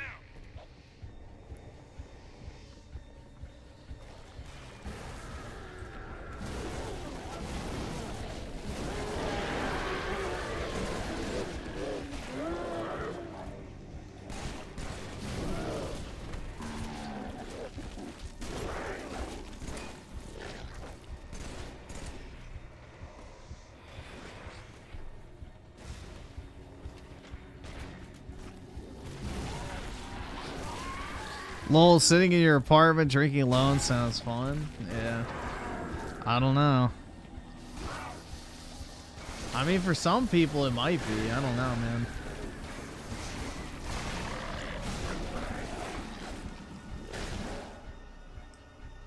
I'm a thief, but I keep what I steal. My V card, no.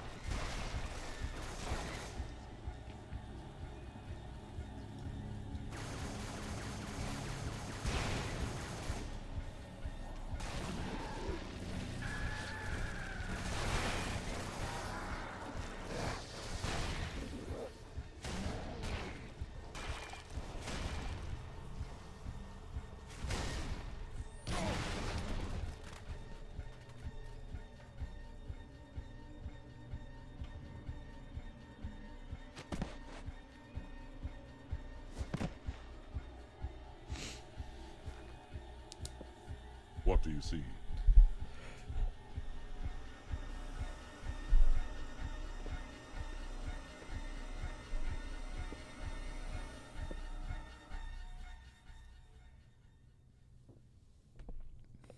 TNA.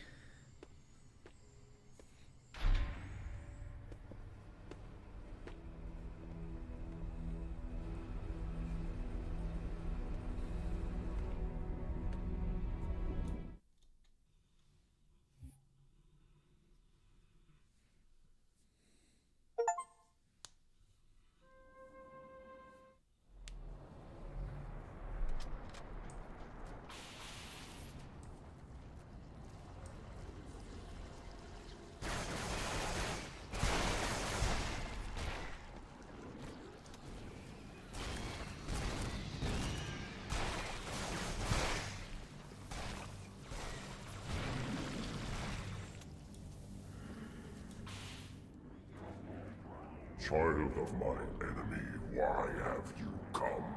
I offer no forgiveness. A father's sins pass to his son.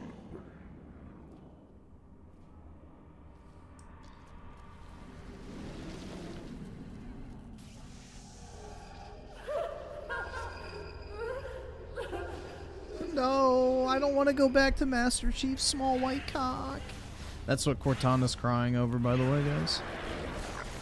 Once the big flood tentacles.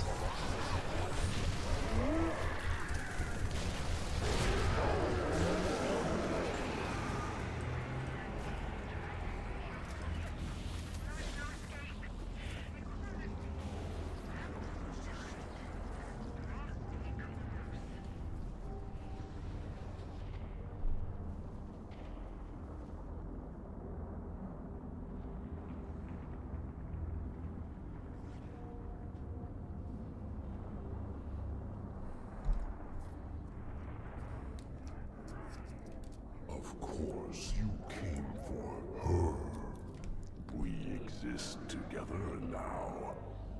Watch the Halo. Nah, I need to finish up Kingdoms of Analer, so that's what I'll be doing again at night. Well, I guess in the morning when I'm done streaming, is finishing up that game. That's all I am.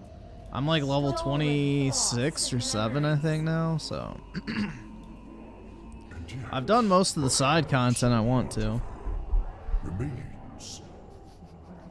What hobbies do I have other than gaming? Well, I walk my dog and go to the gym. That's about all I have time for. But I have, like, I guess trading cards and then, yeah, that. But I don't really do anything with that. That's just, like, more so buying stuff.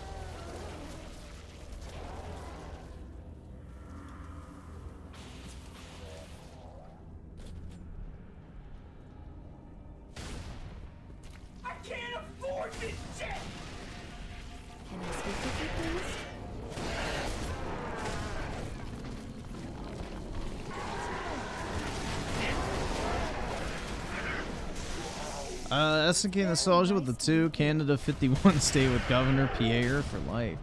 Yeah, bro, Trump seems dead serious. Like, Greenland already said that they're ready to start talking about their future with the U.S. under new ownership, so that looks like that is going to happen. Canada, maybe, who knows? Canada has 0 fucking warheads, so realistically, the U.S. could take them over in about a week if we wanted to. It wouldn't be very hard. No offense to the Canadians in the chat, but y'all don't really pose much threat.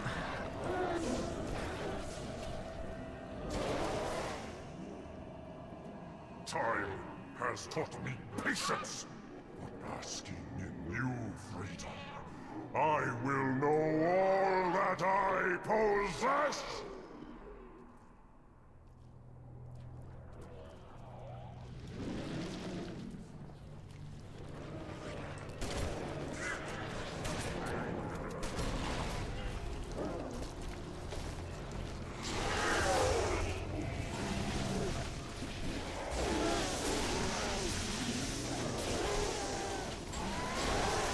No, Canada won't become like a state. It'll become like an independent territory is my guess.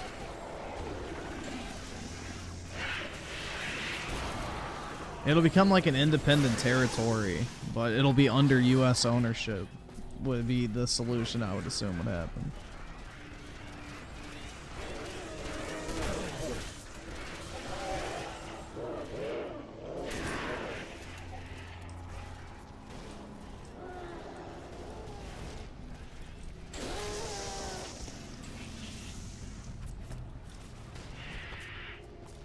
Yeah, I agree. I love imperialism.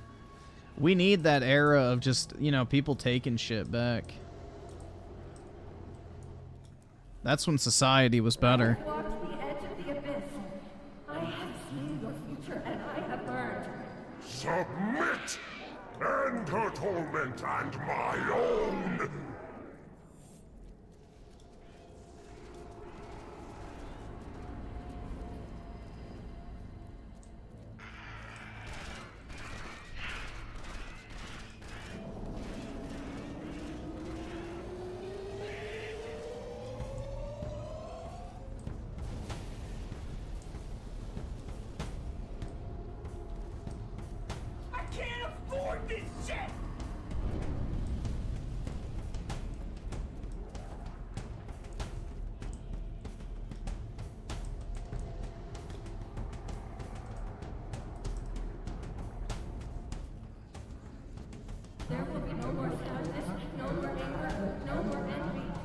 Investigating a soldier with the 2, Canada will end up being Puerto Rico, Virgin Islands. Yeah, pretty much like that. Stop on your bones!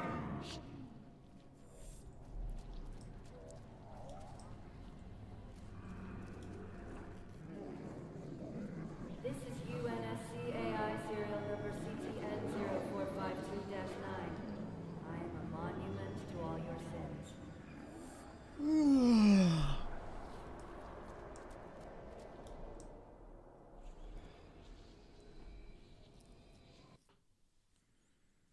Hilarious for the people who moved to Canada to escape Trump. Yeah, exactly. You found me.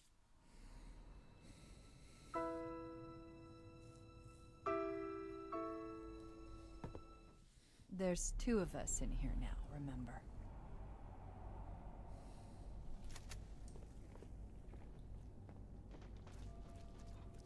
Hell yeah, I'm finally inside of Cortana. Let's go. Now, at last I see. Her secret is revealed. We can use a nuke whenever we want. Nobody can stop us. We could fire a nuke tomorrow. It wouldn't matter. America can use its nukes anytime. Buy some time. This reactor, start a chain reaction. Destroy High Charity. Yeah, I hate Charity too.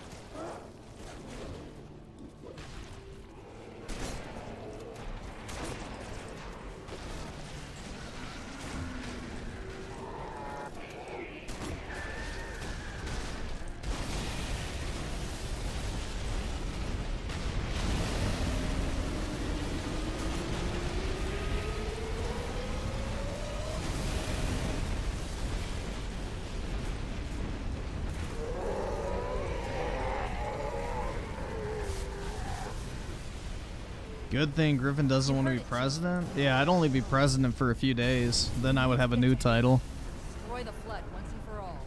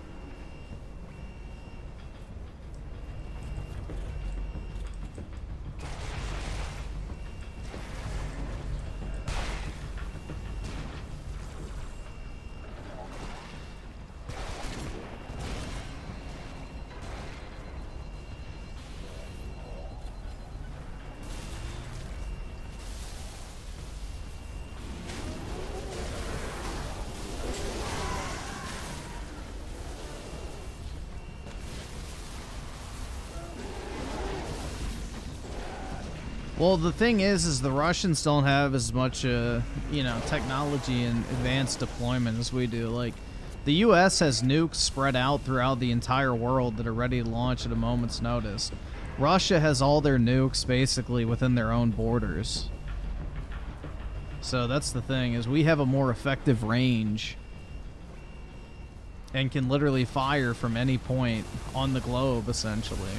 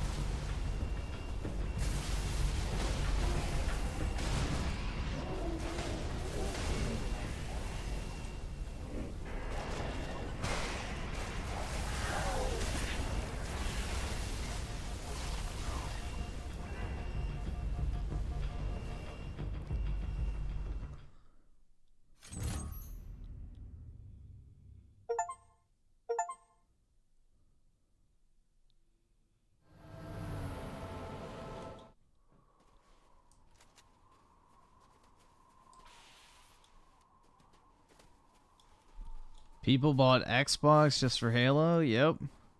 Imagine that. Exclusives sell consoles. Crazy, right?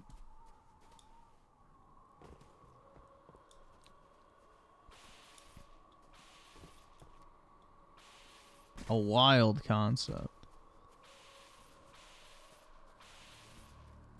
Bro, I bought, like, I had a PS4 at the beginning of last generation, and I bought an Xbox One because it had better fucking exclusives. Like, it's just crazy, dude. Like, oh yeah, if we make good games, it doesn't mean anything. It's like, Where are you going? God. So fucking stupid.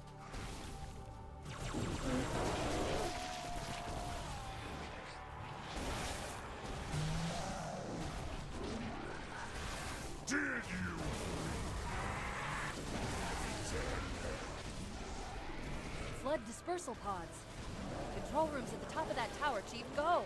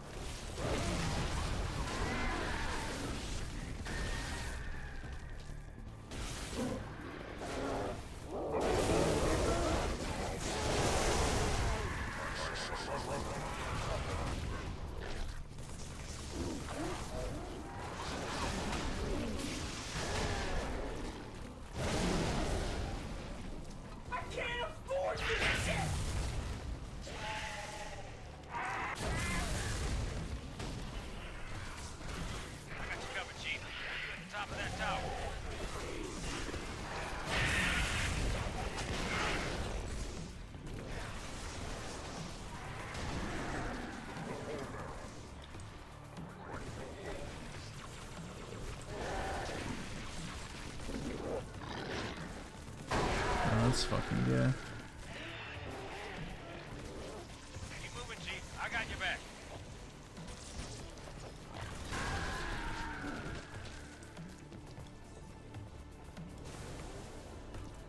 Yeah, good games don't sell consoles. It means absolutely nothing.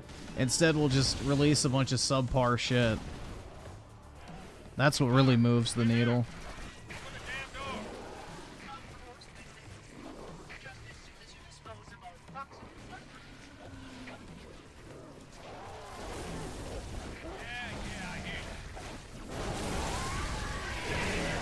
Is that the monitor? You didn't tell me to see it.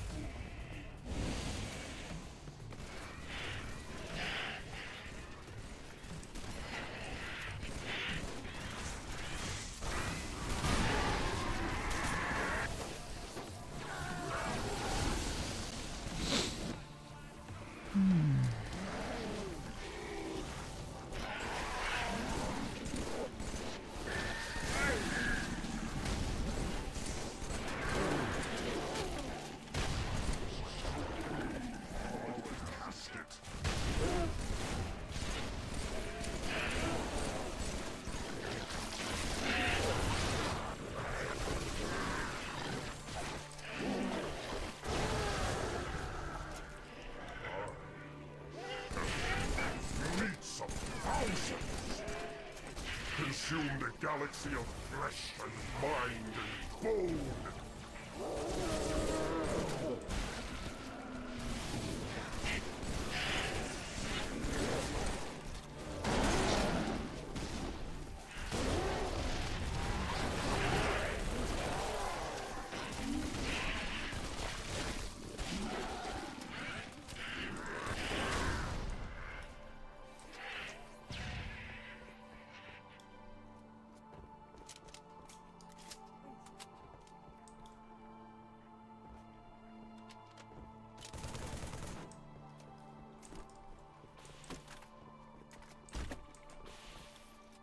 Open up! Coast is clear. Not for long. I'm tracking additional dispersal pods. They'll be hitting any minute. Chief, Arbiter, let's move!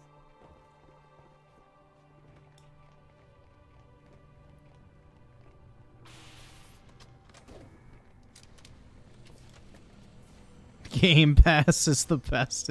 Yeah, that's right. You don't need exclusive games. You have Game Pass. Who is victim and who is foe? It's trying to rebuild itself on this. Who ring. needs games when you can pay for games you already own on a monthly basis? Hooray! Boy, I sure am glad I spent $20 this month to play $3 Xbox 360 titles. Gaming.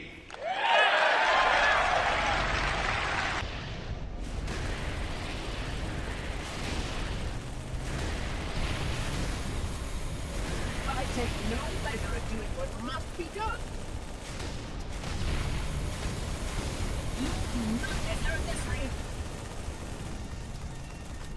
I have kept it safe. It belongs to me. Not for long.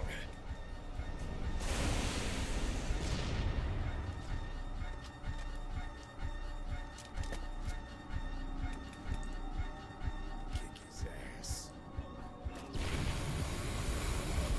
Damage! Damage! That hurt me, Cleaver.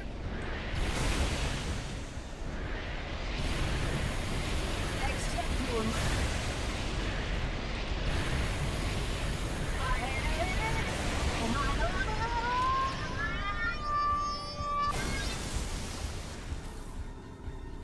If only we could do that to the real 343.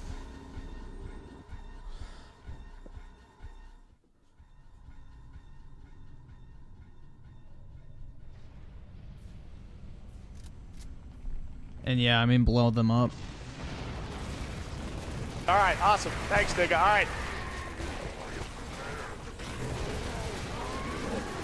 Dude, most of these Game Pass games aren't even shit you're gonna buy in the first place. Like, you can't tell me people were lining up out the door to buy Indiana Jones when it only had like 10,000 concurrent players. You know, Hellblade 2 didn't even sell 25,000 copies. So it's like, it's not saving people money. People don't even want these games in the first place.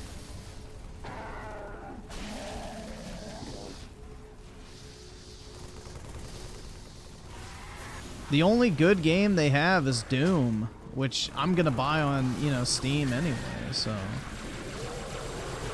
that doesn't justify an entire year's subscription.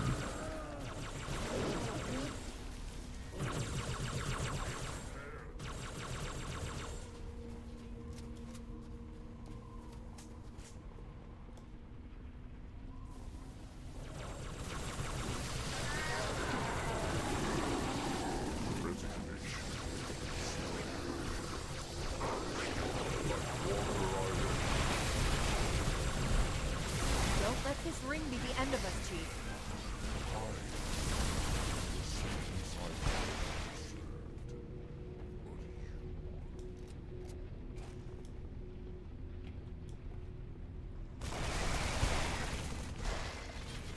There. You ignore all the second party and third party and indie. Dude, I own all of those games. Go, go, go! There's not anything that I'm missing out on. Like, what am I missing out on by not having it?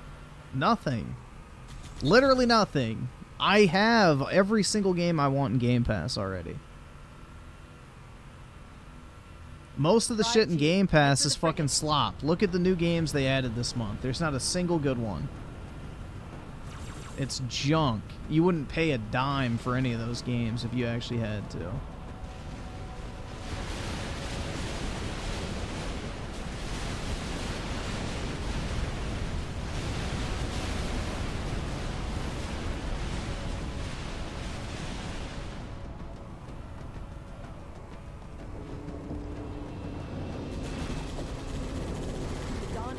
Forcing yourself to find value in a service of games you otherwise wouldn't even be interested in playing is the definition of false economy. If you can't clearly point to, like, oh my god, I want to play this, and this. Like, thank God for Game Pass, it saved me so much money. No, everyone's like, well, I guess I could try this. Or, oh yeah, maybe I'll give this a shot. I'm not really looking at this in any real capacity, but, you know, since it's in Game Pass, you know, I might as well download it, right? Like, it's just a bunch of shit that you wouldn't ever consider buying if you had to pay for it. It's just slop. It's a bunch of filler garbage that nobody would actually buy if they had to put money towards it.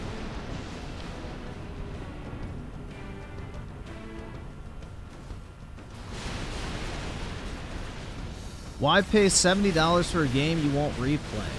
Dude, if I don't want to replay a game, it means it's a shitty game. Why the fuck would you even want to play a game that's not good enough to replay? That means it's a bad game. Halo's ripping itself apart. So you want to play a bunch of games you never want to fucking replay. That means it's not a good game. I don't watch a movie and go, oh my god, I'm never watching that shit again. If I like it, I'm going to be like, oh yeah, that was really good. I'd definitely watch that again. Just like with video games. If I like it, I'll play it again.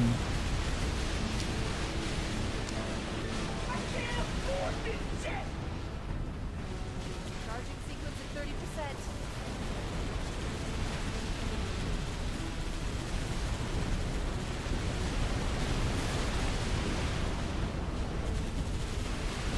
If a game is bad, you don't want to play it again. If it's good, you definitely would consider playing it again.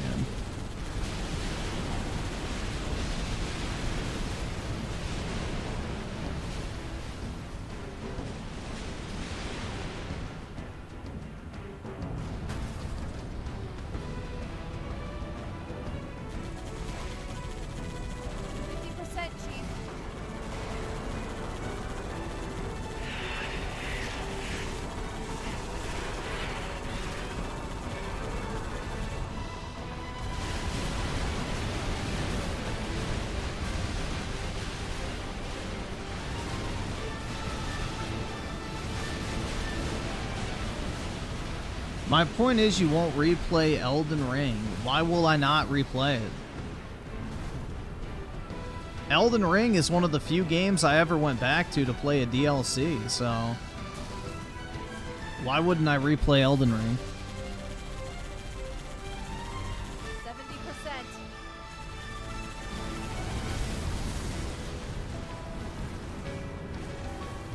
I've replayed Dark Souls.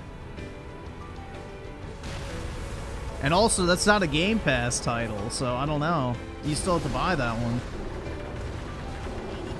80% charged. Elden Ring is short, too. If you know what to do, Elden Ring is not a long game. See, you're adding a bunch of qualifiers now. You're like, oh, well, that's too short. That doesn't count. Yeah, no, that means the game's bloated.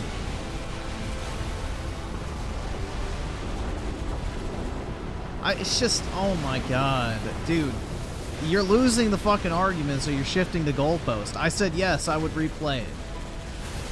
What does that prove? You're trying to justify a service that has no justification. If you actually do the math and are honest with yourself, whether you would actually play that game if you had to put money towards it, the answer is absolutely not. No one wanted to pay $50 for Hellblade 2. No one did. The game fucking flopped. You only say, oh, it saved me $50. No, it didn't, because you wouldn't have bought it anyway. You would have never bought Hellblade 2 for $50. Therefore, it did not save you money to have Game Pass. That is literally false economy.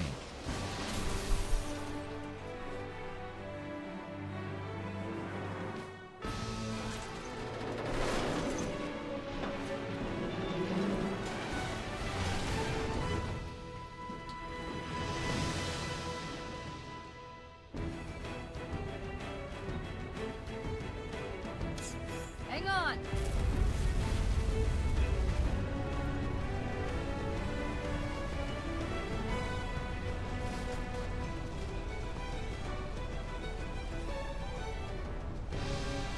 How is paying for something you don't own pro-consumer? That's like saying Netflix is pro-consumer. Dog, what the fuck are you smoking? You don't get anything from paying for Game Pass. You literally get to rent the game and that's it. That's not pro-consumer.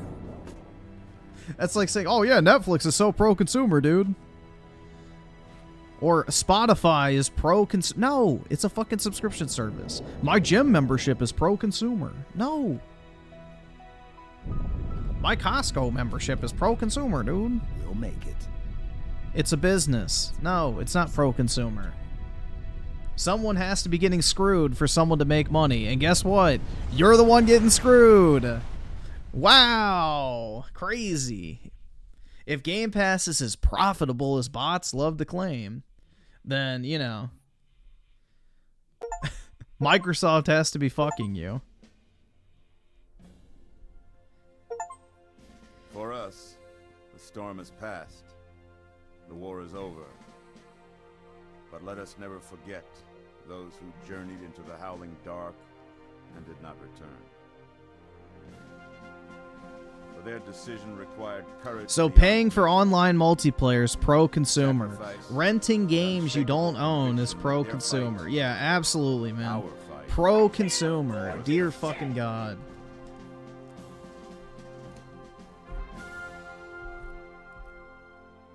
As we start to rebuild, this hillside will remain barren, a memorial to heroes fallen. They ennobled all of us. No, they're not free, you dumbass. You paid for them. Holy fuck. They're not free if you have to pay for a subscription membership. Oh my God.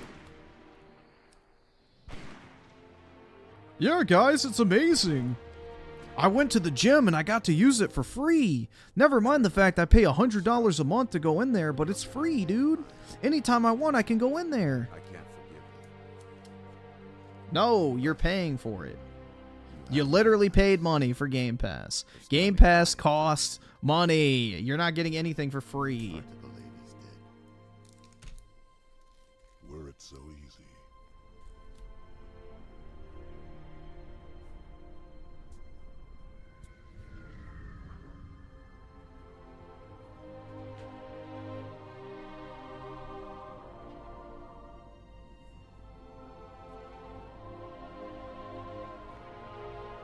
Things look different without the Prophet's light. Griffin, did you know Synth has the Windows watermark on his desktop? He refuses to use a code. He has the white man's chirp then. For we have made it so. By your word, Arbiter. Take us home.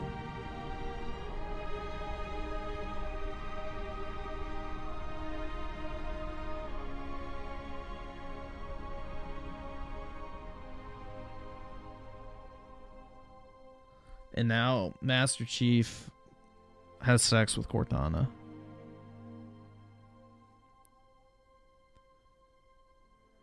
Three new PS5 games is Dude, it doesn't matter. What games are you buying for $70? What games are these that I'm buying for $70 that like equate to 210? I'm not buying Hellblade 2. I'm not buying Indiana Jones. I'm not buying fucking Microsoft Flight Simulator. I'm not buying these games in the first place.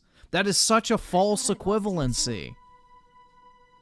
That is literally the biggest false equivalency ever. You're telling me that I'm going to buy these games when I'm not. I would never spend money on them. They're junk. Just because you get something that's valued at a certain amount doesn't mean you're saving money.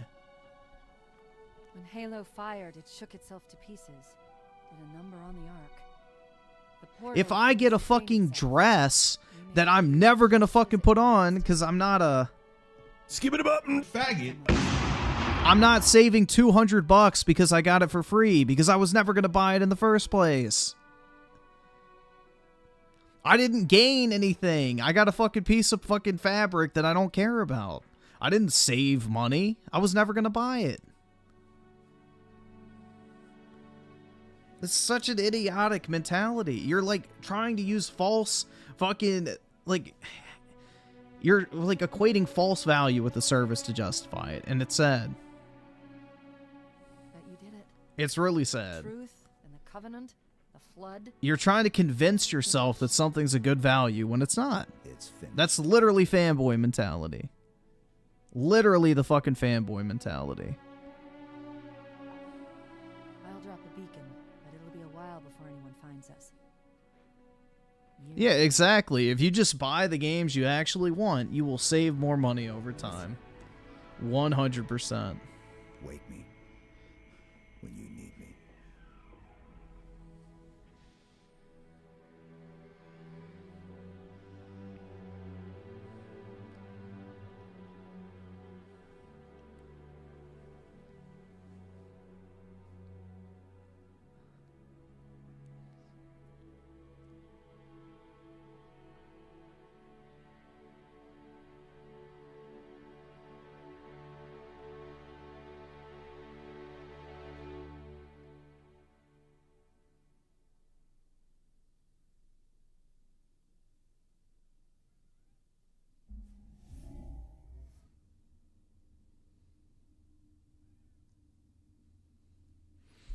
Yeah, the will of Phil has corrupted too many minds.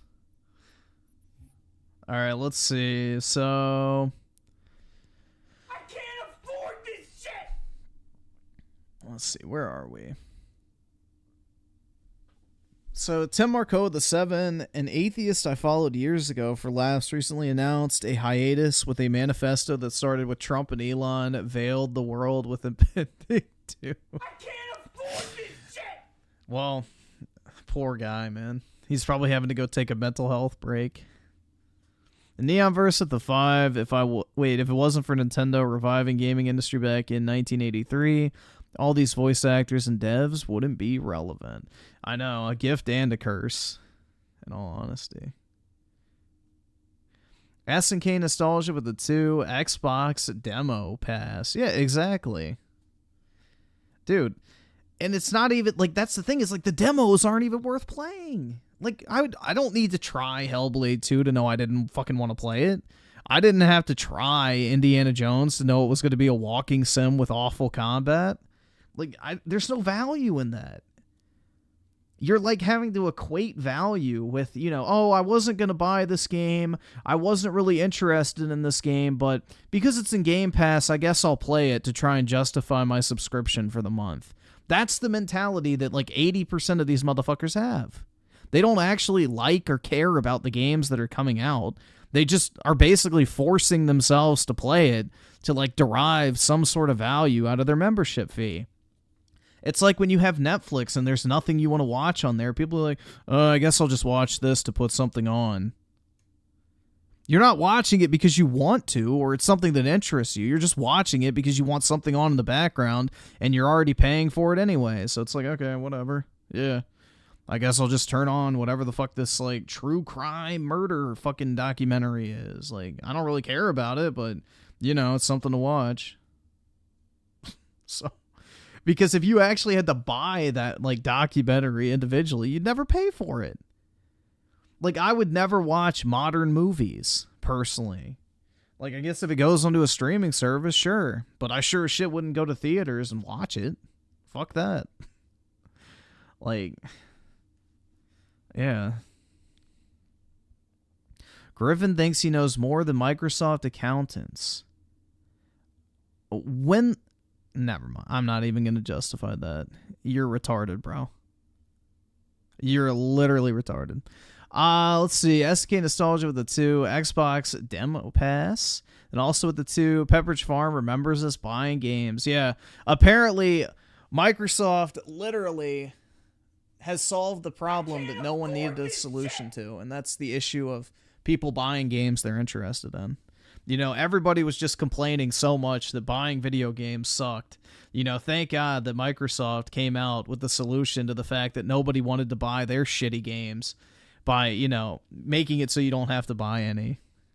Thank God. Because if Microsoft's games were actually selling on their own merit, Game Pass would have never existed.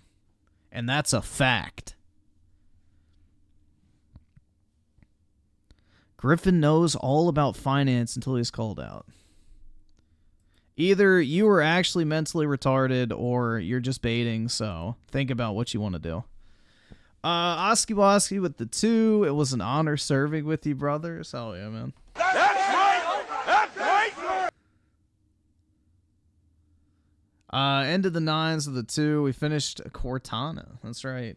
She's all satisfied now. Gaming.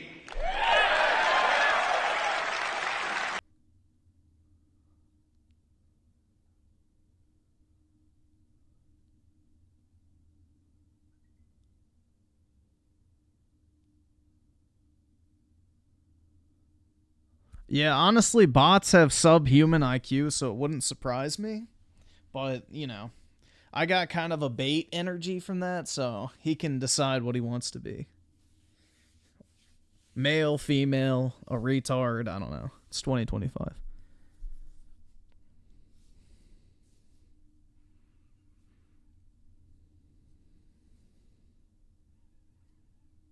What's my vitamin D3 levels? My dick is much larger than 3 inches, but, you know, I don't know. I don't have an exact metric. Let's see. Zachary with the 2. The Nazis have organized a special task force called the GGG.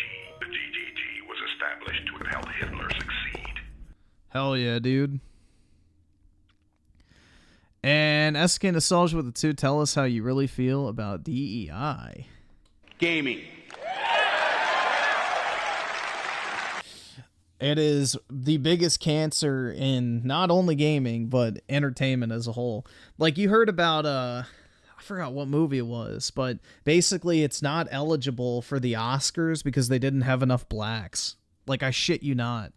Because it didn't have enough black people in a main role, it's not eligible to, like, win any awards at the Oscar.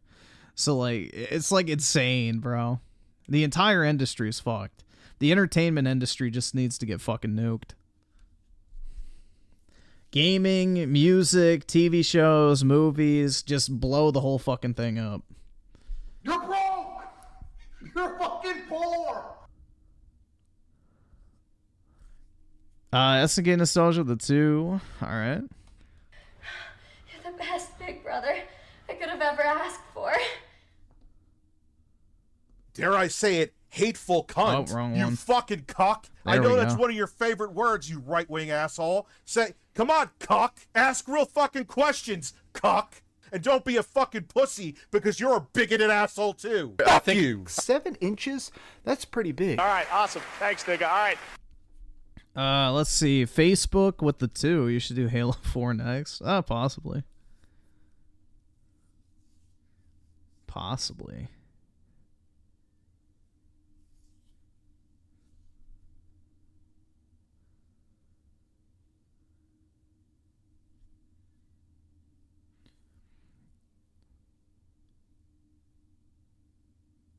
No videos, damn it. Is there anything worth watching?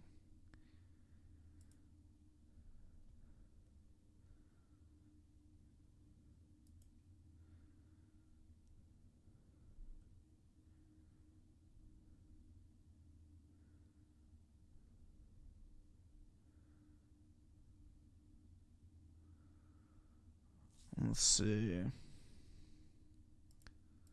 The Cucks video? What the fuck? Slick Rick with the 2. Thoughts on Andrew Tate running for UK? He's not going to win anything. It's going to be like Sargoy of Applebee's trying to run for office. It'll never happen.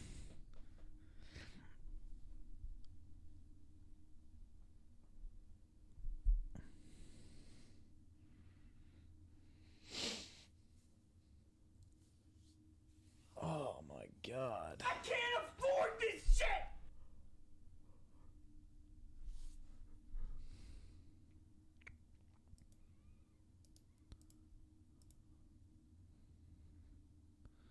But yeah, dude, it's just the whole entertainment industry is fucked.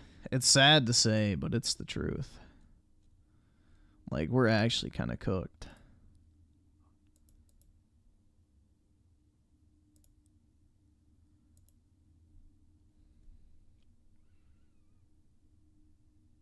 Do you think Tate should have jumped on the MAGA Griff train? No, his ass should have gone... I don't know. If he was smart, he would have never gone back to fucking Eastern Europe, but, you know, he's stupid. He's dumb. I mean, I don't really know. I think Andrew Tate's time has come and gone. Like, the whole hustle culture shit is kind of dead.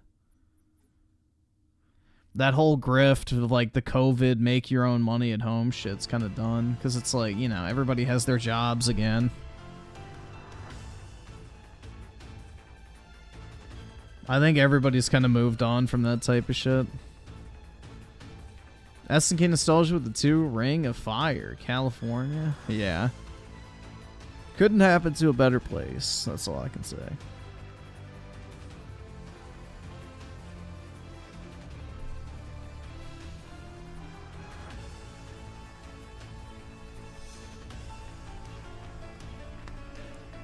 Well, they're just hoping that eventually you get so demoralized that you'll just start buying the fucking woke shit. That's the thing. It's like death by 1,000 paper cuts. You know?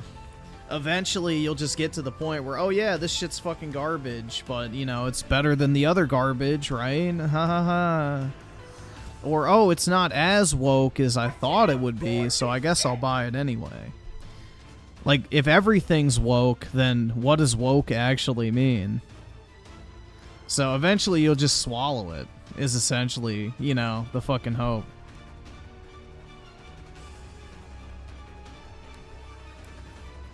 You'll just consume the slop constantly if you just get force-fed it enough.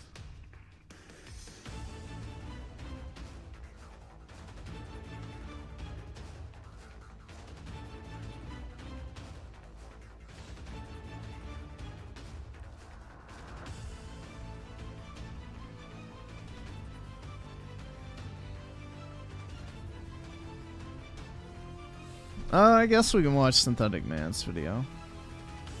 It's fine, I guess. Let's see.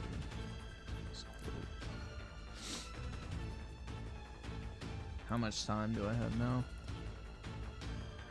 Almost 1400. Close.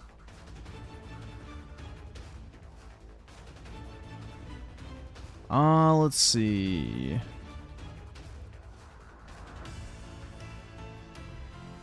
No, I still have this channel open. Wow, I actually saved myself time. Shocking. Alright, there we go.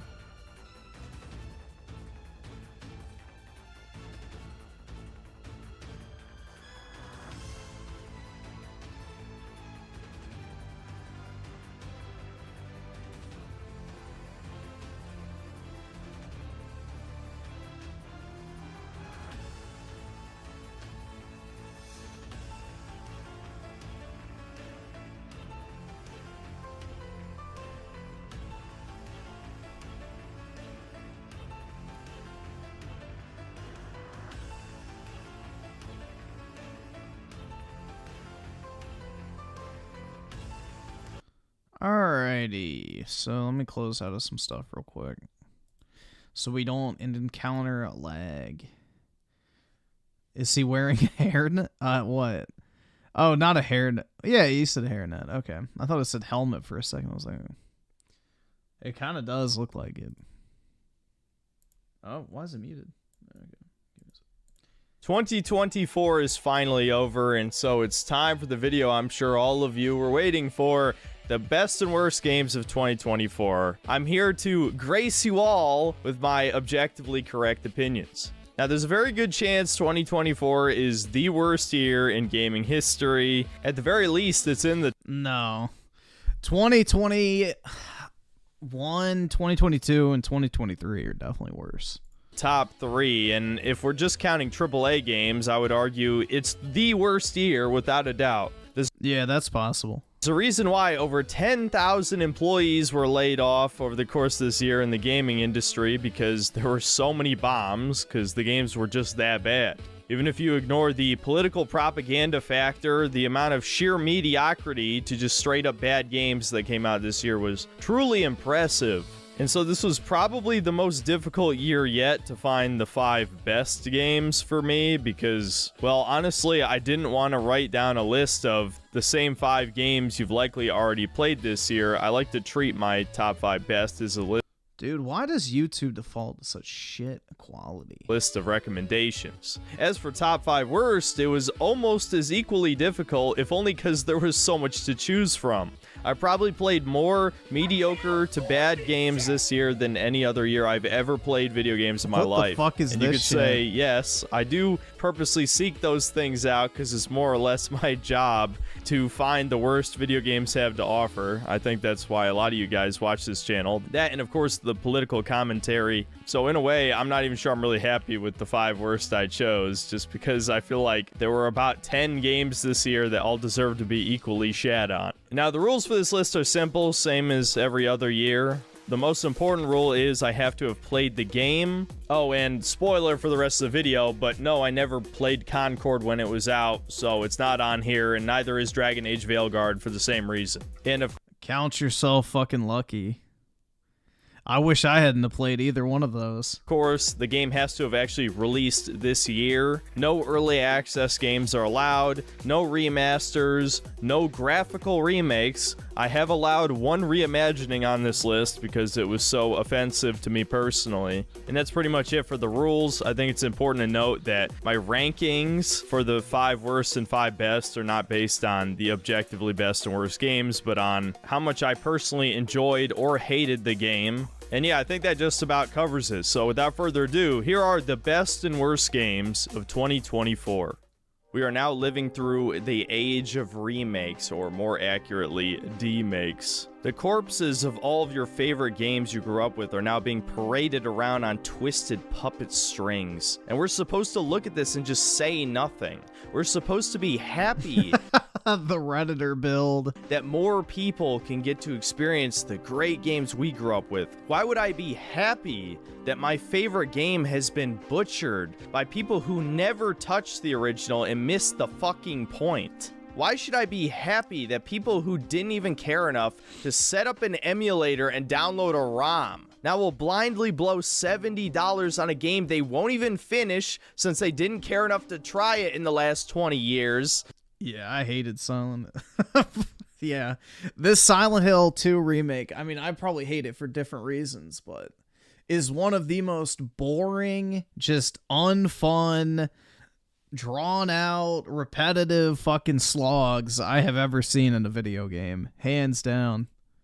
And are further contributing to the death of the video game industry. I'm supposed to be happy about that, apparently. Yeah, I'm not sure I really even have to explain why this earned a spot on this list. If you saw my video about remakes and Silent Hill 2 specifically, conceptually, this is quite possibly the worst video game remake that has ever existed, because Silent Hill 2 did not need a remake. Anyone who can't handle tank controls does not deserve to enjoy Silent Hill 2. Just stick to your dog shit video essays and pretend to be a fan of a game that you've never played and will never play, because I sure as hell do not count the remake as playing the original. That's one thing that I do, is I don't pretend to be a fucking fan.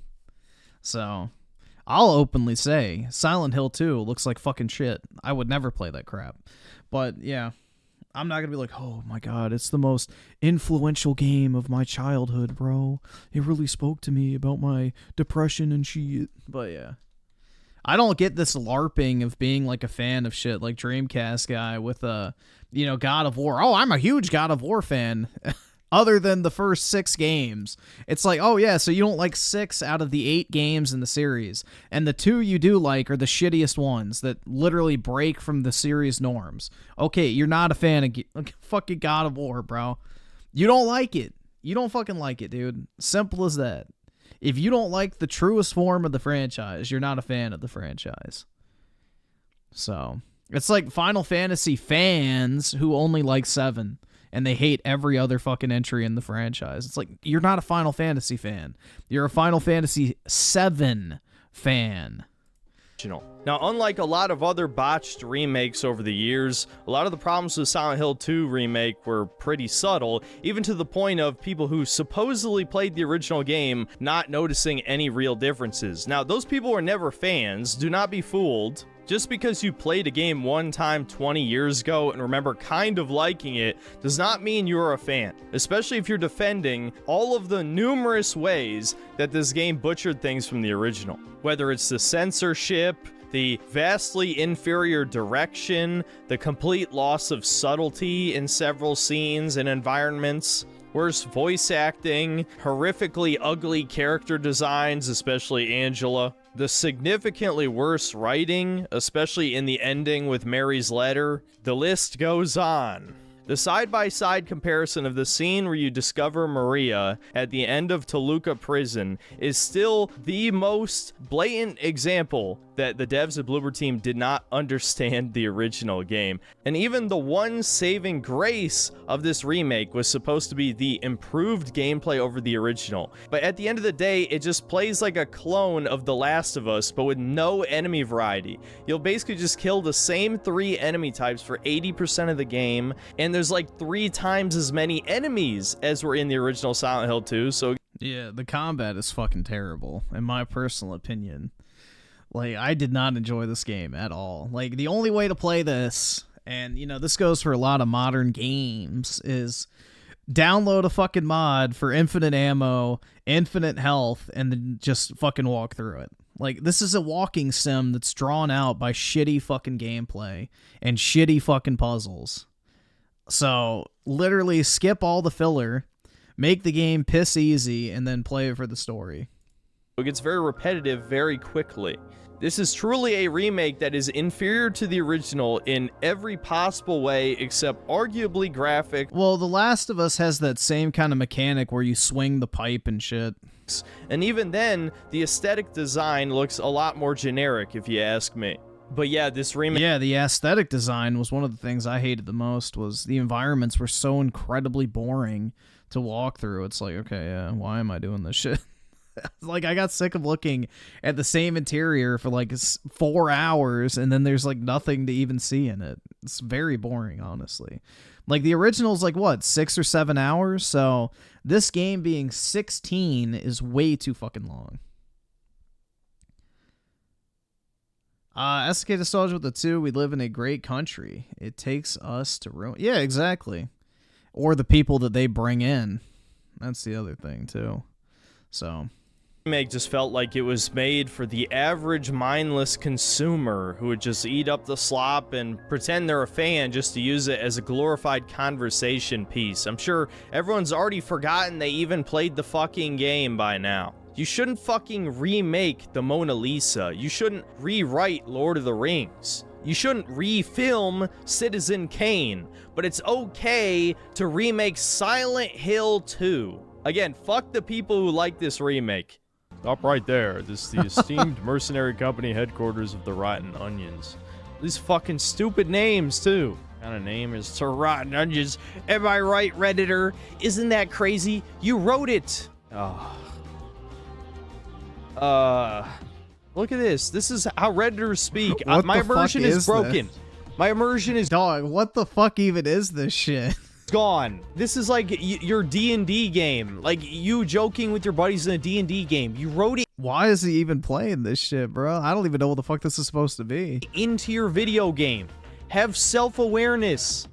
As for number 4, we have Dread Delusion. Quite possibly the worst indie game I have ever played. Now, I know that might seem crazy given that there's so many like shitty asset flip simulator games, but I never go out of my way to actually play any of those. I try to only play good indie games, which is in complete contrast to AAA games where I'm basically purposely seeking out shit to cover on the channel. But Dread Delusion was a game that actually seemed pretty promising. Oh, he's trying to like indie games? Yeah. I don't know. You just have to dig through such a pile of shit to find even a tiny little diamond in the rough that it really does suck. It was sold to me as a... The last good indie game I played was this one. This is a good indie game. But they're very few and far between these days. A spiritual successor to Morrowind. No, in reality, this is a glorified walking simulator full of left-wing politics masquerading as being morally gray, when in reality, there's an obvious correct choice and an obvious wrong choice to almost every moral dilemma. Not to mention, this has got to be some of the worst combat I've ever experienced in a video game, and I know if you're comparing it to something like Morrowind, which has been famously mocked a bunch of times, you can basically just see any 5-second gameplay clip, and yeah, that looks pretty fucking bad. But in a way, this is almost worse because it's basically nothing. There is no difficulty whatsoever. You just hit a guy like 3 times with a sword. He can't even really hit you back, and then you move on to the next enemy. It feels a lot more like a walking sim than a real video game. And to make matters worse, and this is something I actually forgot to cover. That's what 90% of modern games are, is walking sims disguised as a video game, which is why I laugh when everybody made fun of Rebirth for having too many mini games. It's like, okay, you know, you're starting to show your true colors to a lot of these people, because it's like, oh, well, you have a problem with gameplay interrupting your story? That's all I'm gonna say. Apparently, gameplay is an interruption to their gaming experience. In my Sincerity is Dead video, which was a thinly veiled excuse to review this game. I forgot to mention that this is actually nothing like any of Bethesda's games because you can't kill any of the NPCs. And so you have to listen to all these special snowflakes. Yes, every single character is like some diverse, shitty D&D self-insert. None of them are likable, and none of them really have enough dialogue either for you to get to know them. And you have no choice but to recruit them for the main quest anyway. So, although this game does have a little bit of player choice in the sense that almost every quest line ends in you having to make some binary choice that supposedly has consequences, but you never see any consequences for your actions. It basically just gets one line of dialogue during the ending slides. And I know some of you might say, oh, well, Fallout New Vegas is sort of the same thing. First of all, that's actually not true, but I'm not going to get into that in this video. But the difference is nothing in this game feels earned. Essentially, the entire gameplay loop is walking from point A to point B, talking to an NPC, then walking somewhere else, going... Wow, the Sony game format. Going through some dungeon where you could realistically just run past every enemy because the AI is that brain dead and helpless, and then interacting with another object or NPC until the quest is over. And yeah, Ubislop, Sony copy-paste garbage. Ultimately, this is like an r/atheism game where all of the gods are evil, but the evil fascist government is also evil. And so when you finally get to the ending, you chase this girl boss pirate captain who's built up as the greatest thing ever, of course. Not gonna get into that, but there's a shit ton of girl boss female characters in this game, and there's even like a quest about a character transitioning in a fucking medieval fantasy world. Again, just watch the video if you want details. You learn that the massive moral dilemma at the end of this is that the pirate captain chick has realized this world is full of suffering, and the only way to win is to completely remake the world over with some outer god creator being. And so you either choose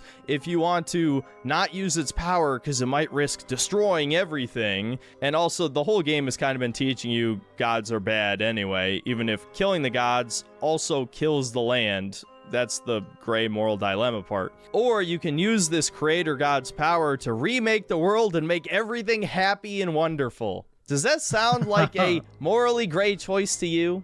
Even after I made that video, I went back and I did the good ending. And yes, there's no consequences. You literally just save the world. It is the objectively correct decision. This game was written by absolute fucking morons with indescribably huge egos who think if they were God, they could fix the world's problems. That is exactly what the hell this ending means. It is so ridiculous on so many levels. It's so childish, but it definitely perfectly reflects the leftist mind, does it not? A bunch of midwits with Dunning-Kruger who think they're better than fucking Elon Musk or Trump or even people we all hate like Jeff Bezos or Klaus Schwab or whatever. Yeah, the Redditor would be the much better world dictator. No, everyone would be happy. There'd be no more racism or sexism or homophobia if they remade the world. What a fucking joke. But Dread... If he puts Rebirth on the worst list, I don't really care, to be honest. I really don't give a shit. Like, it doesn't matter. People always talk shit about Rebirth in this chat. Delusion is just fucking garbage. It's basically if a bunch of Redditors came together and wrote a D&D setting. It's full of misery and suffering and also strong, diverse female characters who save the day and are cool. So, it really just fucking takes you out of the experience because it's not grimdark, it's not edgy. No, it's safe edgy, there's no racism, there's no killing NPCs, it's awful.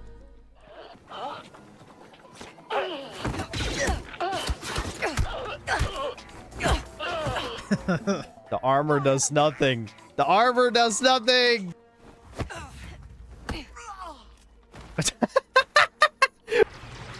don't know. What? Did I just drive right through him? No way, you can't hit enemies with bikes. No way. No. I want to be coming, but I'm not coming, so this is a problem. That's a double grenade? What? The AI just bugged out. They released this. This is a complete game that costs full price.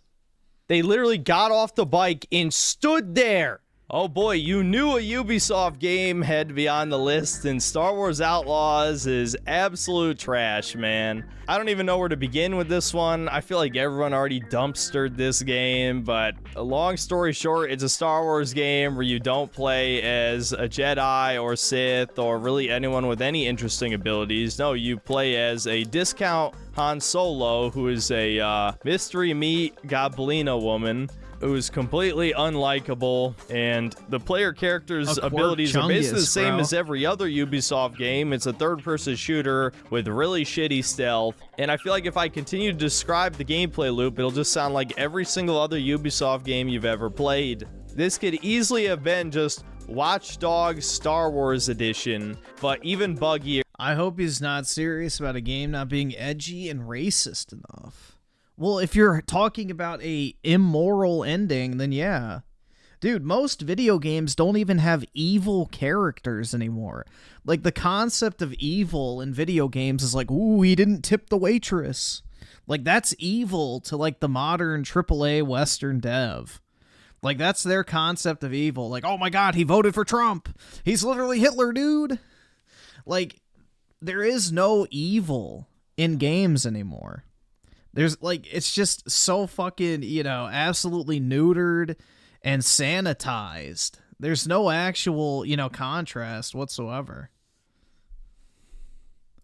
Here, and even more boring, somehow. The fact that you can't like, even bro, do... prime example in this game, the villain is the villain because he tells his robot what to do. Like, spoilers, but the main villain of the game is bad because he tells his robot what to do instead of giving him fucking human rights. I shit you not. The entire plot of this game circles around giving a robot the freedom of choice. It's like, there is no such thing as evil in these modern games anymore. It's just... It's an absolute joke. Do such basic shit as hijack enemy vehicles or even shoot on your own vehicle unless you're using your special ability is fucking crazy. This game is so boring, it's unreal, man. And of course, it's also full of girl bosses and that type of shit. Stormtroopers are hilariously incompetent as usual, which would be fine, except this is to such a insane degree that this 100-pound woman can punch out grown-ass men in armor. The armor does literally fucking nothing if you can just punch someone in the head, or even worse, slam their head on the ground when they're standing up, dude. How is this real?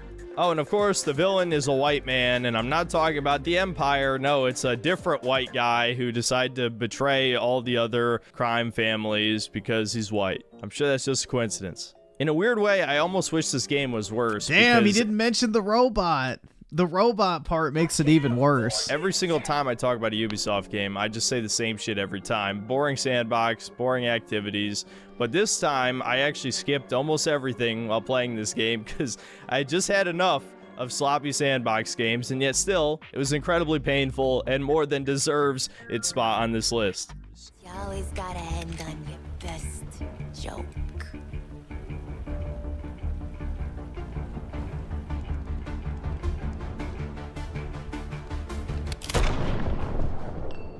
That's the writers going, fuck you, gamers, fuck you. Who do you think you are?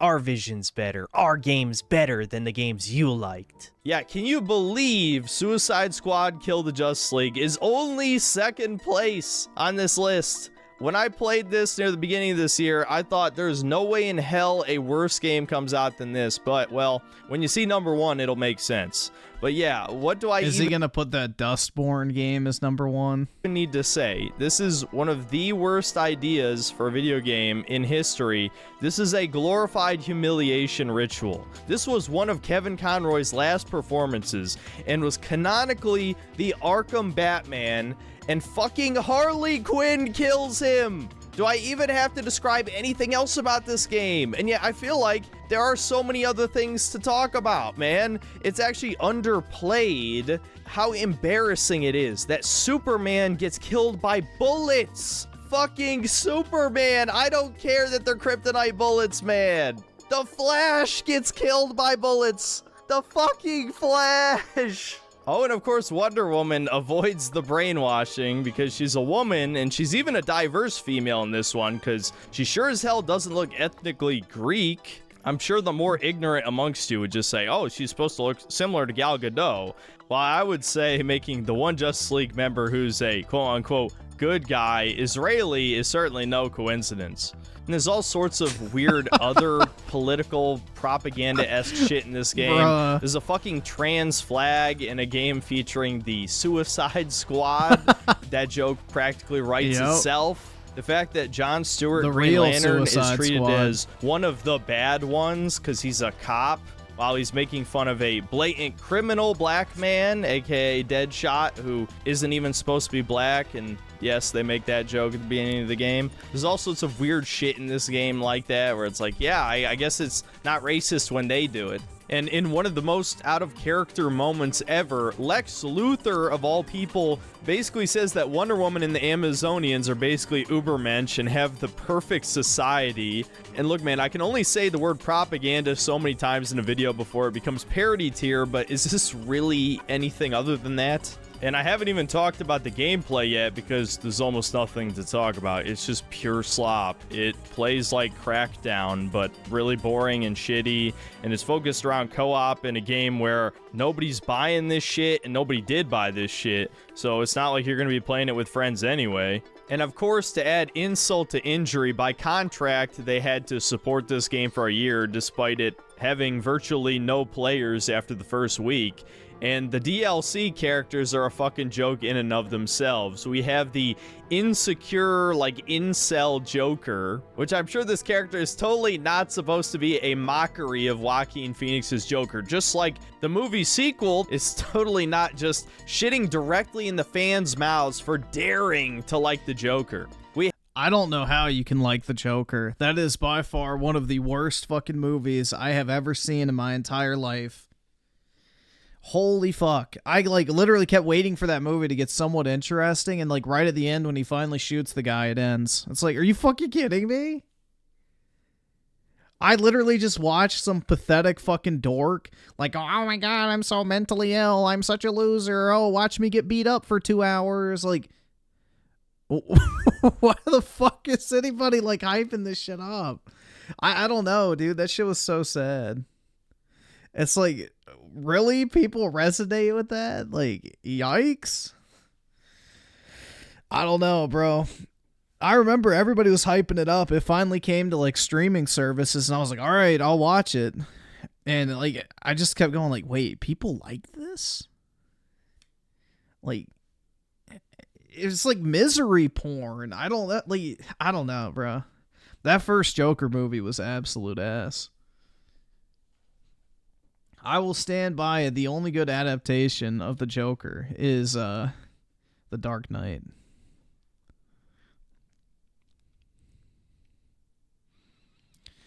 SK Nostalgia with the 2, they got rid of the 12-step hero program. And then also with the 2, I hope all IPs go away. Something new soon. Yeah, we need a gaming industry crash. Like, everybody needs to get fired. All the studios need to get shut down, and we just need to start from scratch at this point. I agree. We have a female Mr. Freeze, and goddamn, this is one of the ugliest character designs I've ever seen. We get Deadshot's daughter is a character out of this massive DC universe that has all these cool villains you could have chosen for the Suicide Squad. This is truly the best they could do. So yeah, this is just a classic case of spitting in the fans' faces, and of course they reaped what they sowed. This was one of the biggest gaming bombs of the year. Fun fact, it's also the worst game my brother has ever played in his life, and I only forced him to play half of it with me. And so I doubt there's going to be any debate whether or not this game deserves its spot as the second worst game of 2024. Now, before we get to number 1, I'd like to hit quite a few dishonorable mentions because there were so many mediocre to bad games I played this year. I'm not really going to go into detail about why each one of these sucked, but I did want to throw out their names because they deserve to be shit on at least one last time before the year's up. First up, we got the casting of Frank Stone, which is Supermassive's Oh, that shit was dog shit, yeah. newest game made in the universe of Dead by Daylight. This is one of the worst movie games I've ever fucking played. Yep, I agree. It's the worst one of them. Hands down. That and The Quarry. The Quarry was way too fucking long. You had to play it over like 2 sittings, which for a movie game is bad. Like a movie game should be played in 1 sitting. It shouldn't be like 10 hours long. Because it's like, okay, well, it's like, that defeats the entire fucking point, but yeah. The Frank Stone game absolutely was terrible. It had the shittiest plot out of all of them, hands down. Like, at least The Quarry had a decent plot, I guess. Esticated Stars with the 2, The Cleansing. Yeah, we need it desperately. Holy hell, it was so boring. There's plenty of woke shit as well. It just has pretty much everything bad about all of their releases after Until Dawn. They just haven't been able to write a semi-competent story and compelling characters since then. Then we have Dungeons of Hinterberg, which is just a straight-up DEI, probably government-funded. What the fuck is... Like, how do you even find this? Well, I guess this was a Game Pass game, I think, actually, now that he mentions it. Game. Honestly, you could just take one look at the art style and already know that there's no point playing this shit. It's some magical realism puzzle game with brain-dead combat. Next up is Indiana Jones and the Great Circle, which I already covered in detail in my review. This game is just straight-up mediocre, 5 out of 10. Unremarkable. It's not a good adventure game. It's not a good puzzle game. It's not a good shooter. And I feel like the only reason it exists is because Microsoft got the license for the Indiana Jones IP and had to give Machine Games something to do. Next up is Still Wakes the Deep, which is a walking simulator pretending to be a horror game, many such cases, made by the developers of Amnesia Machine for Pigs. And even worse than Machine for Pigs, there's just almost no actual horror in this game. You're just walking from point A to point B, doing a few really basic puzzles. In a lot of cases, they're not even puzzles. And I think there's only 4 or 5 times in the entire game where a monster can kill you. It was just straight up boring trash with an uninteresting story. Next up is Unknown 9 Awakening, featuring the... I don't even know what the fuck this is. Indian Yennefer from The Witcher show, and this is another... shit, it does kind of look like her. Just straight up, like, DEI-funded adventure game that plays like a really shitty Ubisoft game if it was more linear, and just feels like the ultimate, like, anti-colonialism Indian fantasy where they kill all the white British people. Wowie zowie. And the final dishonorable mention is A Quiet Place: A Road Ahead, which is another stealth... Oh, dude, yeah, this game fucking sucked. ...hide-and-seek game, except you play as a pregnant black woman with asthma in a Yep. universe where if you make any noise, you fucking die. And the developers for this game were so lazy that if you sprint at any point where a monster is in the area, it teleports behind you and kills you, even if your back is against the wall. So yeah, the game is dog shit. Okay, finally, let's get to the worst game of 2024.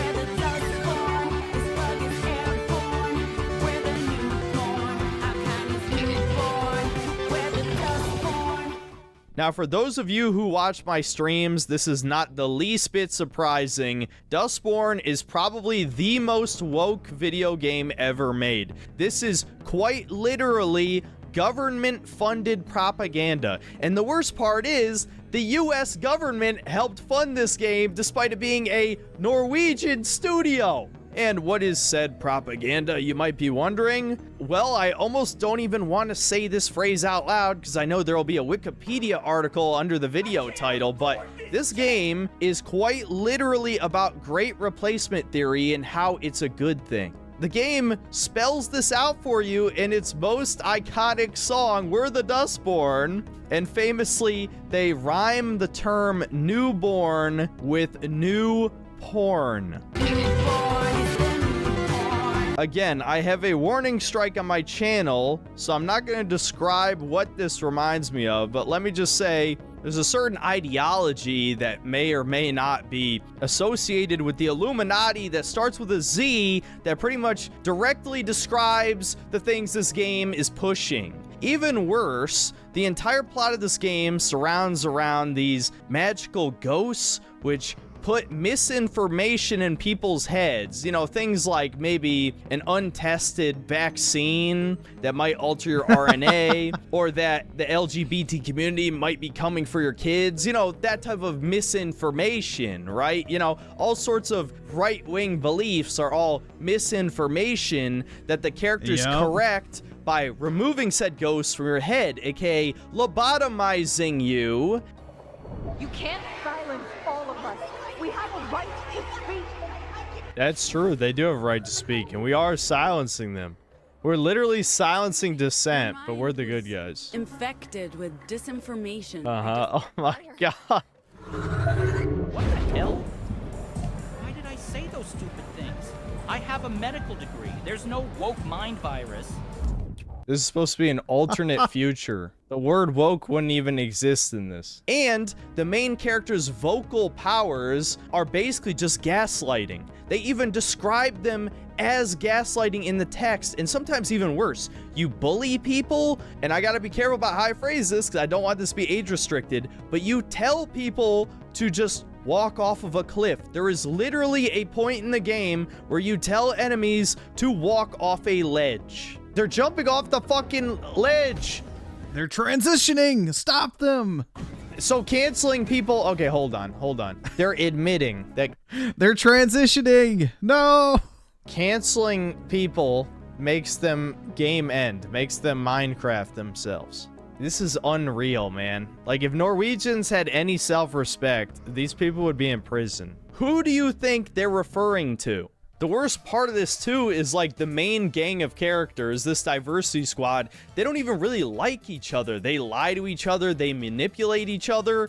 On numerous occasions throughout the story, the main character, Pax, uses her vocal powers to brainwash her own friends to agree with her or to force them to do things they don't want to do. Her Korean ex-boyfriend, girlfriend, non-binary, whatever, uses their powers to gaslight you. The giant fat Muslim cow is a fucking cop informant. And why did they write that? Oh, because her white spots, her skin condition, is a representation of her inner whiteness. Pax's sister hates her just because she decided to leave the all-female commune that you visit early in the game, and that's a whole bag of worms that I really don't want to get into right now. But the sheer amount of drama between the characters, they clearly don't really like each other on any level. But the main character is so powerful among these discount woke X-Men that she basically becomes their messiah, using the voice to rewrite reality itself. Because when a black woman speaks, you listen. Exactly. Ironically, one of the biggest issues with this game's story comes down to its very concept, that we're supposed to believe that the power of words are so strong that allows them to defeat the fascists and the chuds and all that. When immediately the thought came to my mind, all it would take the final boss to do is just say the N-word and boom, total party kill right there. It would be absolute Kino. Sadly, this is not that type of game. This game is so fucking blatant with its political propaganda that leftists don't even accept this thing because they know it makes them look bad. Everyone hates this game because it just spells out the truth with no filtering about what progressivism is really about, what cultural Marxism is about, all that shit. You know what woke actually means for the fucking drooling retards who still don't know what it means. This is what woke is. You know, you can look way past the surface level that this is the most diverse cast you've ever seen. I don't have to describe that. Your eyes just watching this footage already knew that. It goes much, much deeper than that, to the point where people thought this was a fucking parody because it's so blatant. But no, it's because the elites are that fucking out of touch. They think they can do whatever the hell they want. And this game is a perfect example of that. And if you think the game bombing means that their ideology failed on any level, you're wrong. Because governments have infinite fucking money. This is truly one of the most... Yeah, they print the money.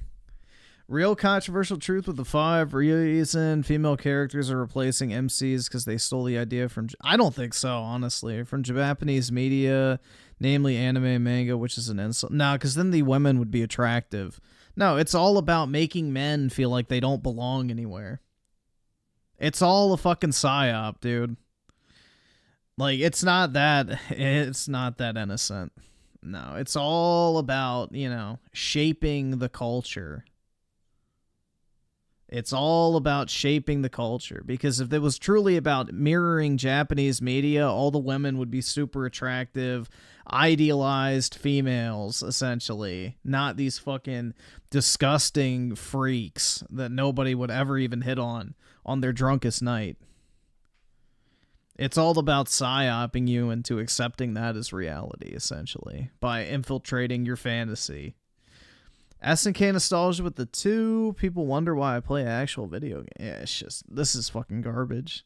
Most sinister games that has ever been made. And because it was so thoroughly mocked, people are going to forget that. But I'm not going to forget that, because to me, this is just the ultimate self-report. They know they're bullying people. They know they're canceling people. They think it's okay because they think they're the good guys. They think erasing us is good. If you had to ask me what my biggest regret this year related to the channel is anyway, it was not reviewing this game. You would think forcing myself to suffer through so many bad video games that I'd be prepared for how gay and retarded this is, but I really wasn't, man.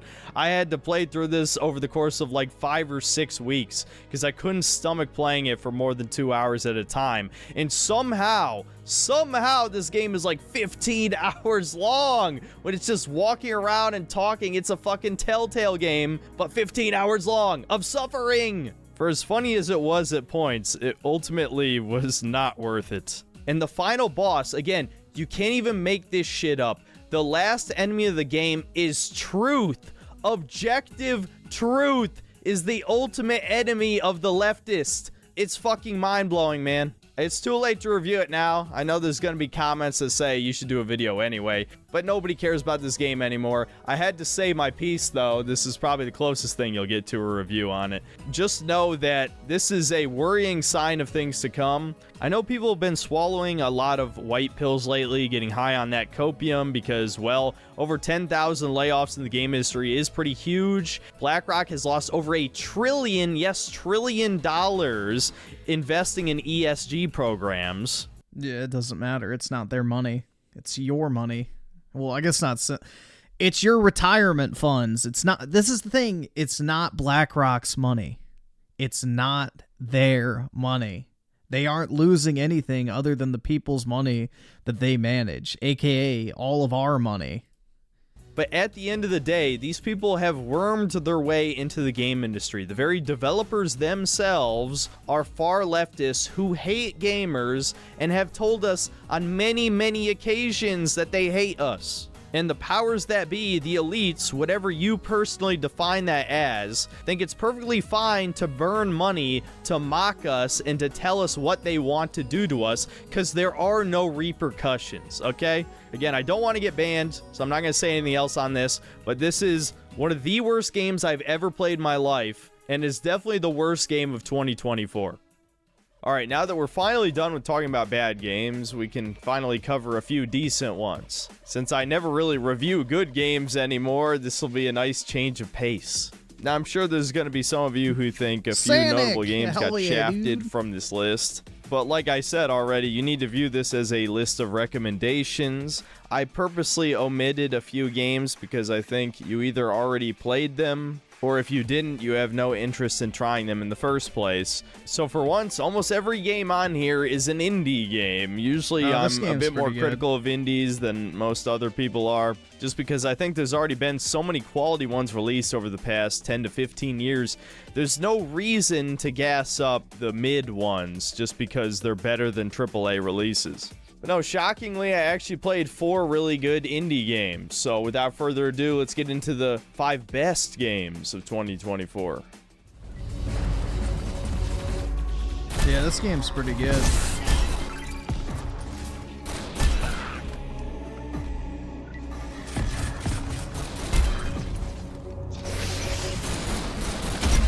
Starting off, we have an incredibly simple game that managed to be entertaining from beginning to end, Echo Point Nova. I feel like this is a game that isn't even really worth describing in detail because what you see is what you get. This is a very fast-paced FPS. It's basically a bullet hell where you ride on a surfboard, grind on walls, and try to avoid a dozen enemies shooting you at the same time, and you just kill enemies at high octane speeds over and over and over again. And what makes this game really fun is the movement just feels so good. Your surfboard basically lets you defy gravity. You can just ride straight up walls, jump super high into the air. You have a grapple that lets you swing from any object. And if you're a god at aiming in FPS games, you're definitely going to love this because you can go as fast as you want and just fucking get trick headshots at Mach speed.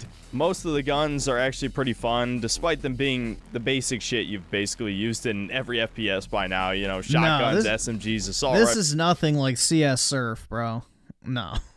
Rifles, pistols, CS Surf is way different than this, etc., etc., but with more realistic projectile speeds. And this is one of the only FPS games I've played in recent memory where the shotguns are actually realistic, so you can actually pretty accurately kill enemies at 50 yards, which feels really fun, man. This is also a little bit like Ratchet and Clank, where as you rack up... Surf is all about synchronization of movement. So it's less about, I don't know, it's kind of hard to describe, but it's all about synchronizing your movement. It's not, I don't know. These games play nothing alike.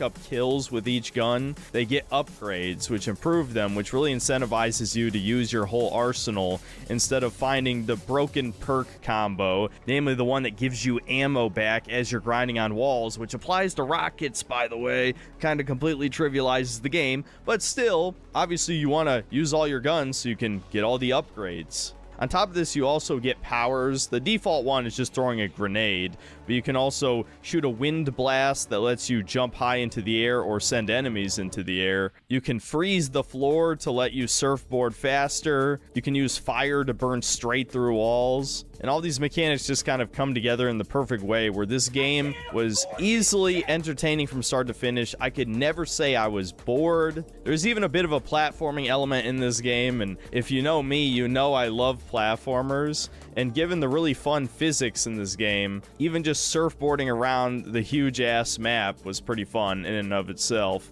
Also, the boss fights are actually pretty damn good as well, where you're basically just jumping onto a huge ass mech, whether it's like a sandworm or a dragonfly, and you shoot all of the weak points, which slowly disintegrates the creature while you're being shot at by like a million auto turrets. It's just cool as hell, man. This is one of those games where it's a video game. I think you can already tell if you're gonna like it just by watching this footage, and I can confirm that it's exactly as fun as it looks. The only reason it's not higher on the list is because you're basically just doing the same thing from start to finish, and the guns certainly could have been a bit more creative.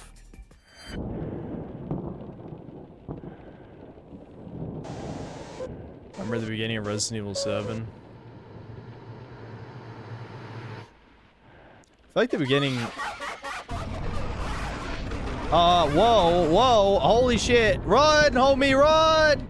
On to number 4, we have another callback to classic survival horror games with Hollow Body. I think those of you who enjoyed Signalis should definitely check this one out. They're somewhat similar in the sense that they're both cyberpunk inspired and obviously have a lot of Silent Hill influence in them. The difference being that this one is a lot more grounded and down to earth, and despite taking place in the future, the main setting of the game is actually in the past because you're in like an abandoned town with 90s technology. But let's see. So as to get nostalgia with the 2 fun fact, government prints money, I make more. Well, the money you do make every time they print is worth less and less, unfortunately. That's the hidden tax of inflation. And also with the 2 First and Second Amendment, government works for us. I wish that was actually true. Yeah, no. Unfortunately, that is not... In theory, that was the idea. Not anymore. Not anymore. And Oski Bosky with the 2. I miss Surf, honestly. Wish I played it more. Yeah, I don't know if it's working. I haven't tried it in forever, so it might be working again. I don't know. I haven't opened CS:GO 2 in forever. There's a strong psychological horror element to the game, which I don't really want to spoil the moment, but when you're traveling through the sewers, you end up having to collect these hearts to get to the next area of the game, and when you pick up the final one, the game starts to fuck with your head in an incredibly effective way. Generally, it's pretty difficult to scare me when it comes to survival horror games, especially if they're the classic fixed camera tank control style. But I played this part on stream, and you could tell I was visibly starting to get scared. It was shockingly the best instance I've seen of a game like this, fucking with the player's head and their mental map of an area. Unfortunately, it was by far the scariest part of the game, and there's nothing else quite like it afterward. And unlike a couple other Resident Evil or Silent Hill likes, the pacing in this is quite good. There's not too many puzzles. There's just enough combat where it doesn't get boring or repetitive. The resource management is handled fairly well. And this definitely has a lot of that melancholy sort of depression atmosphere. There's a character who you talk to at the top of a rooftop, and depending on your choices, I think you can guess what happens to him. Dual flip. That said, even though I'm building up this game to be like the next big survival Yeah, it horror, would just piss me off. That's the thing. I don't get scared in these type of games. It just is irritating. Like, I get angry playing these survival horror games because it's like, why am I wasting my time doing this shit? Yeah, they do not interest me at all. indie classic, it does have quite a few flaws. The first of which being the game is definitely a bit too easy. Another is that a lot of the puzzles aren't really puzzles and more like games of I Spy, where you notice the obvious shit in the environment and combine the obvious things in your inventory, outside of one weirdly cryptic puzzle where you essentially have to use battery acid to melt a lock. That was not very intuitive. Another issue is the town's layout, which is very similar to the Silent Hill games in the sense that in between the dungeons, you're basically just wandering around and meandering until you figure out the next objective. But unlike Silent Hill, this game really does not guide you effectively to the next destination. Now, the map isn't big enough for you to really be wandering around more than 10 minutes at most, but it still felt like you're just wandering aimlessly in a map that has way too many enemies that you can just run past, so they might as well not even be there. And my final two issues with this game are going to sound very familiar to what I said about Signalis, but one, ultimately, this is partially a lesbian love story, not nearly as much. Yeah, I was about to say, the girl looked pretty normal, but there you go. That's why. The only normal-looking women are all lesbians, guys.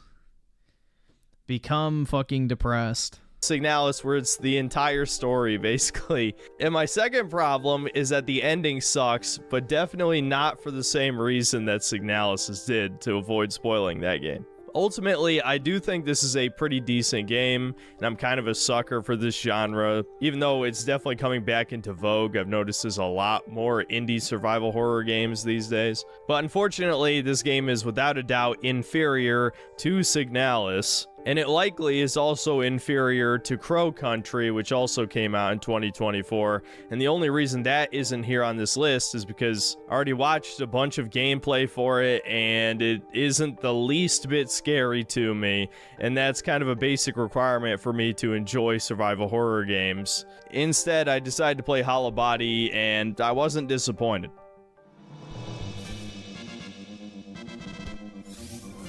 Bruh.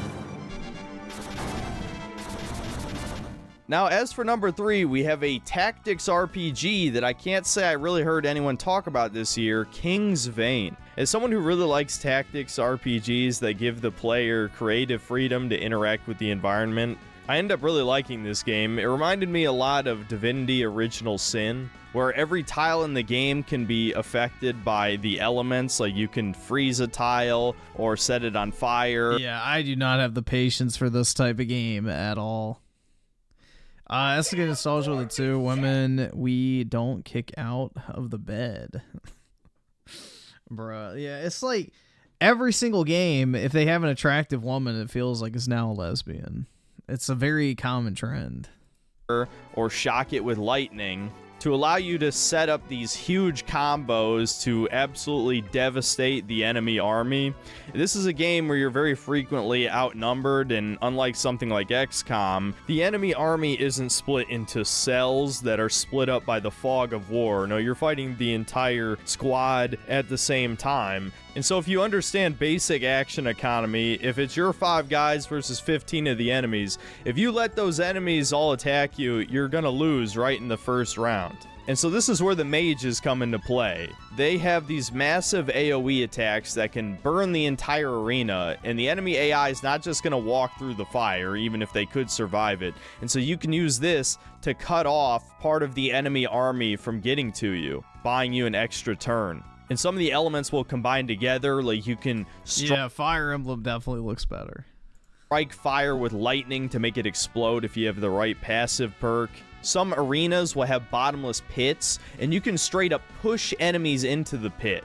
This is one of those games where pushing and pulling is really effective. So if you like that sort of thing, it's got that. You can freeze enemies solid. You can cover the arena with spike traps. There's all sorts of different things you have at your disposal, and this game has a really good class system where if you invest EXP into one class, you unlock another class, and then you put EXP into multiples to unlock a more advanced class. But if you decide to dedicate yourself to one class, you can use all that extra EXP to upgrade the individual skills. This is one of those games where it uses a lot of small numbers, and so when you can cast a spell one more tile over, or you make your spell do 1 or 2 more damage, that makes a massive difference in whether you win or lose. Another kind of unique element to this game I haven't really seen before is you can use all of your combat abilities outside of combat, sort of turning this into a immersive sim, where any of your spells that would have utility in a combat arena also work in the overworld. So let's say there's a building with a locked door that you have no key to. Well, you can use fire to burn down the walls if it's made of plant matter. Or you can use electricity to activate a special electric tile to open the door. Or you can even use a whip to pull a switch inside to open it. And one of the late game classes allows you to teleport wherever you can throw an object, and you can use this to basically like jump around the map and basically skip certain puzzles or do things out of order. And so I thought that's a really cool element. And I don't want to go into too much detail about all the combat stuff, but I really liked a lot of the different synergies that classes had. This is not for me at all. This shit would put me to sleep in a heartbeat. I made my character into a dude who could summon flies and then shoot said flies with his crossbow, which did absolutely massive single target damage, especially when teamed up with one of my other character classes who was more like a tank. He could set down a tile that boosts the attack of anyone who stands on it by 3, which is huge in this game. And so the fly dude was doing like 20 damage in a shot, which is like crazy. And the enemy variety is pretty damn good as well, where the main enemy of this game is like these little ghost dudes who can inhabit bodies. And so whenever you kill a wisp enemy, it spawns a little node, and the nodes can resurrect enemies. But they do it on a delay. They have all sorts of delayed attacks, which are essentially the balance mechanism for AoE moves, because most of the best magic spells only activate after your opponent's turn. And so the enemy AI is smart enough to move out of the way of the AoE, but you can set up scenarios where they can't get out of it by reducing their... Yeah, it sounds like in order to enjoy this, you have to have a wee bit of gaming-tism. I do not. Their movement with one of your other characters. And a lot of the AI enemies will copy your character classes and be able to do the exact same stuff you do, which just makes for like a really compelling and surprisingly deep combat system where every single turn matters, you know, like XCOM or basically any good tactics game, I would say. This is definitely one of those games where I had a lot of fun with it. Once I started it, I basically just played it from start to finish over the course of 4 or 5 days. I was absolutely hooked. But I'll admit, it's definitely not a game for everyone. Some people just don't like tactics RPGs. Some people... I don't mind tactics RPGs, but they have to be simplified. I don't want to sit there and like think about 800 different, you know, combinations per turn. might not like the limited Super Nintendo looking aesthetic. And in a way, you could say the game's almost a little bit too balanced, where even though there are a few semi-broken combos, the mage classes were kept almost a little bit too in check. Like, Fire Emblem, I think, is fine, because it's not like, holy fuck, dude, I need, like, a whole ass, like, lore, or not a lore, but, like, encyclopedia to figure out how all the different mechanics and shit work. Like, I don't mind them, I just want something more simplified. By the fact that you had This sounds way too fucking complicated. Few ways to effectively limit your opponent's movement so they can just run out of the way of your giant AoE explosions, and then it feels like you kind of wasted your turn. But this is definitely a fun game, and I would recommend it to anybody who likes this genre.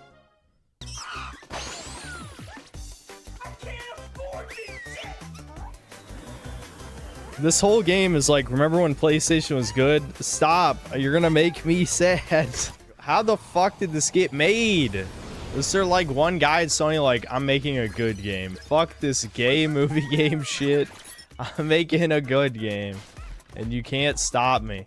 Oh yeah, you knew Astrobot had to be on here. Anybody who's been watching this channel long enough knows I love 3D platformers, and I've been waiting for them to make a big return for something like 7 or 8 years at this point. And this was finally the year of the 3D platformer. Astrobot has to be the best PlayStation exclusive since, I hate to say it, but probably Bloodborne. This basically feels like Super Mario Galaxy, but made by PlayStation with an absolute metric ton of references to their classic exclusive franchises, and even more third-party games that used to be exclusives. Basically, if you grew up with a PlayStation 1, 2, or 3, all of your favorite characters are going to be in this game.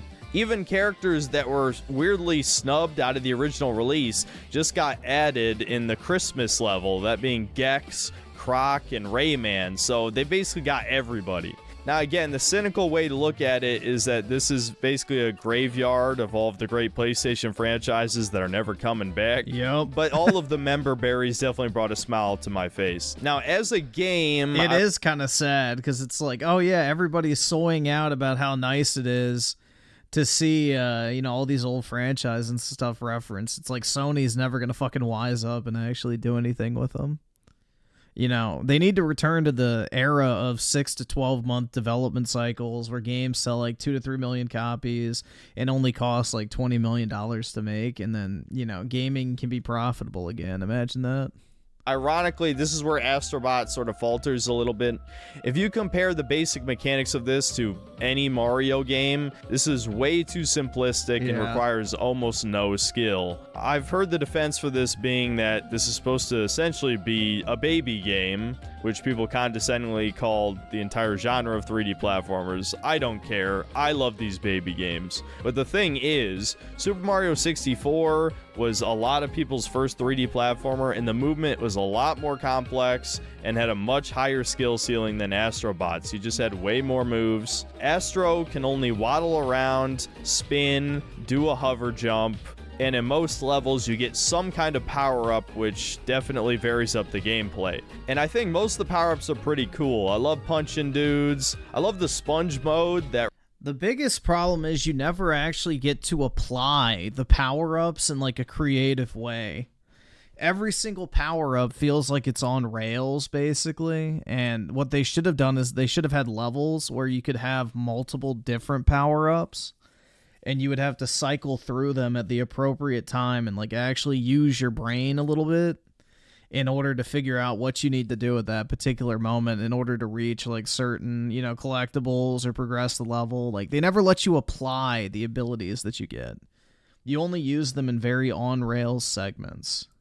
That reminded me a lot of Super Mario Sunshine, which is my favorite 3D Mario. The dog jetpack was definitely fun because this game desperately needed a run button. You were just way too slow. It's weird that that's my biggest complaint with this game, and you'll see that, well, this might be a mild spoiler if you know what's coming already, but my personal game of year certainly didn't have this problem. But yeah, the fact that you're just moving at like a jogging speed, and even though these are mostly linear levels, I'd still say you move definitely a little bit too slow for how large they are. Another problem, weirdly enough, with this game, but only in certain levels, is the camera. In all of the challenge levels, it has this weird isometric perspective, and even if you move the camera, it moves back by itself. And when the background of these levels is endless space, the depth perception is off, which really makes the levels harder than they... Thank you! I'm glad that I'm not the only one that felt that way. I'm glad I am not the only one that felt that way. My depth perception during these fucking challenge levels was terrible. Like, the rest of the levels, it was fine. But on these in particular, dude, that shit was fucking ass. I died so many times just, like, I guess, judging a jump or some shit. So, and yeah, I would always try to fix the camera. That's what that final mission was so hard. Is because the shitty fucking camera, you couldn't see where you're actually going to land. Needed to be. And a lot of the challenge kind of feels artificial as well, because Astro dies in one hit to basically everything. So that was kind of annoying. I mean, on the one hand, I do welcome the challenge when most of the game is so brain dead easy, but on the other, it wasn't exactly a fair challenge. But I'd say, like, the actual level design of this game is really solid. Yes, a lot of the level themes are things you've already seen a bunch of times already, like the spooky level, the forest level, the Japanese level, the industrial level, etc., etc. I still think they were fairly well designed. They're pretty appealing. The exploration element of the game was handled fairly well. I always wanted to try and find as many of the bots as possible, especially for the member berries. And I think this is just the type of game that it almost feels like uncovering forgotten nostalgia from your childhood, where it absolutely could have slotted in as one of my favorite games when I was a kid. This was a game that was clearly made for the fans, for gamers. But yeah, even though this game probably doesn't stand up to my favorites from my childhood, like Super Mario 64, Sunshine Galaxy, Spyro 1 and 2, Banjo-Kazooie, still, I really enjoyed 100%ing this game, which I feel like I never go out of my way to do everything in any game that comes out anymore, because it's never worth the time. I naturally wanted to 100% this game too, so yeah, it's definitely fun. And it's almost never fun, but in this game I just enjoyed collecting things, as you should in this genre. So if for some reason you bought a PS5, you absolutely need to play this game. Now to quickly go over the honorable mentions, again, I'm not going to elaborate too much on these because this video is already going to be insanely long as it is, but this is where all of the games that you likely think are shafted from the top 5 ended up, because I don't think I need to recommend games to you that I either 1, already reviewed and said were good, or 2, you most likely already played. So starting off, we have Black Myth Wukong, which is shockingly good for being a Chinese AAA game. Just saying that out loud, you think it's going to be ass, but it turned out to be actually a pretty damn good Souls-like that distinguished itself enough from the likes of Dark Souls and that whole genre to basically be its own thing. Then next up is Stellar Blade, which is in a very similar situation. Instead of being made by the Chinese, is made by Koreans, and while I don't think it's quite as good as Black Myth Wukong, to make up for that, it has a sexy protagonist, so to some, you might actually prefer this game to Black Myth Wukong for that reason alone, but it's definitely worth trying if you have a PS5. Then we have Shadow Generations, which is probably the only game that I purposely removed from the top 5 just because I didn't want to have 3 3D platformers on there for variety's sake. But in my opinion, this is the 3rd best Sonic game of all time. It is better than Sonic Generations in every conceivable way, and it shows that Sonic Team might actually know what they're doing for once, and gives me just a little bit of hope for the future of Sonic for the first time in like 20 years. I don't think I need to say this, but if you're a Sonic fan, you absolutely have to play this. Then we have Warhammer 40k Space Marine 2. This is a great co-op horde shooter to play with your friends. If you're playing by yourself, obviously not so much, but I still...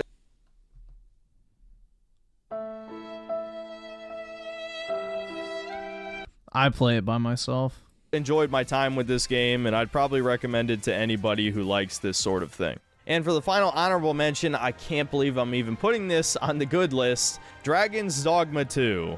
if this was a list of the most disappointing games this year, this would be number 1, but I have to admit it is also one of the best games I played this year, because even though it is inferior to the first game in almost every single way, it is still just a really solid action RPG. Yes, it's flawed in all of the ways that I covered in my video, but it is just really fun to play. It's fun to climb giant monsters and stab them in the face. The character creator is still one of the best in gaming, even if it was slightly nerfed in certain ways. But it's just so goofy, it brings a smile to my face, and it just has some of that Japanese soul, even though it's got less than the first game in certain ways. I'd still recommend the first one over this one in basically every scenario, but yeah, by 2024 standards, it's one of the best games of the year. And now for my Game of the Year 2024.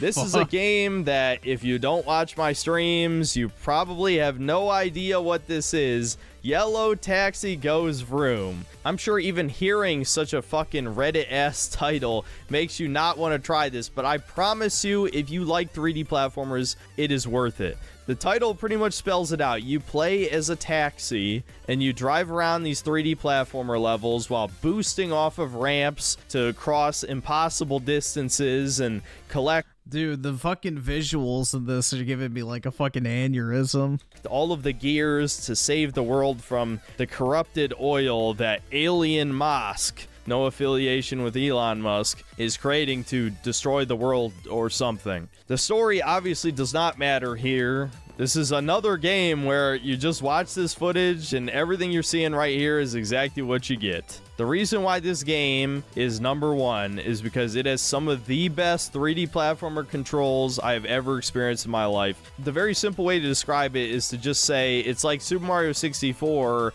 but if you were driving a car instead of running around as Mario. And for some reason, that is just like the perfect formula for fun platforming that I would have never thought of in 1,000 years. Obviously, there is quite a bit of a learning curve if you've played games in this genre and you're obviously not used to driving around a car, because it really just does control exactly how you would expect a car to control in a 3D platformer. But once you get the hang of it, it just feels so great, dude. And this game has a super boost where you hit the acceleration after you started boosting, and it gives you a double boost, which sends you even further into the air. You can boost in midair to get even further horizontal distance. There's no dedicated jump button in this game. The way you jump is you actually cancel a dash and you start flipping, but you can also do this while reversing to do a back jump. And you can also double jump in midair, and there's a timer on boosting in midair, so if you get enough air time, you can boost or flip again. And all of these moves together just create like such a tight, fun platforming experience. And the level design is another thing that's like, it's creative, it's fun, it's shamelessly Italian. There's a level that's literally just all pizza, there's pizza people, and it's all about eating the pizza people, and there's a lot of stupid, goofy, kind of Reddit humor-esque jokes, but not to the point of being mega cringe. It's just kind of like charming, goofy, harmless humor. This game is just incredibly charming, and another thing it's got going for it is it actually has a shocking amount of content. I remember back when A Hat in Time came out and it only had 4 levels, it really left me wanting more, even if they were huge levels and there were a lot of timepieces to collect. Yellow Taxi Goes Vroom has like over 15 levels and 250 gears to collect. This has more content than a lot of modern AAA releases and was basically made by 2 guys. This is truly an impressive feat, and almost nobody has talked about this game. I certainly haven't seen any YouTube videos about it. My brother only knows one guy who's talked about it.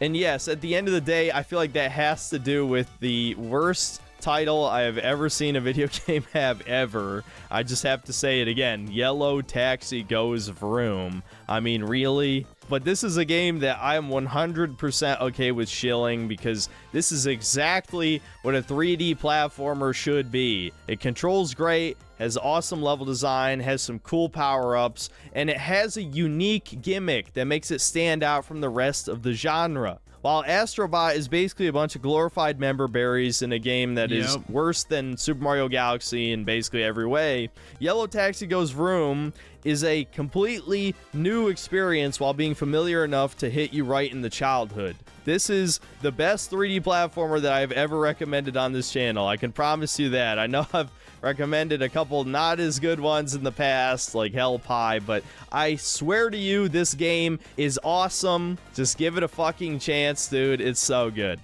Well, there you have it. There's my best and worst games of 2024. Man, this year I should play this? No, I don't play 3D platformers like that. Sucked ass. I feel like I say that every year, but this has got to be one of the worst in gaming history. If it wasn't for those indie games, it without a doubt would be. It's probably the worst year for AAA games of all time. Yeah, dude, the fucking visuals are giving me, like, a fucking headache. I'm not gonna lie. Like, because everything's blinking and, like, it's choppy. I don't know.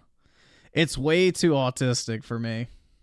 I don't even know if I really would consider Astrobot AAA, but if I would, it's like the only game that really stood out to me. Everything else, even stuff like Black Myth Wukong, Stellar Blade, Space Marine 2, they just feel like games I've already played before a bunch of times, even if they were pretty good. But all of the biggest game releases of this year end up being garbage, whether it's Suicide Squad or Concord, Dragon Age Veilguard, the list goes on. Pretty much everything sucked. There was a bunch of D-makes as well. This is probably the most woke year in gaming history, even though I'm sure some people are tired of hearing that word by now. It's just the simplest way to describe games full of DEI, ESG, left-wing propaganda, neo-Marxism, etc., etc., etc. Those words have more syllables than woke.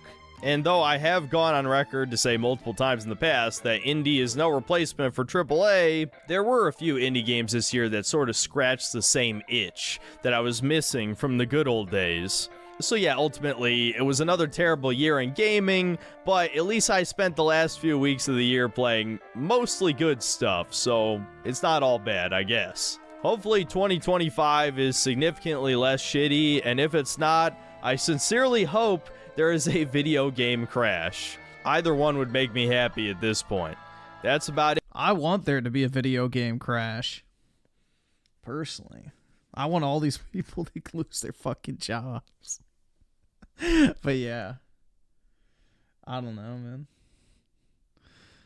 When Gen Z loves Ultra Kill, but this is too much. I don't like, dude. I own Ultra Kill because somebody recommended it to me forever ago, and I watched gameplay of it, and I'm like, oh my god, this looks fucking terrible. But I was past my return period, so I still have it. Like, Ultra Kill to me is visual vomit. Like, it just looks awful. It looks absolutely fucking horrific. Like, visually. Like, look at that. Ooh, no, I can't do that. Give me something like this instead. Let's see. Main library. This is a better boomer shooter fucking aesthetic. Where is it? This looks infinitely better. Like this actually looks clean. It doesn't look just autistic as fuck.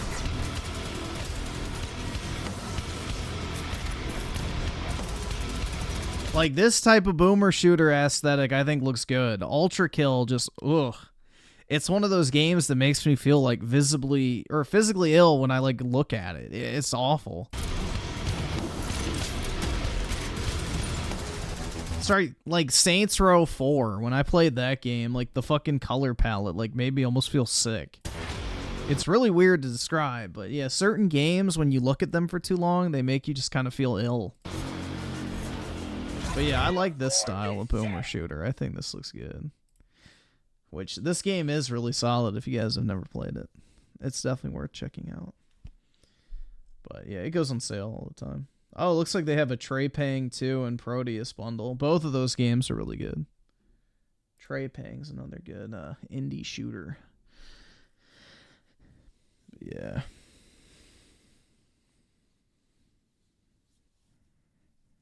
Let's see. So, Estigate Nostalgia, you got a punch. Damn, man. Out of nowhere, check out Ark of the Lad 1 and 2. I've never heard of that. Ark of the Lad 1 and 2 is really good. PS1 easy. Oh, it's a PS1 game. Okay. Then also the 2 video games off work to get away from the job. Nice, man. Yeah, I just had 2 weeks off, so it's nice to take a break, I guess, every once in a while. And also with the 2 Dragon Ball Spark is surprisingly amazing. Well, yeah, isn't it just like a basically modern version of the old PS2 games that everybody liked? So, yeah. I'm surprised Synthetic Man didn't put a Dragon Ball on there, considering how big of a fan he is. He plays that other Dragon Ball game, I know. And let's see, also with the 2, damn, man. Dude, I'm just ready for the new Doom. Yeah, I'm looking forward to that. That'll be good. Hopefully.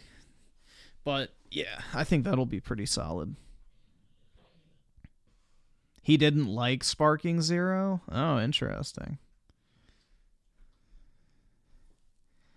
I don't know. Sparking Zero looks better than that whatever like breaking game he plays, which I've seen him stream a couple times. That game looks like absolute. It's like a fucking what, a multiplayer game or some shit.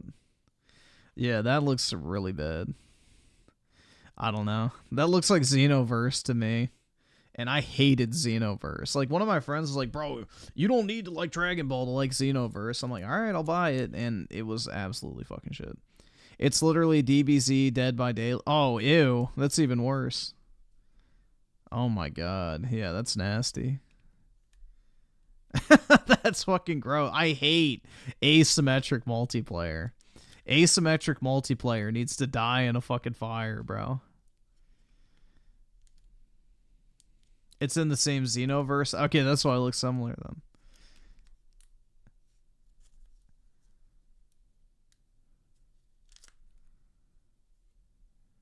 He's so addicted to it. Hey, man, you know, we all have our vices. I had, like, friends who were addicted to Rocket League. It's like, oh my god, no. Rocket League, really? Ah. Yeah, not my thing.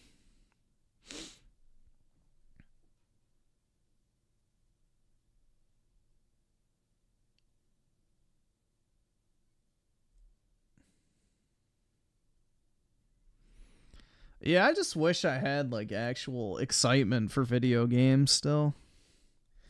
You know, like, being stupid is a gift and a curse. Because when you're stupid, you don't fucking care about anything. You're just like, oh, yeah, dude, that looked great. But at the same time, you'll never accomplish anything in life. Meanwhile, if you're, like, halfway intelligent, like I believe I am, you know, you're smart enough to distinguish that things are getting objectively worse and you don't really have any reason to be excited for the fucking slop tier entertainment anymore. It's just, so it's like stupid people have more fun, which is very true because they don't fucking think. They're just like, oh, that looked great. I love video games. God of War Ragnarok is a masterpiece. It's like basically that, dude.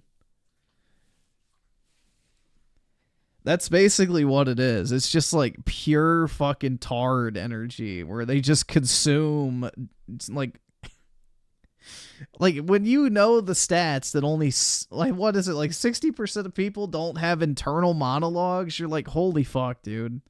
We literally live amongst fucking drones. Like 40% of the population only has internal monologues, which are associated with higher degrees of intelligence.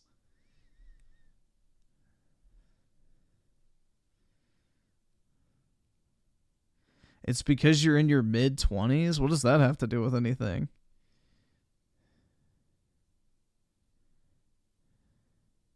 Yeah, that's right, dude. Griffin... Griffin not even halfway intelligent. He will say he hates movie games, and then right after praise Rebirth. That's because it's a good movie. Fight me. Most movie games are shit. So the general trend, I don't like them, but there's exceptions. I like some movie games, not all, though. Most are fucking trash.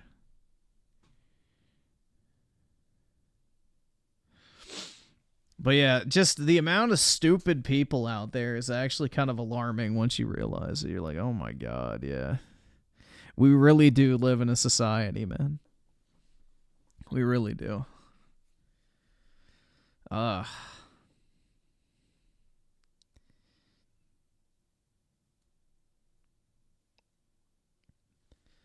It's just, it is kind of sad. Like, the games I enjoy the most now are when I replay old stuff.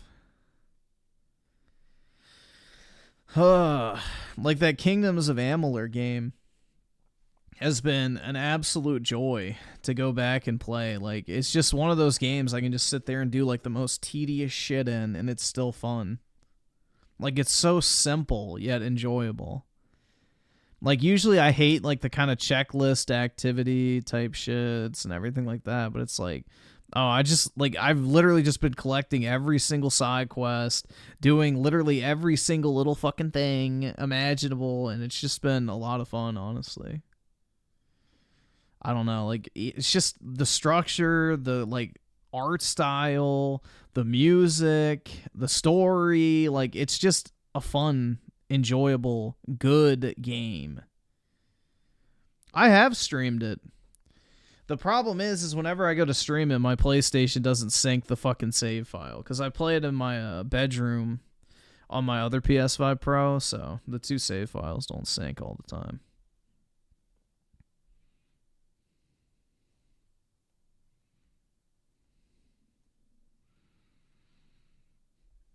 Like, I have like 60-something hours in that game, and I think I'm like halfway through it. Like, I've literally been doing everything.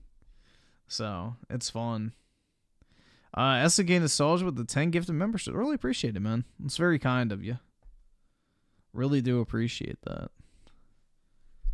But yeah, here, we'll look up your game. ArcLad 1. I've never heard of ArcLad. Let's see. ArcLad. Every ArcLad game reviewed. The ArcLad collection. Alright, let's see.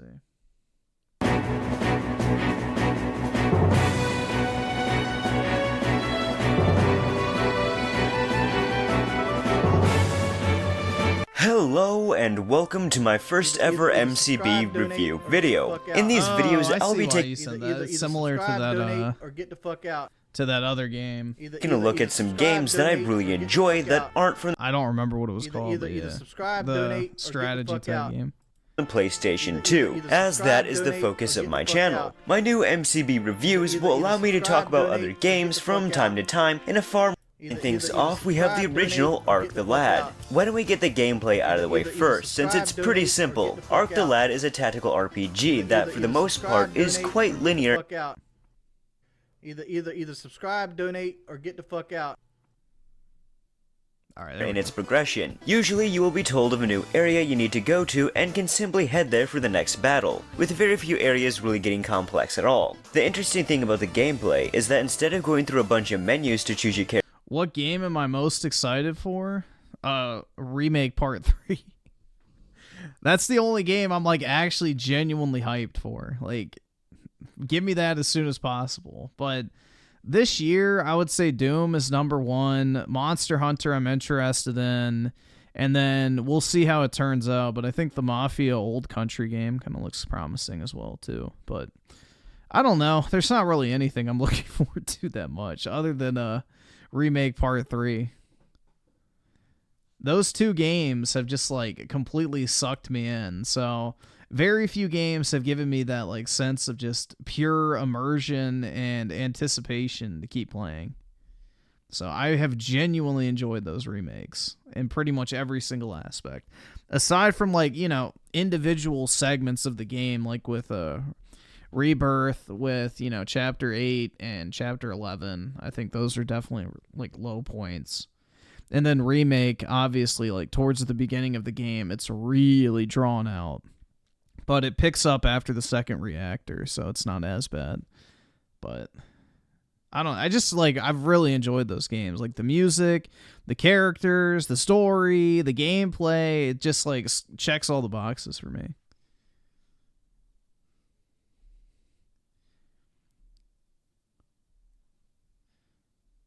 GTA, dude, I honestly could not give a fuck about that game if I tried.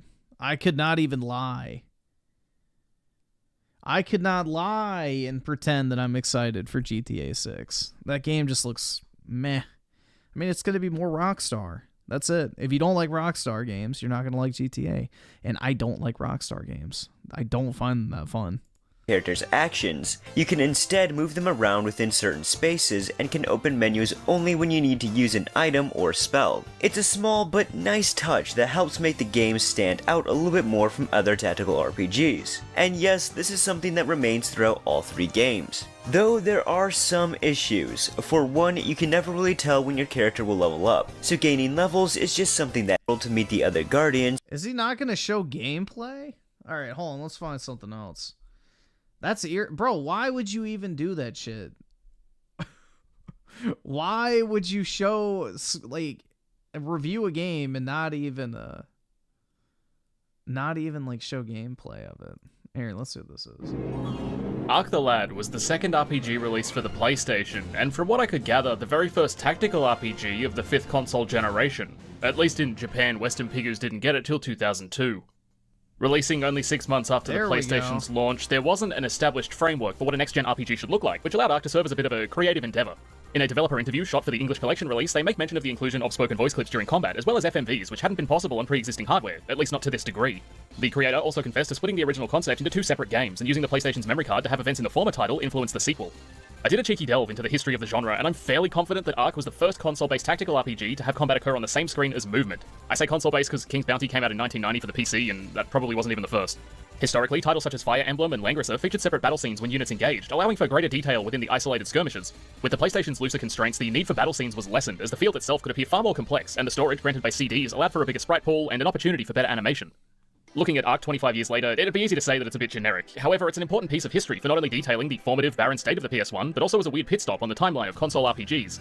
Despite releasing only months before Tactics Ogre, a title which redefined the subgenre and whose influence would hold strong through the following I have Tactics Ogre.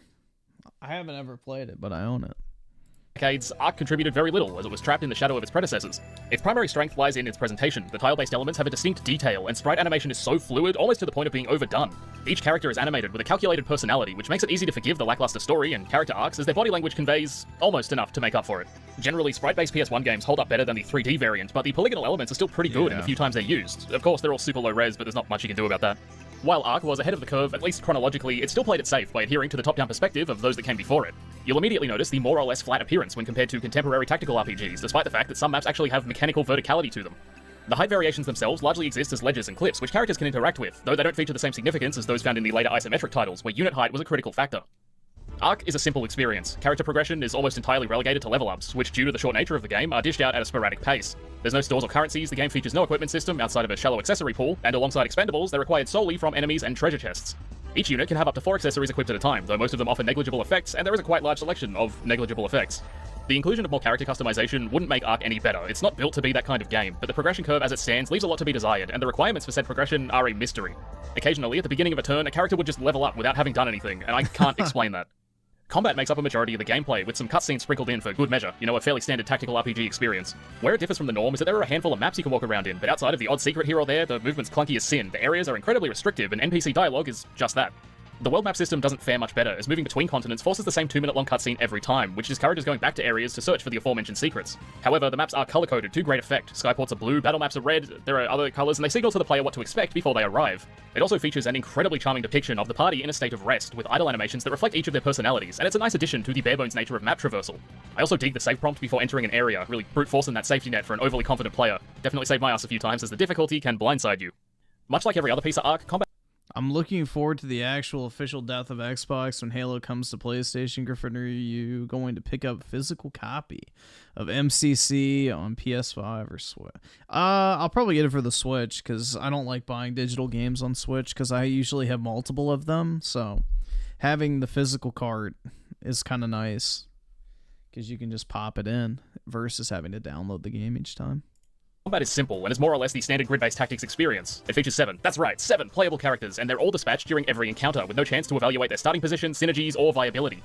They're a fairly generic bunch. You've got your perfectly balanced anime boy, a healer girl, monk, edgy sword guy, crusty old mage, a kid with a drum, and a happy merchant who summons demons. Yeah, that one's pretty based. It's a passable lineup in a game that otherwise devalues the significance of a roster with its restrictive approach. An interesting addition to field movement is the jump function, which both allies and enemies can use to vault over obstacles, other units, and of course as a means to traverse map elevations. The presence of obstacles occasionally introduces a thought process as to how you'll advance, and while it rarely changes combat to a significant degree, it's used well enough a handful of times. Leapfrogging is also a solid addition, as you're unable to move through other units, which can bottleneck some of the more narrow paths. Jumping over guys helps prioritize the forward motion, and can also be used strategically to undermine enemy positioning. The way jumps used to traverse terrain is useless, as it serves the same function as moving over flat ground, but adds a middleman, which segregates maps a little too much. As there's rarely an alternate path, and few characters have a high jump value, certain maps effectively gate half your forces behind a poorly thought out inclusion. Outside of that, you've got your staples, direction-based attacks, counter-attacks, area of effect magic that's selectively useful, and a desperate game of catch-up as you try to enforce an equitable spread of experience to everyone who isn't your main character. Ark does fare a bit better at this, as the restrictive nature of character progression— See, that's the issue with the game, like, that he showed during this video. It's like, this game came out when? Like, in the early 1990s, and it has better graphics than a so-called indie game of the modern era. Like, that's the thing. And that's why I despise most fucking indie games. It's like, literally, games that are 30 years newer have worse graphics than shit that came out, 30 years ago. It's like, you can make this style of game and actually make it look good. You don't have to make 8-bit slop, which, that's what most indie games fall into the trap of. Makes everyone viable, and at least somewhat necessary for the initial push against the hordes of enemies. To further incentivize that, death has no penalty, so you can send allies anywhere with absolutely no consequences. Unless they all die, of course. While it's a relatively short experience, it does feature a few optional goodies, such as a training ground where you fight waves of enemies, a 1,000-round tournament where you fight waves of enemies, as well as a 50-floor endgame dungeon where you enslave a— I know this might be a dumb question, but can someone increase their intelligence? You can increase your knowledge base, but some people just have a natural propensity to certain things. Like, some people are very math-oriented. I mean, you can't teach genius, if that's what you're asking, but, I mean, there are people who just have brains that are more, receptive to things like science or math or coding or foreign languages or literature or, that type of stuff. So, yes and no, but everybody can increase their knowledge and experience and, ability to process information. Up to a certain point, obviously. a child, after fighting through waves of enemies. Tactical RPGs aren't known for their gameplay variants, but, piss poor effort, guys. Overall, Ark is one of the most okayest games I've played, and on its own, it doesn't offer much. However, it serves as an important vessel for the setup to the sequel. Now, at the time of writing and recording this script, I haven't started Ark the Lad 2, but the way the first title frames the bridge between the two is incredibly effective, even without that follow-through. The game opens with a female being duped into unsealing an ancient demon, after which the perspective shifts to our hero Ark, who is conveniently setting out on a journey to find his missing father and runs into the gullible gal. She returns to the mountain to reseal the demon, so Ark kind of whips it out and is all just like, wait here babe, I'll fix your pipes, and then hard cut to Ark getting brutally slaughtered. As the Fiend moves to deal with the girl, Ark is revived by bullshit anime powers and restores the seal, which allows him to continue his journey to mend his daddy issues with his new gal pal in tow. Skip ahead a bit, and after meeting with a king, Ark with a C is instructed to locate the Ark with a K, and now that we've got a proper objective, the rest of the game awkwardly shuffles in around it. Most of the following cutscenes are Ark and company interacting with a bunch of not-so-secretly evil men in positions of power, directly sending them to their demise and cackling about it before they've so much as left the room. It's incredibly cheesy, and I'm not sure if that was the original intent, or if there was a working design behind it. Every turn in the plot is something you see coming a mile away, as ostensibly allied characters neg you in obtrusive ways until it's found out they're either working with the bad guys or are secretly demons themselves. Eventually, your party becomes a ragtag group of 7 heroes who have all been scored by Yes, Square Enix's HD 2D whatever art style is the best in the business. That is how every single 8 or 16-bit game should look. Like, make the game actually look modern and then use the pixelated art style as exactly just that. An art style, not a fucking shitty restriction on the actual visual appeal. the demons in some way, and the goal is to find the 5 elemental guardians who will assist in finding the Ark with a K. The story up until the final moments is incredibly generic, however it's precisely because of this generic, mundane narrative that the twist really hits, and why I'm extremely excited to play the sequel. The king, who originally sent Ark on this journey, is murdered by his advisor, and the blame is laid on our protagonist. This facilitates a complete capture of the kingdom, and possibly the entire world. The power dynamics are never really established, but everyone's on high alert, and martial law... I literally have played Octopath Traveler. I own the game on the Switch. I haven't played 2. has been enacted with the heroes But I've played one. wanted for regicide. But this comes to a head as the parties miss seconds from completing their journey to obtain this fabled power as the advisor and his cronies arrive to capture both. Octopath Traveler also has a great soundtrack, too. Like, I love the theme from Octopath Traveler 1. Ark and the Ark. The parties march to their deaths at the barrel of 3 men, despite being vicious paranormal demon slayers only moments prior. As the heroes reach the final moment of their collective journey, the ground splits, conveniently removing the guards from play, as the female gets separated from the rest of the party, and they just kind of fuck off in an airship. Ark the Lad ends with the main party divided, declared fugitives for allegedly killing... No, I didn't stream it. I played it on my Switch, and it came out more than a year ago, so I've had it for a while. Octopath 1, I think physical is actually kind of rare. The king with a military state enacted to capture them, the Ark stolen, and the Demon Lord on the verge of waking up. Shit's fucked, and then the credits roll. The game's only about 8 hours long, with a few hours added for optional content, and it definitely feels like a cop-out to split a single narrative over 2 purchases, but what a way to hype your sequel, and in such a blinding contrast to the safe plotting of earlier events. I sincerely hope the sequel can carry the momentum picked up at the end of the game, and that it introduces the required elements to make it a standout title, as opposed to a short, fairly forgettable romp. Yo, he's got Mercedes-Benz fucking earrings. The game, and that it introduces the required elements to make it a standout title, as opposed to a short, fairly forgettable romp. While Ark did attempt some neat shit, and it should be respected for the time period it released, it's too simple to sink your teeth into, and it's only really worth playing to set up the sequel, which is a shame because there's a lot of potential here. With Tactics Ogre releasing shortly after it, and Final Fantasy Tactics only a few years after that, the bar was set incredibly high for what a tactical RPG should offer, and unfortunately, Ark just doesn't meet those expectations. It seems like more time was spent on the superficial increments that come with new hardware instead of challenging the fundamentals and crafting a standout experience. If more foundational work was afforded to this bizarre title, Ark could have been a game that effectively dictated the following decades of tactics RPGs, and while I'm glad that it wasn't such a significant driving force due to the state it ultimately ended up in, the universe where Ark was Tactics Daddy would have been an interesting one, to say the least. As always, thanks for watching, and I hope you'll stick around for 5 more years so I can finish the series. The first RPG you can transfer to part, that's pretty neat. I wish more games would do that. I understand why they don't, because they're like, oh, it's a standalone experience, dude. You don't need to play all of them.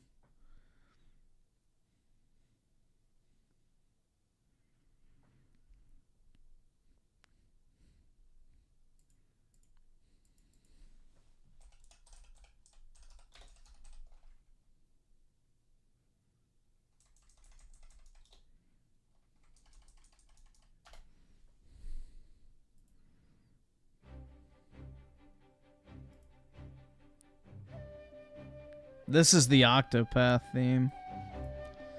I really like this song. It just captures that, you know, perfect fantasy RPG vibe.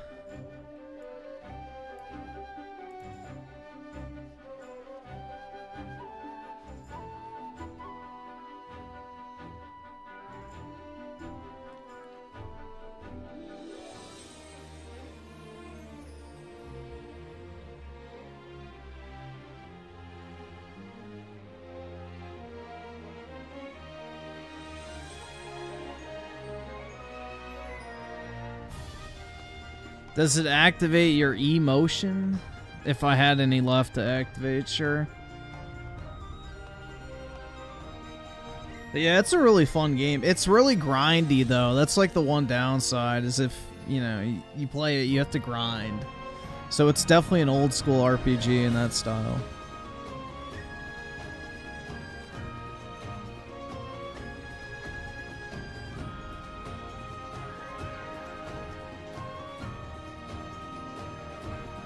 Personally, I like grinding in RPGs, so.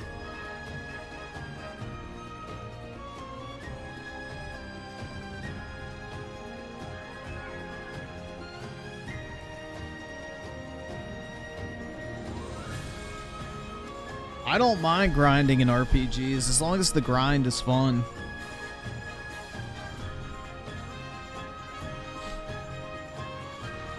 The whole concept of grinding to get OP, I find very enjoyable.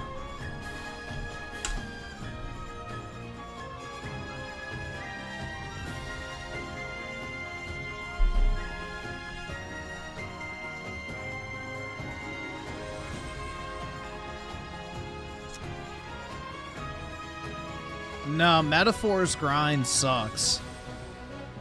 And there's a reason for that. Because Metaphor is bogged down by obnoxiously, unnecessarily complicated menus and animations. The worst thing about Metaphor is when you're unlocking a bunch of different archetypes and you have to watch a fucking cutscene every single time that you can't skip.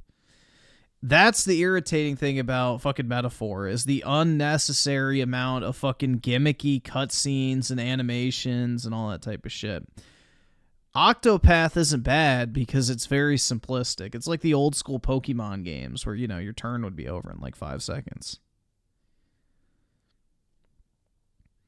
So that's the thing. It's like if RPGs have a very streamlined combat system that's not like overly flashy or drawn out, then it makes the grind fun. Because you can just do it quickly, Now, where Metaphor gets the grind correct is where you can kill enemies that are, I think, 3 levels lower than you in the overworld instead of actually getting into a battle. The problem is unless you do that like for hours, and I mean like literal fucking hours, you will never find enemies that are lower than you. So it's very rarely ever comes into play that's beneficial, but yeah, I really did not enjoy Metaphor that much. The more I think about that game, the more and more I kind of hate it. The more I think about that game, the more I hate it.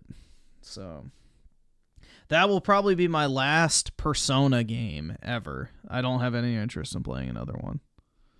And the fact that New Game Plus not only takes away your character levels, it also locks up all of your archetypes behind character bonds, which the character bonds you don't actually max out until the very fucking end of the game. So it's like you don't even get the benefit of New Game Plus when you play it. It's just fucking retarded. It's not a good game. It has so many glaring issues, and people just completely overlook it. They're like, oh, it's anime, dude. I love anime. It's so good. Not to mention the soundtrack is incredibly fucking annoying. Like, that has got to be one of the most obnoxious, like, fucking RPG soundtracks I have ever listened to. With all the shitty vocals and stuff. It's just not good. I did not like it. I would not recommend it unless you want to pay $20 for it. That's a good price. And the game didn't even sell well. So that's the other thing, too, is barely anybody even fucking played it. It sold like 1 million copies, and that's it. Astrobot sold more than Metaphor, and Metaphor was on PS4, PS5, Xbox One, Xbox Series X, and the PC. Nobody fucking cares about that game. And people are like, oh, it's the game of the year, dude. It's so good. Yeah, nobody bought it. I have not played Persona 3 Reload to any extent. I will say it's better in the fact that you don't have to be in high school, but that's not really saying much.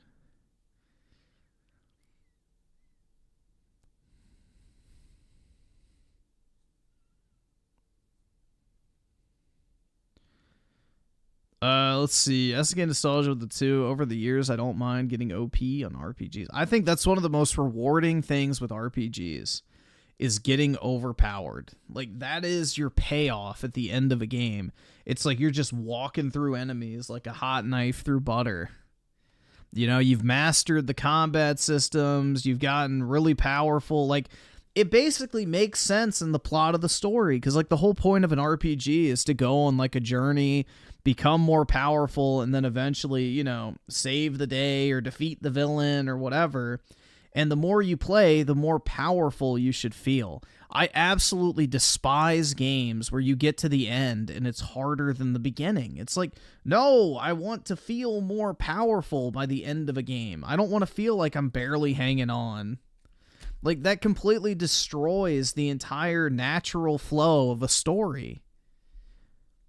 Like, you don't approach the final boss going like, oh my god, I don't even know if I could do this, dude.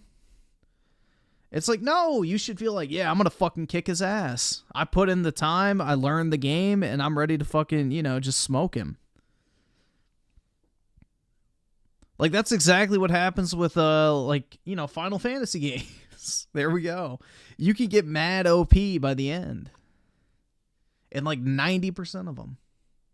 You're ready. Some of them not as much, but yeah. But it's like the natural progression. The more your character, gets accustomed to fighting, the more powerful you should feel. Let's see. Creator's Freedom with the 2. Did you play Valkyrie Pro? Yeah, I had Valkyrie Profile. I wish I didn't sell it. I had a clean-ass copy of that game for PS1. So I got it for like $40 or something from a local game store, and I sold it, which I kind of wish I didn't. But yeah, I used to have it. But yeah, they're cool.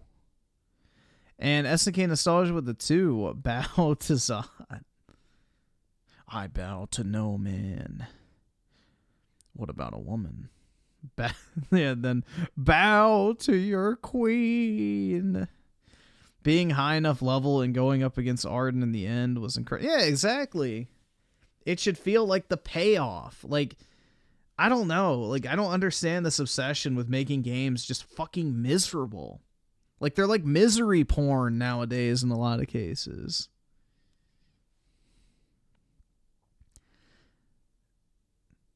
Like, where's the power fantasy? It's gone. The power fantasy in video games is fucking cooked. There isn't one anymore. It's like every game is like a fucking struggle from start to finish. It's like, no. I don't want to struggle. I want to have fun. God forbid. God forbid you have fun in a video game. No fucking chance. It's not allowed. Everything has to be miserable and unfun and make you never want to touch the game after you're done with it.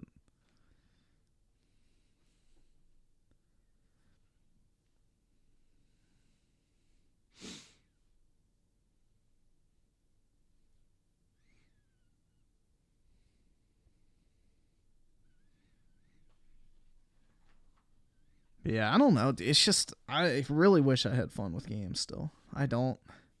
Like, just, hold on, let's see. Let's see. I'm just curious. I haven't done this in a while. Let's see. Where are they? Where do you go to view, like, the global? Steam always hides this shit and it's irritating. There we go.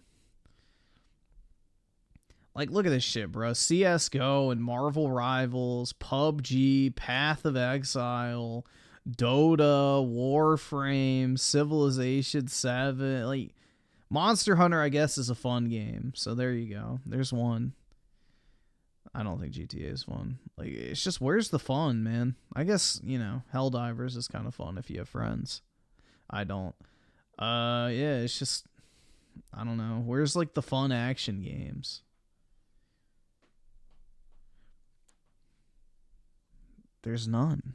Like, the third person, fantasy or action hack and slash type title is gone in today's gaming landscape. It's all just fucking obnoxious shit.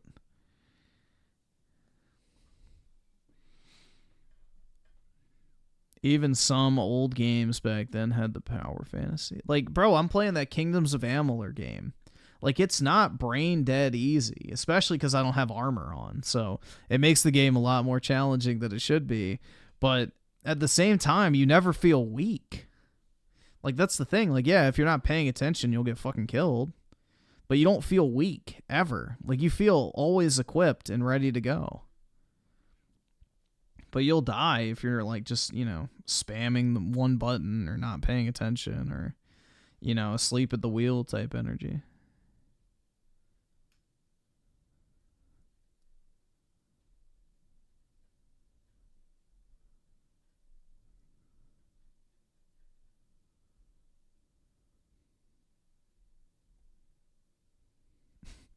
Gaming experience has to be as bad as the life of the dev who made it. Yeah.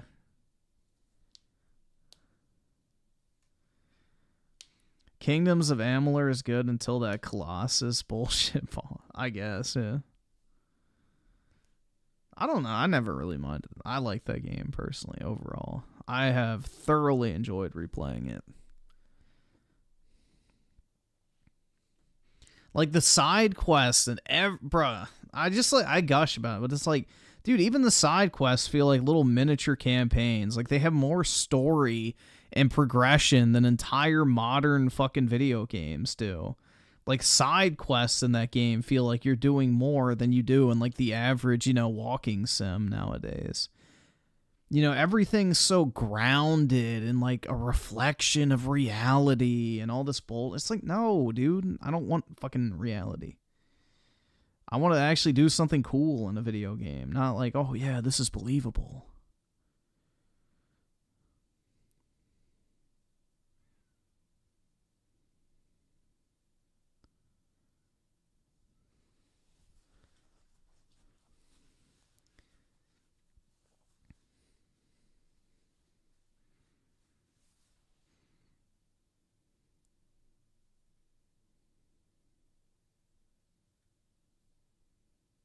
Stunning and brave, I guess so. I remember a lot of people hyping this shit up for a while. I don't think did this game kind of fall off? Yeah, it looks like it. I remember people were hyping this shit up. I never played it or looked into it, but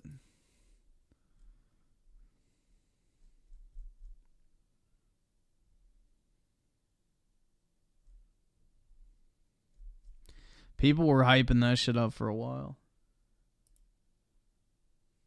I remember that one. Let's see. SNK Nostalgia with the 2. You should play SNES and Genesis TurboGrafx. The problem is like I am kind of a graphics like snob, but I probably should get more into retro gaming. Like, if at the very least go back to like GameCube games. Or maybe some of the PS2 games I didn't play back in the day, which is most of them. I also want to get into maybe, I don't know, I just don't really want to do it on stream because I'm going to have to use a guide. But I do kind of want to play the Kingdom Hearts games at some point.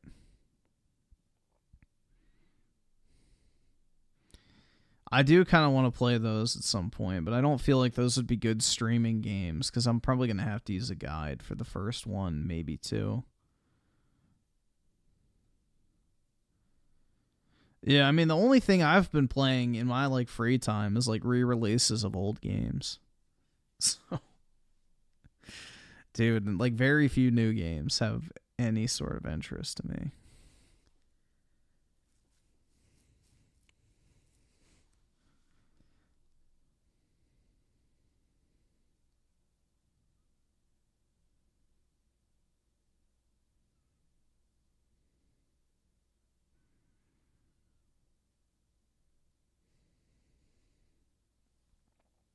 Kingdom Hearts is lame as fuck. I don't care. It's made by the Final Fantasy team, so I'll probably like it.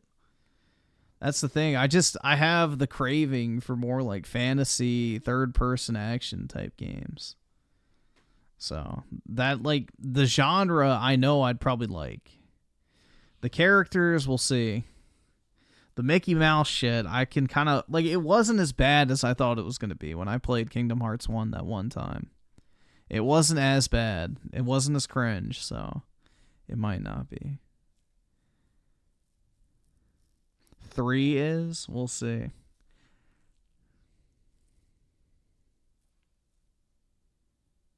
Tip for Kingdom Hearts 1, any power up, defense up, so max out defense immediately.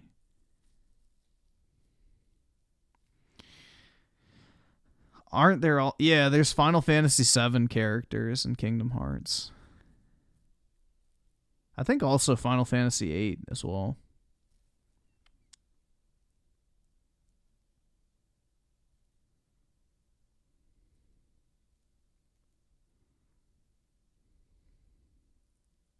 Plenty of VTubers have been playing Misside recently. I don't know what that is.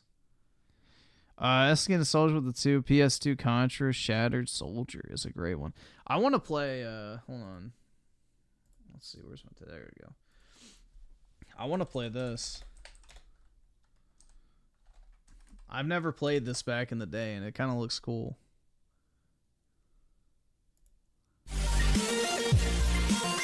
Oh my god. As the power struggle ensued, and it hopefully.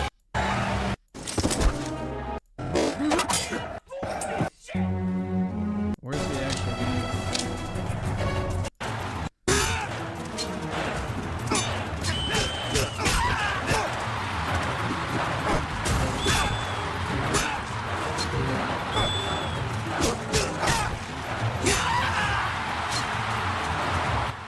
This game kind of looks cool, man.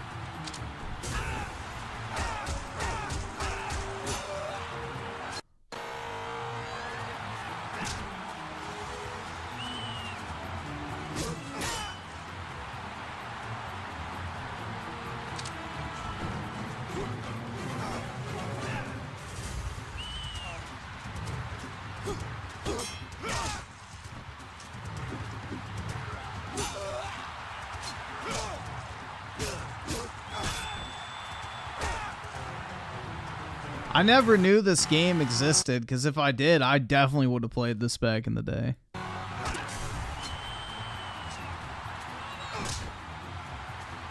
This looks like the type of game I would have fucking loved as a kid.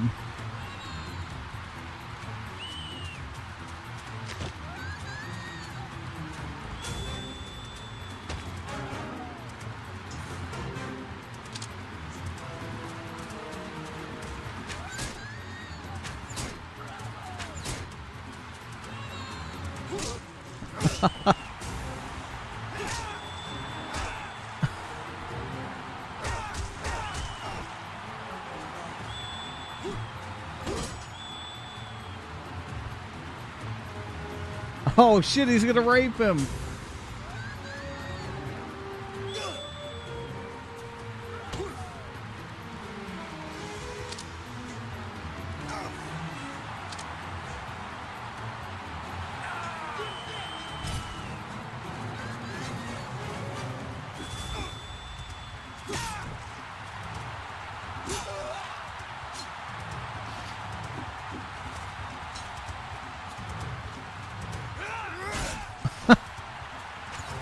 You can kind of see the foundations of Monster Hunter in this, you know?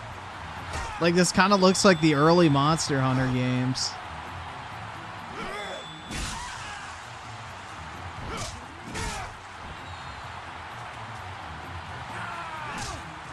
Uh-oh.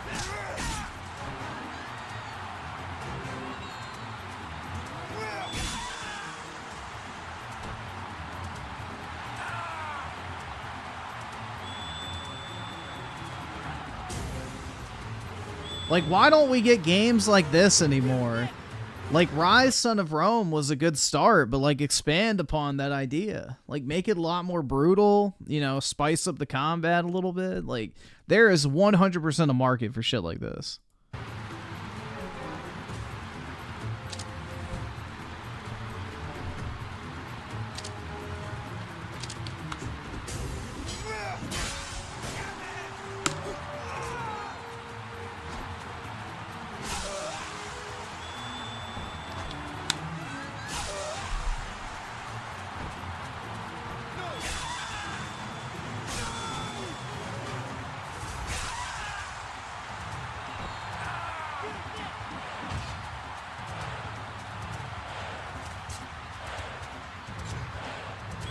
Bro, just the atmosphere of this game is fucking awesome.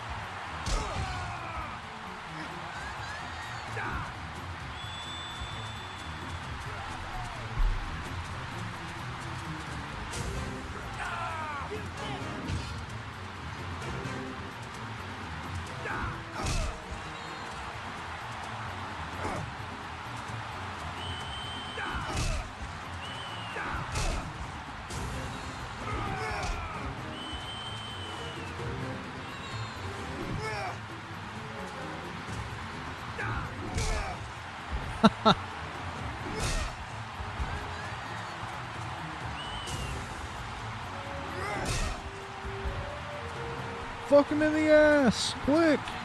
Uh-oh.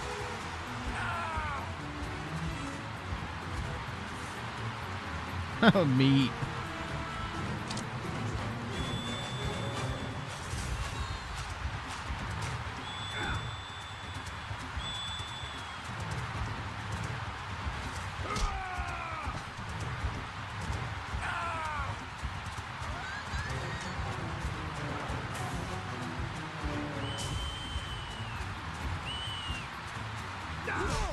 Uh-oh.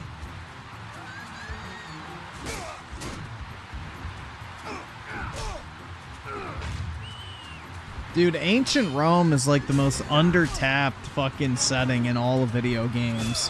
Hands down. Like, how many games actually have released set in Ancient Rome? We have Rise, Son of Rome, and what? This game. I'm trying to think what else. Like, almost nothing. Like, literally almost nothing.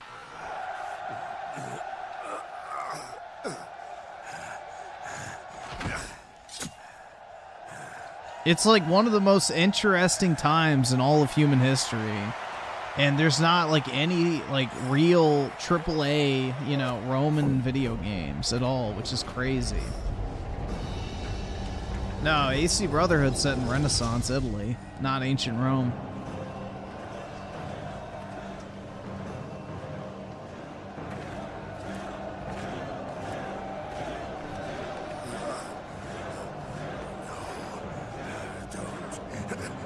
Kill.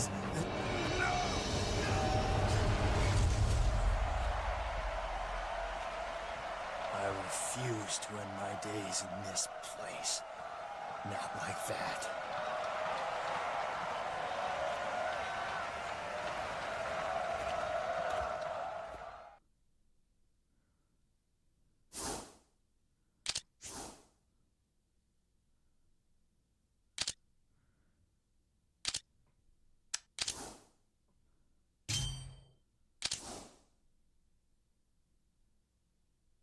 Ancient Japan is way cooler. The bait was there. I didn't bite. Sorry. I'm not biting that bait. A few days later.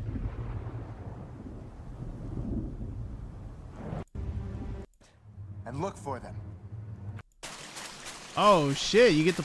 Oh my god, bro, this looks fucking fire. I didn't know you got to play as like a centurion. Oh my god, you get to slay the fucking savages. Oh my god. Bro. It's the enemy's fort. They must be close. I need to get this game.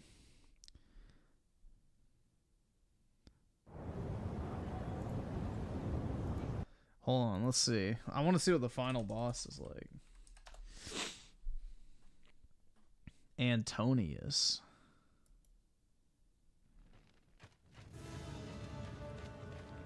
Just curious what boss fights look like.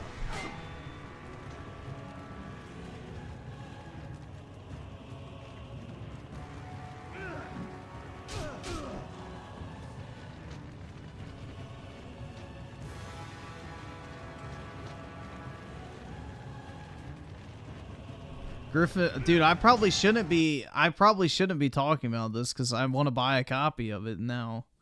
You know, people probably will. I don't own it, so let's see. How much is it? Shadow of Rome PS2. Oh, it's not that bad. $40. Brand new, 130. So it's like $40. It's not terrible. I can buy that. Oh, that's no manual. Oh, never mind. Yeah, no, people have it with the manual. Yeah, $40.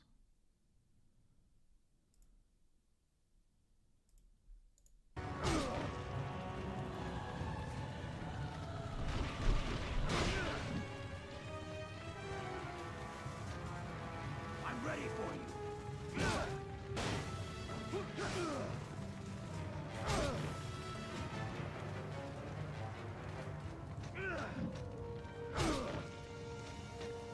I'm ready for you.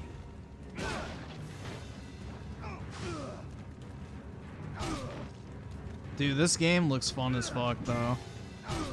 I really wish I would have gotten this back in the day. I would have loved this shit. I might have actually turned on my PS2. I'm ready for you.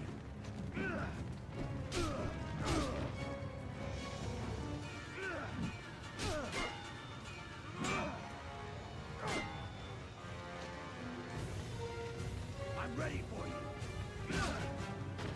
Uh-oh.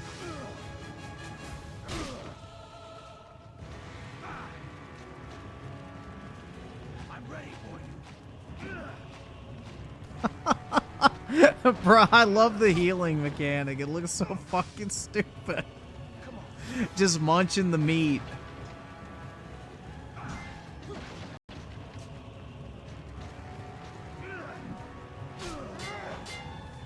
I'm ready for you.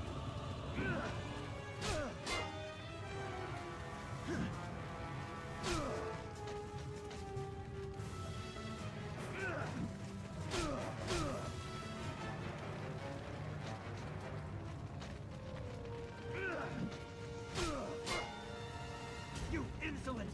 Farewell!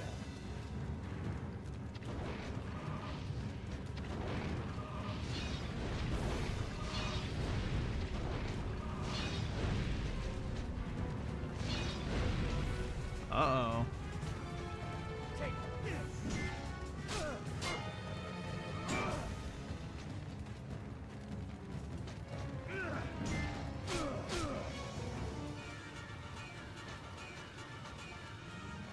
I'm ready for you.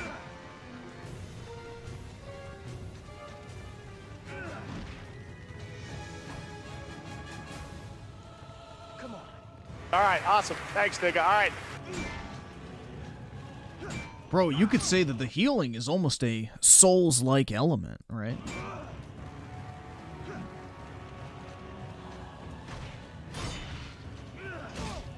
Uh-oh. Get up, dude!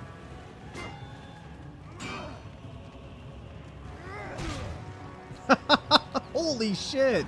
Bro, that just ate his fucking health.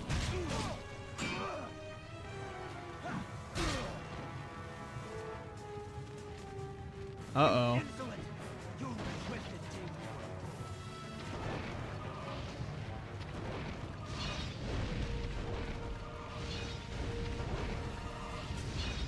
The cheese.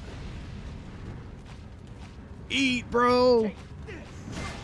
No! I guess it was worthwhile. I'm ready for you.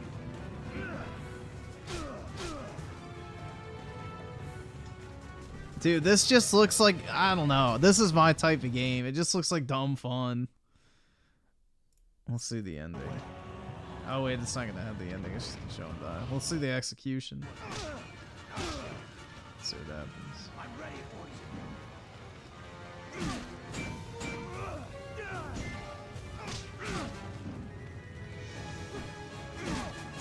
Well, the whole breakable weapon thing is because you're a gladiator, so you pick up the weapons that other people drop in the arena and have to play with them. It makes sense in the context.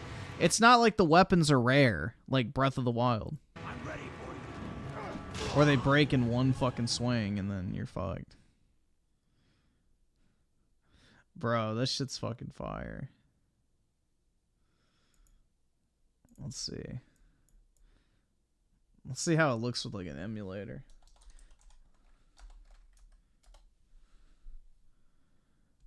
Let's see how good it looks.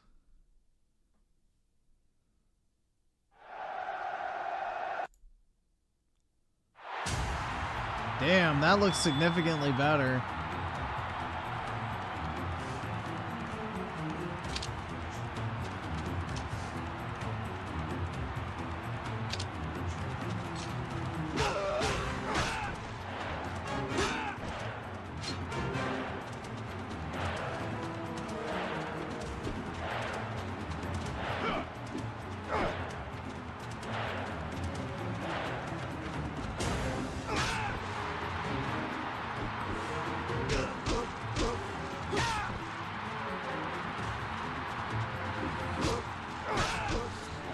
Yeah, honestly, this shit looks really nice. This shit looks really nice, bro.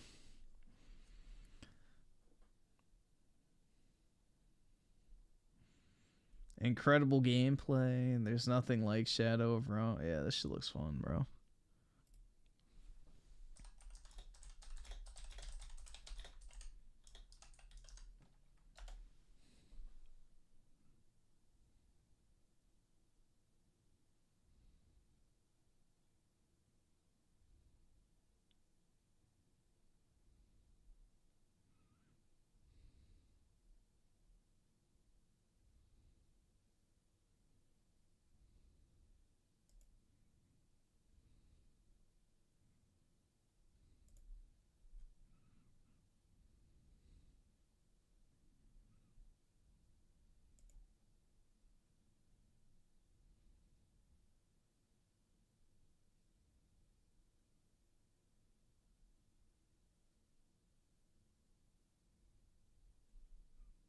Imagine this with Rise, Son of Rome. Yeah, exactly. Well, I mean, this basically is what Rise, Son of Rome was during the Colosseum section.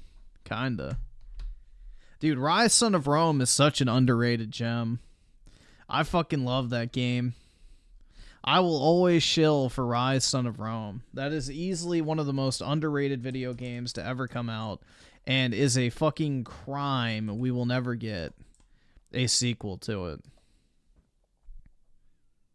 I absolutely love Rise, Son of Rome. Like, I will always shill for that game.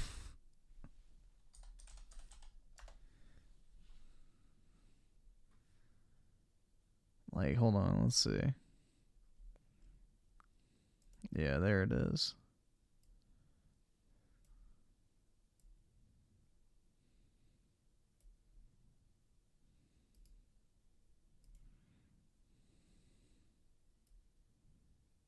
Oh, shit. I don't want to do that. There. Oh, fuck. Dude, the fucking Instagram website is fucking awful. But yeah, there you go. One of my prized possessions, dude. One of my prized possessions. My graded Day 1 edition Rise, Son of Rome. That shit looks so fucking fire. It's got like that really cool like mirrored front to it.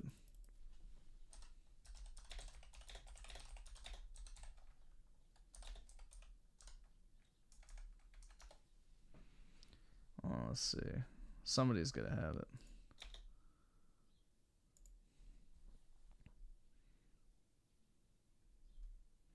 Yeah, there it is. Hey there, guys. A woman with a video game. That doesn't exist. The cool thing here is that it includes a whole bunch. See how it's like mirrored though? Of downloadable content as well as the foil. Look at that, bro. Like the silver. It looks so good in person. I have like 8 copies of that game sealed in the Day 1 edition. Only one of them was actually worth grading, so it took a while to find a good one.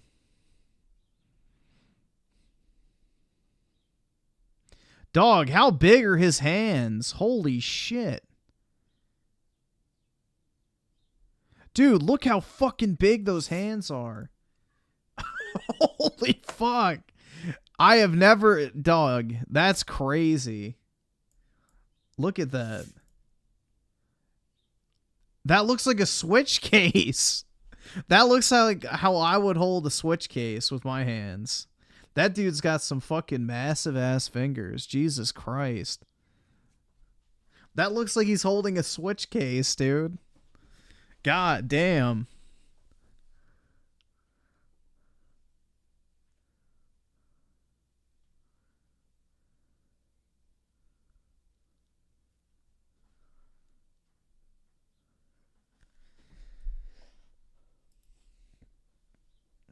Six foot tall Giga Chad for sure. That's right.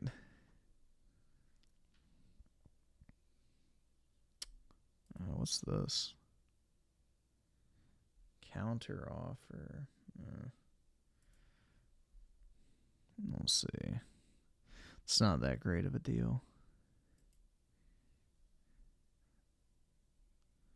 Oh shit, 1 second, guys. I accidentally, there we go. Alright, it's back.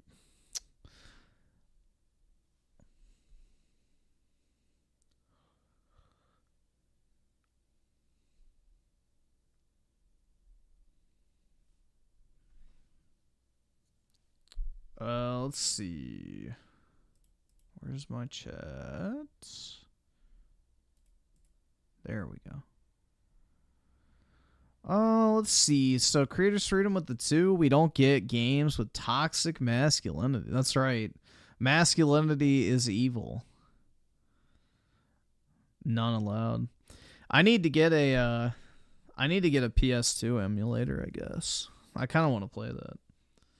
I tried to look up how to emulate on the Steam Deck, and it's actually a pain in the ass, so I'm not going to do it.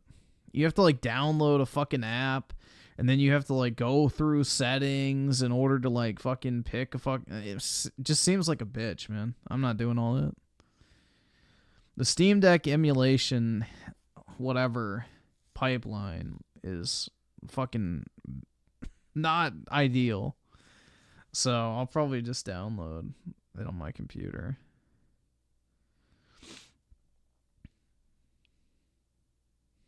Because you have to, like, get a fucking program that works with Linux. And it's like, ugh.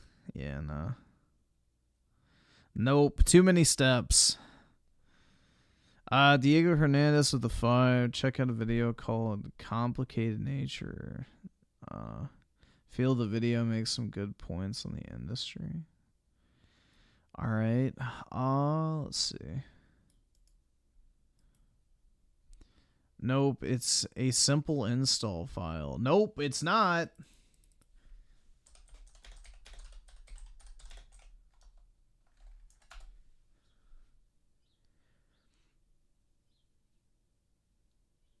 Dog. 28 minutes. No.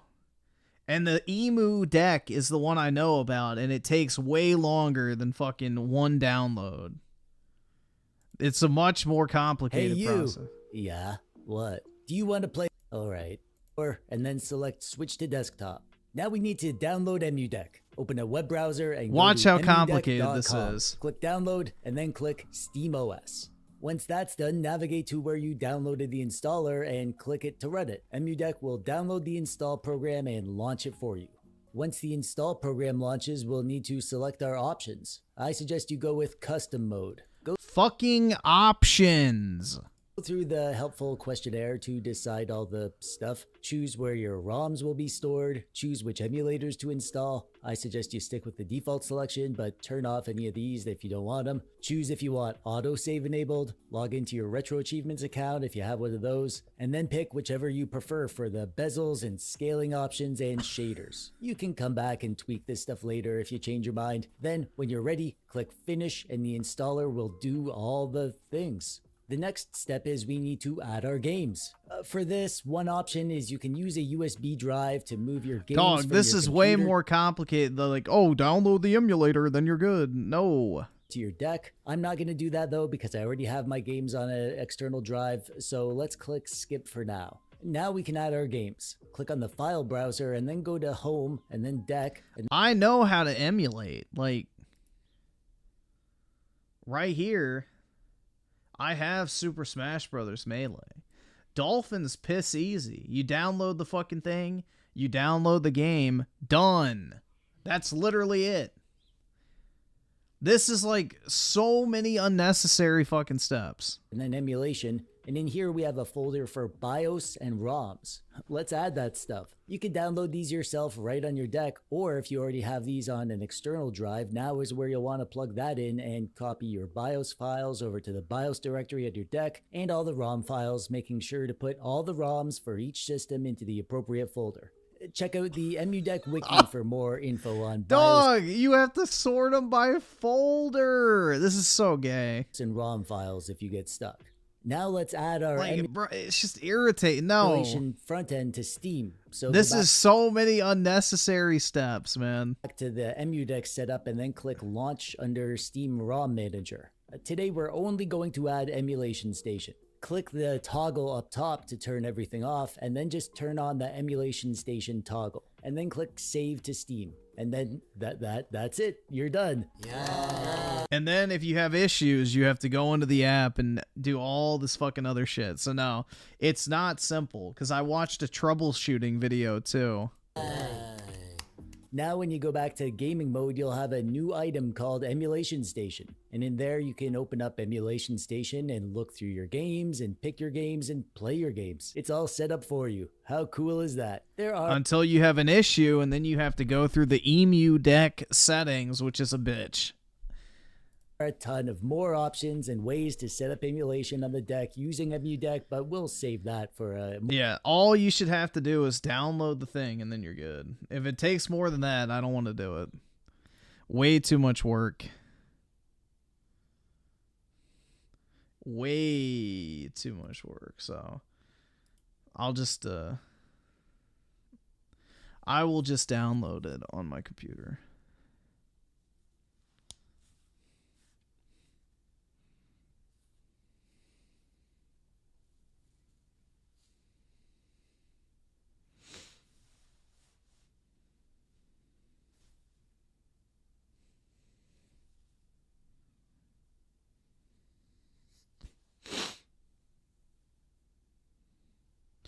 Thoughts on these stupid YouTubers who bitch about COD but still play it all day, every day? They need money, so. That's all it comes down to. It's just like a grift, you know? Like, oh yeah, my job is to play and talk about Call of Duty, but, you know, hating on Call of Duty gets views, so. I have to do both. It's why you don't make one game your entire focus. Because it's like, okay, yeah. You may hate it, but you look like a massive fucking hypocrite if the only fucking thing you're doing is playing the games you bitch about. Buy a Steam Deck to play games. Yeah, I mean, dude, the only games I played on my Steam Deck, literally this. These are the games I was playing on my Steam Deck. Was Vanquish and Hunted the Demon's Forge. 2 360 games. This game is underrated as fuck. If you guys have never played it, well worth checking out. Like, check out the slutty elf you get to play as. And she has jiggle physics too, if you're interested. But yeah. Back when Bethesda made based games. But yeah. It's pretty solid, and not just for that reason. It's a fun co-op game too if you have friends like me. But back in the day when I played it, I did have friends. It was a fun co-op game, too, to play. If you're looking for something like that. It's a nice little slop fantasy, you know, co-op game you can get for like $3 on sale.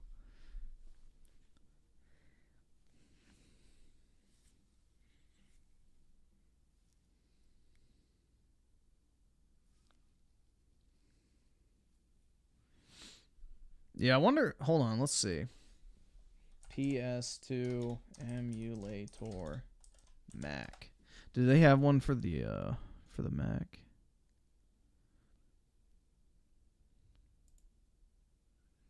So it's the PC SX2.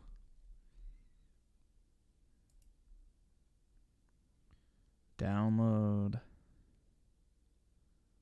I have no idea. Is it on Mac? Because I would play that on my laptop. That would actually be a good laptop game to play.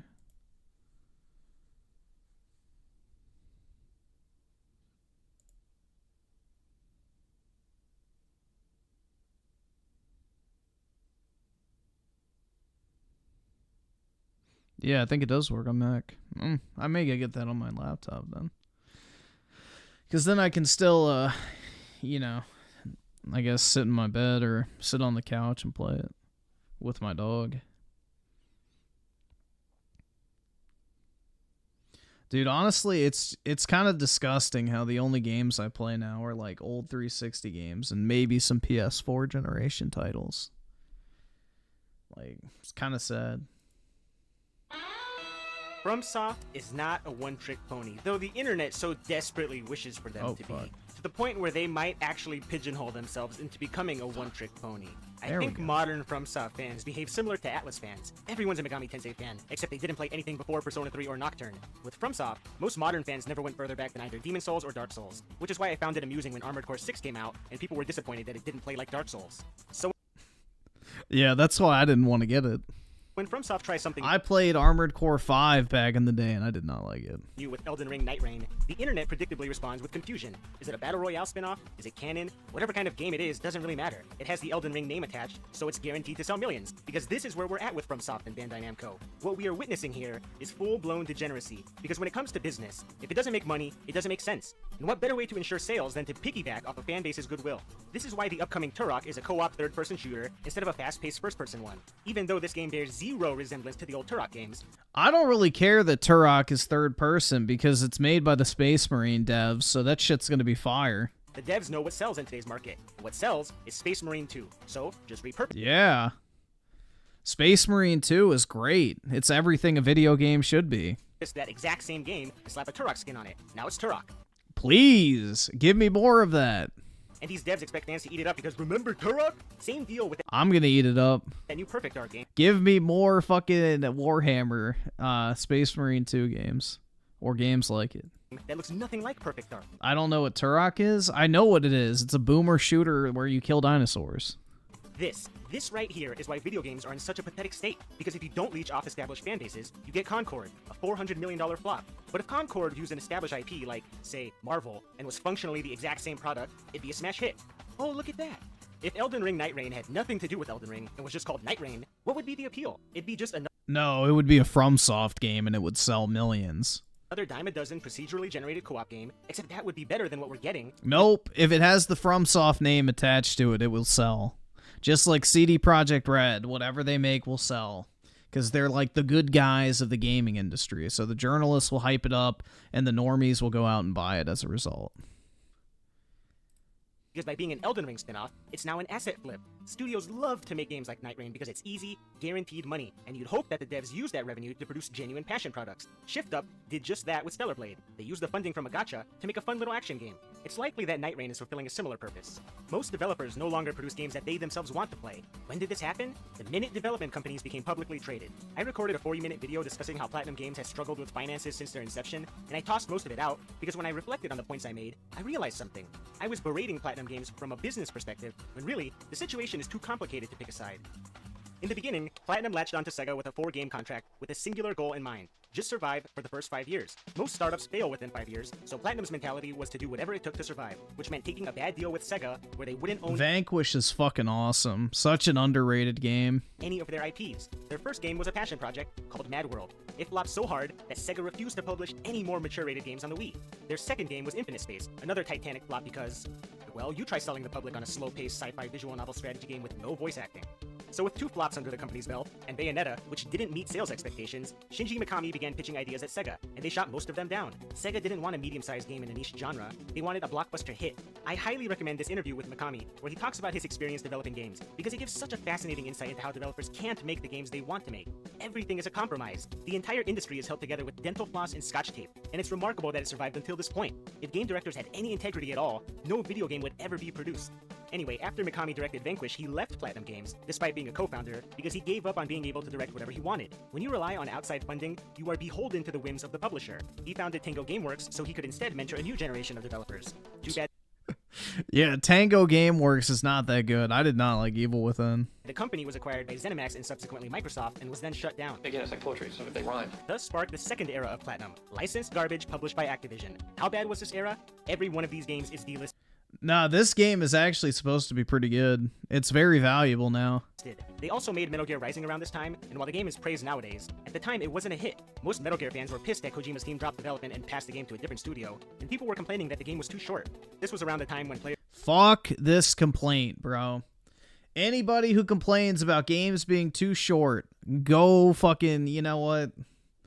Here we go. Just Dreamcast guy can say it for me. Please do me a gigantic favor and take a long walk off a short dock. Not every game has to be 10 plus hours of fucking monotonous slop. Holy fuck.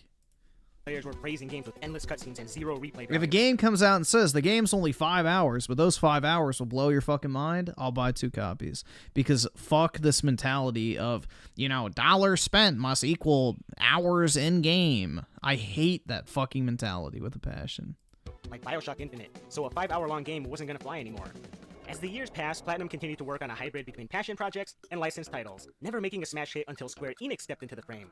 Turns out, if you take Bayonetta and zoom in on the ass just a little bit more, you get a game that sells 9 million copies. And since Platinum has never and will never make a game that successful again, they turned to live service. Well, Platinum didn't make it. This is the misconception with Platinum Games did not make Nier. Nier was a thing before Platinum Games ever got involved. What they did is Square Enix brought in Platinum Games to design the combat system for Nier Automata and actually develop it. But they don't own Nier. They never created Nier. They were just contracted out by Square Enix to do the development legwork on Nier. So they don't even have any of the earnings from Nier, really. It all goes to Square Enix. They just got paid, basically. Service trash like Babylon's Fall to rake in the dough. That was promptly delisted alongside World of Demons, which was originally a free-to-play mobile game that lasted a few months before it was pulled from the App Store, only to be re-released years later on Apple Arcade and then delisted again. That marks 5 games from Platinum that were delisted, by the way. Kamiya, upset that The Wonderful 101 is the only game in recorded history to flop twice, and Soul Cresta sold a grand total of 10 copies, decided that Platinum was the problem, so he jumped ship to revive Clover Studio, presumably despite Platinum's current CEO, who was previously the CEO of Clover Studio. And it was around this point where I gave up on my last video because I defended Platinum's actions from a business perspective. If you were the CEO of this company, and your job is on the line, can you continue to let Kamiya make games like Soul Cresta? It doesn't matter how good the game is, what matters is if it sells. Soul Cresta didn't sell. Yeah, that's the thing. It's the mentality that indie devs have where we're going to make our passion project and then cry when everybody gets fired. It's like, make shit that people actually want to play. Can you let this guy continue making games like that? The same situation happened with Shinji Mikami. He wanted to make a smaller sized game called The Witch and the Piglet, and Sega hated the idea. It's a hard sell, and Platinum was not in a position to release another niche game that wouldn't sell. Look what happened to Infinite Space. Even Vanquish itself was a concession. What we got wasn't the original vision. It was supposed to play like Dynasty Warriors, but with robots, except Mikami wanted to prioritize visual quality. Oh, thank God the creative vision was Dynasty Warriors with robots. Yeah, I think Vanquish turned out a lot better. Holy fuck, man. We inadvertently avoided disaster if Vanquish was Dynasty Warriors with robots. Thank God Sega stepped in and said, no, you're not making that shit. This is what I mean, though. This is why you need publishers who know what the fuck, games should be. There needs to be guidance for creatives, or else they'll just make dog shit like Death Stranding. The perfect example, without Konami making Kojima actually include gameplay. They literally just make fucking movies, bro. It's amazing. Because consoles are terrible for the industry because they impose countless restrictions, Mikami had to scale the game down to a more linear experience. So I do sympathize. That's great! And Vanquish is one of the most underrated, amazing third-person shooters of that entire generation. Because he had to scale it back, and because there was realistic expectations. Sometimes you have to rein in the creatives. They're trying to make the best of a bad situation. They have developers eager to try new things, but they are beholden to the market, and these games just don't generate enough revenue to survive. It's easy to take Kamiya's side and go against Platinum, and believe that creativity should be king, but these companies are playing a numbers game. They're aiming for the lowest common denominator. Look at Kamiya's first project at Clover's, a sequel to Okami. Even with his new studio, he's banking on an established IP. He wouldn't receive funding otherwise. Kamiya doesn't have a track record of blockbuster hits for publishers that gamble on him making something new. For all the hate and vitriol publishers receive, they're giving fans what they want. They're trying to placate as many people as possible. Would it make business sense to make something players would hate? Games like Elden Ring Night Rain are being made because Elden Ring sells, because procedurally generated games sell, and because co-op games sell. The gaming public likes these kinds of games. They will play this. From my perspective, this is a lazy, blatant asset flip, but who cares about my perspective? Night Rain wouldn't be made if Bandai Namco didn't believe it would make easy money, which is why I place the blame on the players. Players are fickle. One day they chastise Concord for being an insipid hero shooter, the next they're playing Marvel Rivals with 250,000 concurrent players. One day... Exactly. I agree with that. But, they soy out over Marvel. They're like, oh my god, bro, Marvel! My favorite franchise. Yeah. If they did not have the Marvel skin on Rivals, that game would have bombed. It's just mediocre China slot, bro. It's literally just Paladins. It's the exact same thing. Day they happily eat up The Last of Us 2, the next they crucify Naughty Dog for making more of the same, except set in space. They slam Rockstar for charging $50 for a Red Dead Redemption port. Wait, then hold fight on. Naughty Dog for making more of the same, except set in space. Current players. One day they happily eat up The Last of Us 2, the next day I ain't eating up The Last of Us 2. crucify Naughty Dog for making more of the same, except set in space. They I slam don't think anybody really ate up The Last of Us 2. Most people did not like that game that played it. Rockstar for charging $50 for a Red Dead Redemption port, then buy it anyway. They get pissed at Helldivers 2 for requiring a PSN account link, but where was that outrage when Red Dead required a Rockstar account, or Doom Eternal a Bethesda account, Yeah. It's a double standard. or Street Fighter 6 a Capcom account? One day something is a big deal, the next it's not. It's okay for one company to behave a certain way, but not others. DRM is a big deal, yet Steam thrives. That's because most people are stupid. Unfortunately, I mean, that's just the reality. Most people are dumb. So, dumb people do dumb things. And comparatively few people use GOG, where games are DRM free. Is this hobby even about the games anymore? Or is it about being part of a community, part of a fan base? Because I'll tell you, in the process of making a few dozen YouTube videos, I've inadvertently poked at a number of hornets' nests, and I'll be frank, fan bases are the last communities I want to have any discussions with. I'm just some asshole sharing his opinions, and I can't believe people need this spelled out for them. Didn't you learn how to separate fact from opinion in elementary school? Why do you need to be reminded of this? Why do I need to preface statements with, in my opinion?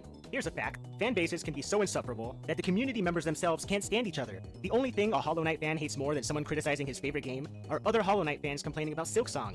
I'm not even sure what kind of mental gymnastics need to be employed to justify this game taking over half a decade to release when it looks identical to Hollow Knight, but I'm sure there's some fan out in the void that's all too eager to explain how it has the most complex battle system known to man, and how 3 dudes are making it on a shoestring budget in a basement somewhere in rural Australia. Whatever the case, I'm sure Even though the game sold millions of copies and they could easily afford to hire more people. Silksong will be a masterpiece. That ought to throw you off my scent.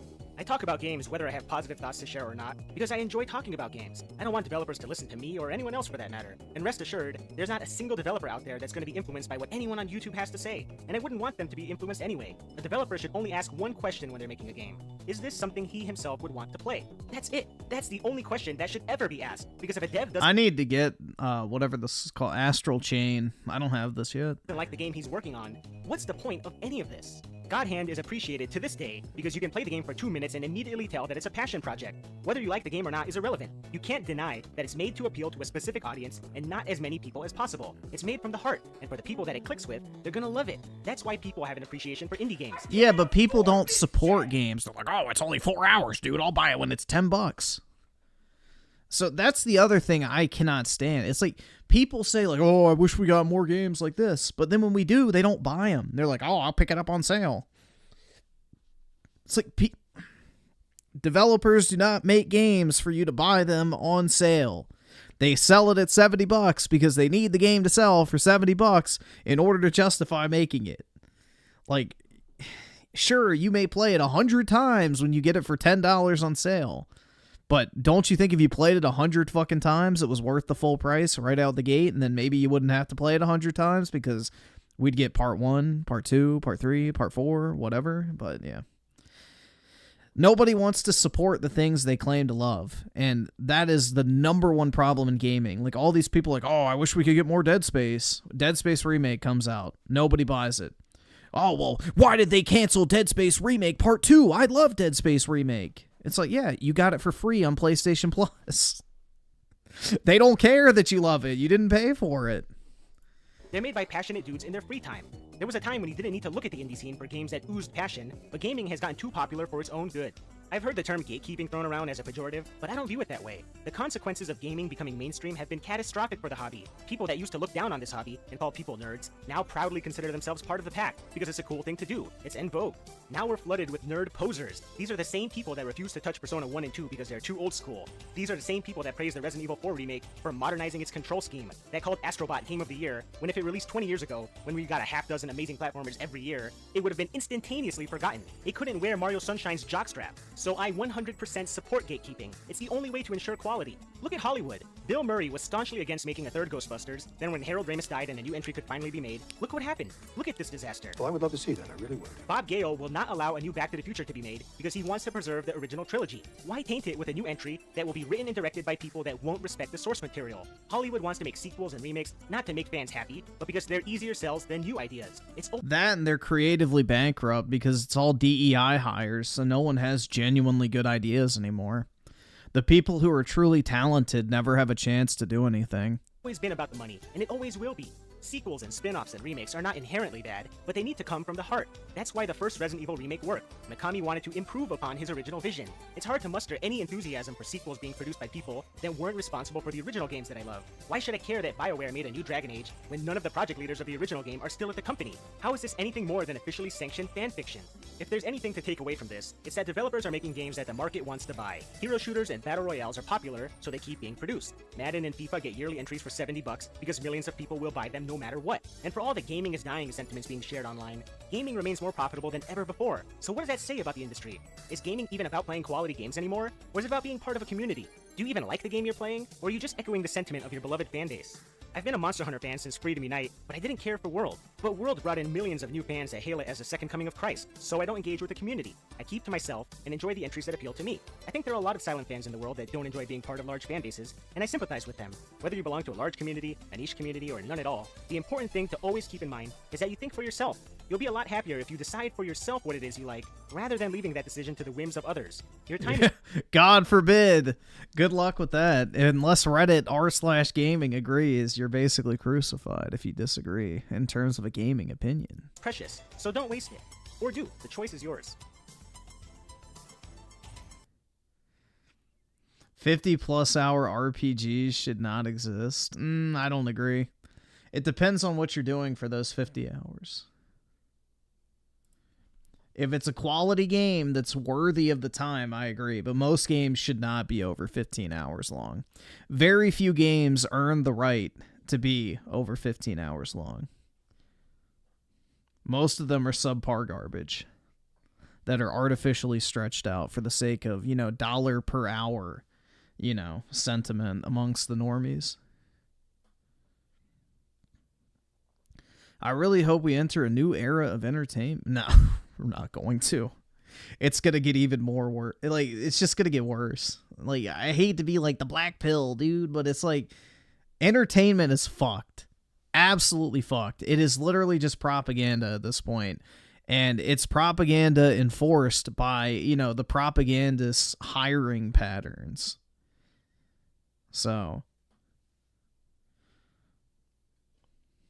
I mean, you can't even, look at it this way, guys. You can't even get into school to learn game design as a fucking white man, because your likelihood of being accepted into college as a white guy is insanely low compared to every other demographic.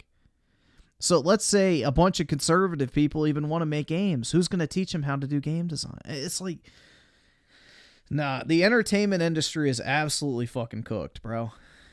And that's just a reality.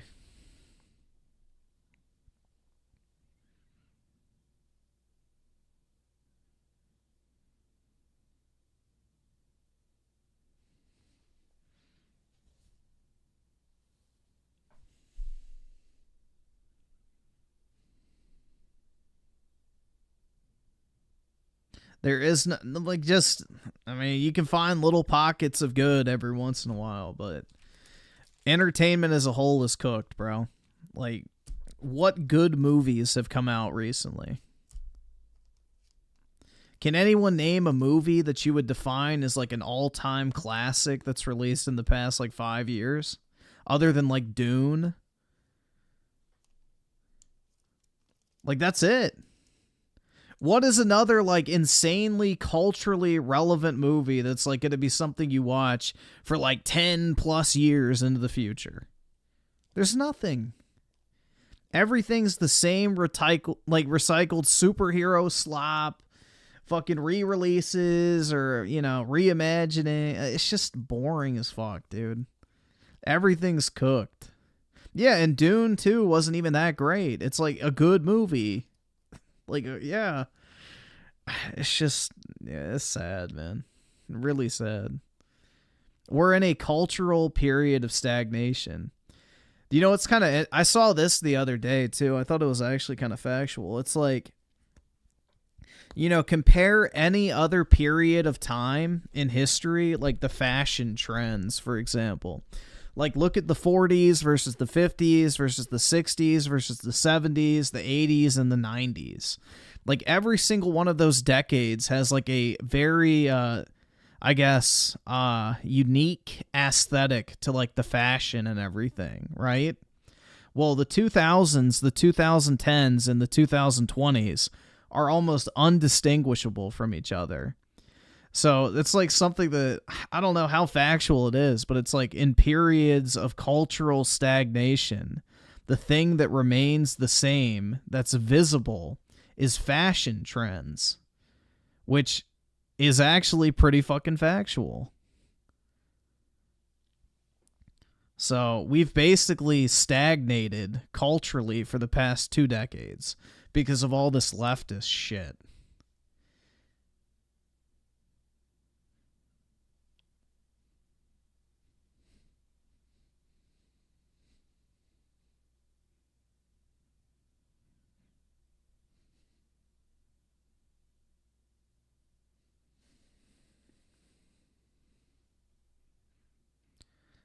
I wear baggy jeans. Women are wearing baggy jeans, bro. Women everywhere are wearing those oversized jeans right now. Those high-waist jeans that are like baggy on their legs. Pretty much every girl you see out in public is wearing that shit.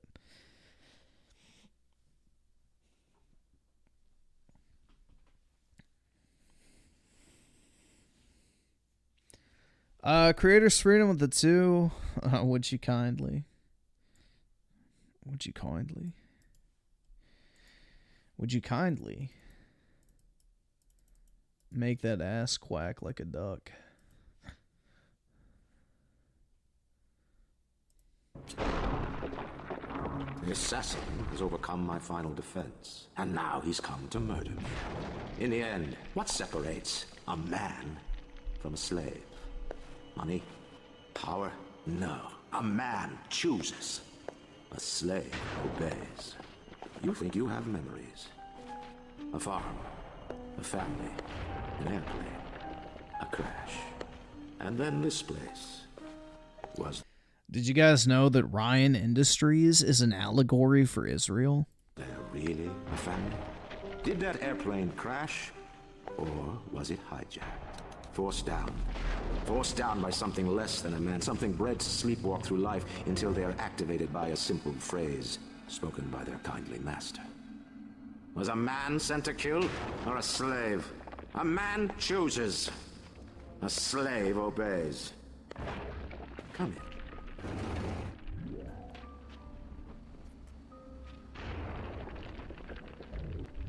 Stop, would you kindly? Would you kindly?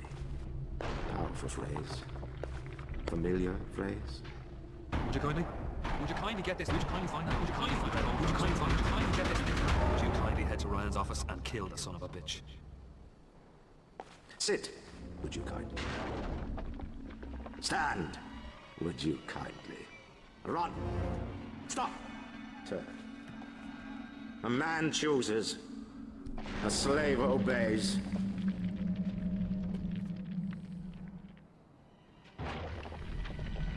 Kill!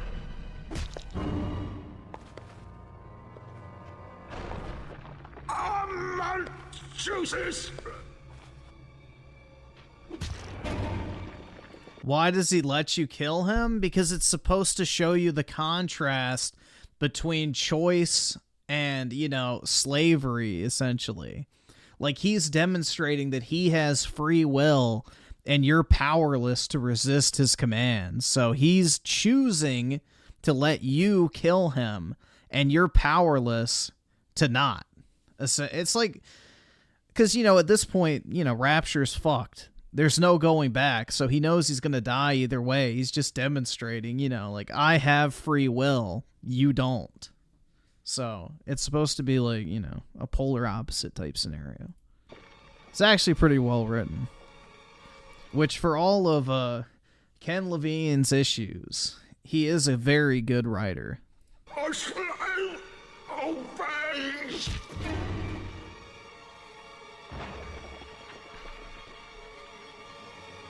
Obey!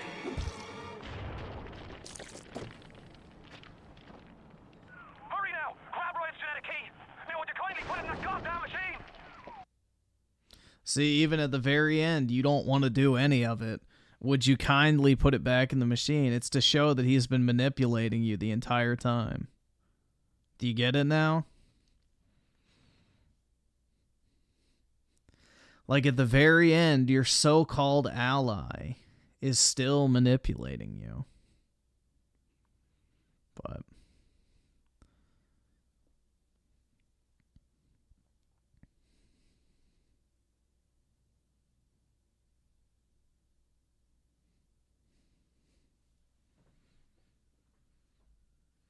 BioShock 2 wasn't written by Ken. It was written by somebody else. It wasn't done by Irrational Games, which is the developer of BioShock 1 and Infinite. Irrational Games did not work on BioShock 2. It was done by a different studio. Yeah, BioShock's great. It's an awesome trilogy. And once you beat Infinite, make sure you do the Burial at Sea DLC. Like, it's kind of like another mindfuck moment. It's like, oh shit, that's fucking sweet. It's really good. It's a great series of games. They're not too long. You could probably play all 3 of them in a weekend. So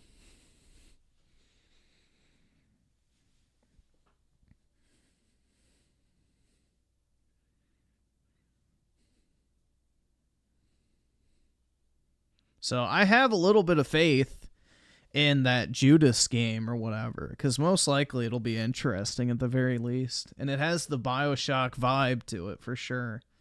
So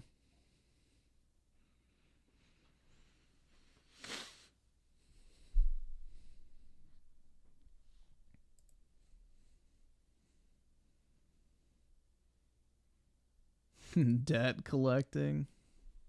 Bruh. Alright, guys. I think I am going to hop off because I got to take a fat piss. And, yeah. Probably should get off. I've been, going for almost 8 hours now. So, it's time for me to clock out. I think it's time for me to end my shift, everybody. So, I hope y'all have a wonderful... what is today? Oh, Sunday. Okay, there we go. A Sunday. So yeah, have a great Sunday, everybody. Appreciate y'all hanging out as usual, and I will talk to everybody later. Peace out, guys.